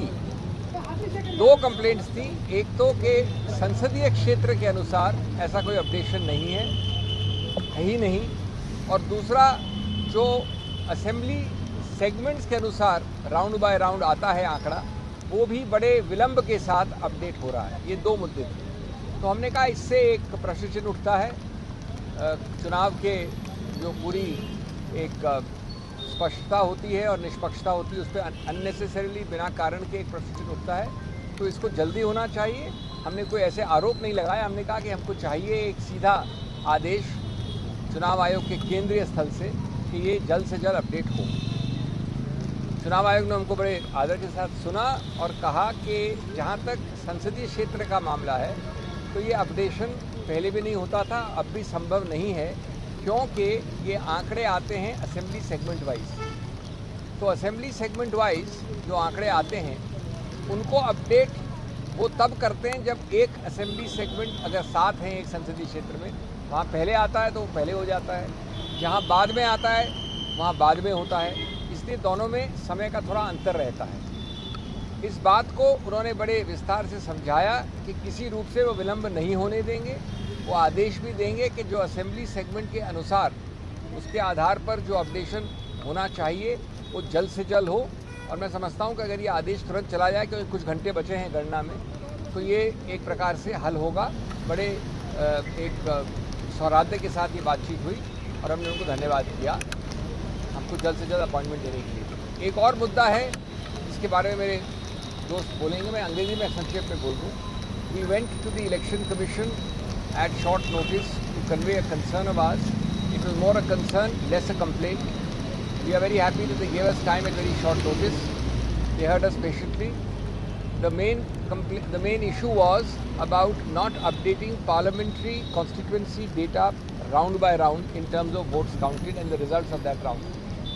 However, it was clarified that it is done assembly segment wise. As you know, these are not assembly elections, but the statistics are counted and updated assembly segment wise. So if a parliamentary constituency has averaged 7 assemblies, then it is done each round in each assembly segment wise. Now the problem was explained to us is that different assembly segments follow different speeds of counting and also of updation, which is why there is a lack of synchronism for the parliamentary constituency as a whole. In any case, the Election Commission has assured us that without all this technicality, they are again going to give very strict instructions that counting and updation round-wise at the assembly segment level shall be the fastest and the most prompt as possible. We are happy if that happens, and I think the matter would be resolved. Only a few hours are left for the elections, and we don't want to create unnecessary question marks, so long as this direction to immediately A, to count fast, and B, to promptly disclose the counting round for each segment. There is a second issue, my friend will address you on that, about Sonipat. जी आप सबका स्वागत है। धन्यवाद सिंघवी जी। एक छोटा लेकिन महत्वपूर्ण एक विषय था, एक छोटा परंतु महत्वपूर्ण एक विषय था, और वो All right, so Abhishek Manu Singhvi of the Congress Party putting things on the record officially over there. As you heard, Avantika, he's gone on to in fact agree of sorts with the Election Commission, talking about why there's a delay in sharing data. Right. And let me bring in Amitabh Dubey of the Congress Party, who's the spokesperson, still continues to be with us. Mr. Dubey, what is your assessment? Why is the grand old party sniffing foul play over here when the Election Commission's now clearly, in fact, explained why there's been this delay? Because, of course, different assembly segments are operating at a different pace, and, of course, they are hoping that in the next couple of hours, results should be crystal clear. So I couldn't hear you very clearly, but you're asking why we are bringing these complaints to the Election Commission. Right. Is that the question? Yes. Yeah. So, you know, there is a context to this. The context is that the voters, the most important thing is that the people of India, the voters of India, have faith in our institutions, specifically the Election Commission. If you look at CSDS data in 2024, 23 or 24, the latest data, up to 50% of the people either have no faith or have diminished faith in the Election Commission, compared with 2019 when it was about 25%. So clearly the ECI has to bring people into confidence. And when it does things like delays turnout data by 10, 11 days, it refuses to even meet a delegation of opposition parties on the EVM issue for 10 months, it raises questions.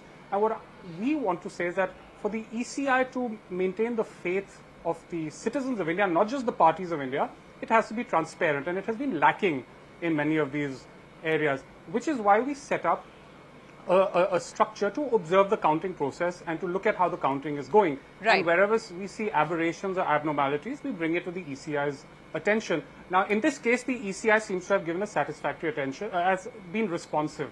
So this is the system working. We are being vigilant, and the ECI is responding. All right, fair enough. Amitabh, Abhishek Manu Singhvi also making it very clear that it's a concern and not a complaint. Now, I wanted to shift your focus to the Congress MP Rahul Gandhi. He's on a dominant streak in the 2 Lok Sabha seats of Wayanad in Kerala and Rai Bareli in Uttar Pradesh. But the big you know, the big story that everyone is tracking here is Amethi, the Gandhi family loyalist, in fact, on the verge of defeating Smriti Irani. How is your party reacting to this news? I know that the election hasn't been called in yet, but big news coming in. You have a family loyalist, KL Sharma, who was the last-minute announcement and now on the verge of defeating Smriti Irani, who turned out to be that giant killer in 2019.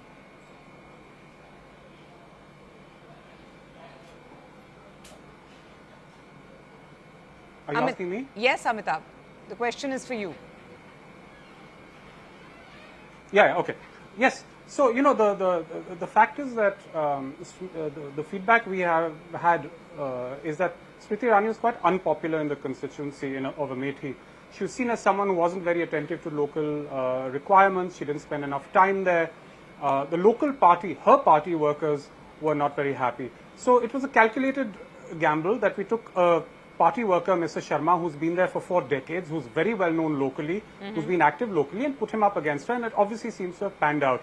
I think what she was hoping for perhaps was a high-profile context with Rahul Gandhi or with Priyanka Gandhi that would give her the media attention that she often craves, and we strategically denied it to her. So Rahul Gandhi contested Raebareli and KL Sharma in Amethi, and clearly this strategy seems to have worked, and it is working in the context of a wider sweep or at least a very direct contest in UP that was completely unexpected by the exit polls and by the commentariat, and of course even by some political parties. I can say honestly that you know, some people in the party are pleasantly surprised that we have been able to best the BJP if I may in one of the ask you, stronghold because states, that's a question that's on everyone's mind. Campaign was launched. That Rahul Gandhi is, you know, taking an impressive lead from both Wayanad and Raebareli as well. If he wins both these seats, which one will he give up?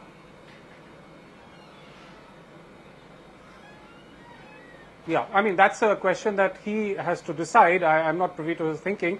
There's a lot of people in the party who would like Priyanka Gandhi to also be an MP. Yes. So, but that's really a question for them to take as individuals and people in their family. But we are very curious, and I'm sorry if I grill you further on this, Amitabh, but what will giving up Raebareli for Rahul Gandhi mean? Will this be a catch-22 of sorts? Or will Priyanka Gandhi in fact step in to salvage the situation as far as your connect with the people of Raebareli and Amethi is concerned?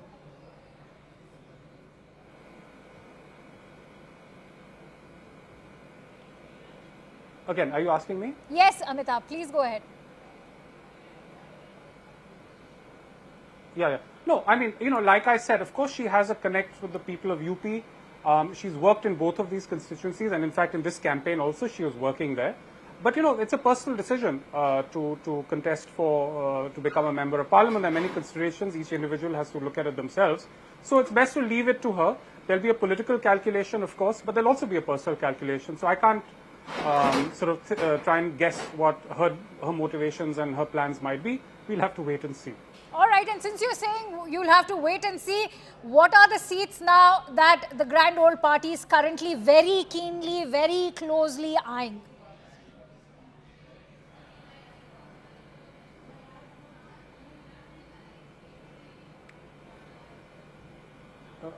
What are the whats?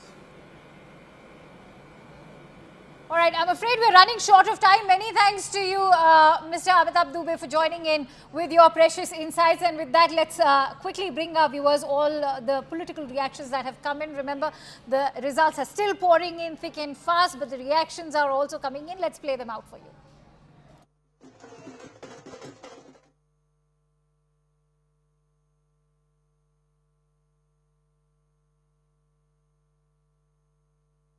वो हमारे साथ रहे। अयोध्या में BJP हार गई, Faizabad BJP हार गई, जहां इतना बड़ा इवेंट किया था मोदी जी ने, ध्यान 14 दिन का व्रत किया, कल ध्यान किया, देश की जनता ने नरेंद्र मोदी जी को नकारा है, मोदी को फेयरवेल दिया है, मोदी जी को बस हो गया। MP from Thiruvananthapuram. So first, congratulations, a nail-biting finish at the moment. A cliffhanger, yeah, absolutely. Well, I think the World T20 is supposed to be happening in the West Indies and the US, but the super over was here in Thiruvananthapuram. It was quite a tight finish, and I must admit that I would like to congratulate my two rivals, Rajiv Chandrasekhar and Pannian Ravindran, for having led such a stiff fight. Neither gave an inch, and it became a very, very close contest in the end. Voters of Thiruvananthapuram have reposed their trust in me once again, and I look forward to fulfilling their trust and serving them with dedication in the years to come. It was a very high octane campaign here with the union MOS, and there has been a lot of allegations, complaints going back and forth. A change that way as far as the campaigns of your past three are concerned. That's right. So what do you think worked for you, and how do you see that campaign? On your first observation, I think it's a pity that some of this actually happened, and I hope that everybody can agree to put these things behind them. There are apparently cases filed against me. But in any case, whatever needs to be faced, we'll face it. But I think at this point in democracy, we need to learn to respect each other. I have tried always to show respect to my opponents, and at the same time to take them on the issues, and that's fair game in democracies. That's really how it should be. There was unnecessary bitterness and invective that I would not like to see repeated. Bihar में आप सबसे बड़ी party बन के निकले हैं, वहाँ पर 14 सीट आपको मिलती हुई दिखाई दे रही है। अभी तक जो आंकड़े आए हैं सामने, नीतीश किसके साथ हैं, एक सवाल फिर से उठ रहा है, क्योंकि ये कयास लगाए जा रहे हैं, क्योंकि जो थोड़ा बहुत आंकड़ा इंडिया गठबंधन को मिलता हुआ दिखाई दे रहा है, तो अब ये हो सकता है कि नीतीश जी को वापस लाने की कवायद शुरू कर दी जाए। परिस्थिति ऐसी आ गई जब राहुल गांधी ने इस सबके सामने कह दिया कि नीतीश कुमार जी को ममता बनर्जी मानने के लिए तैयार नहीं है, तो प्रधानमंत्री के पद की बात नहीं थी, खाली कोऑर्डिनेटर की बात थी। उसके सामने हमारे सामने कोई रास्ता नहीं था। हमें प्रसन्नता है कि बीजेपी ने सम्मान हम लोगों को अपने साथ लिया, लोकसभा चुनाव में हमारी मनमांगी सीटें दी।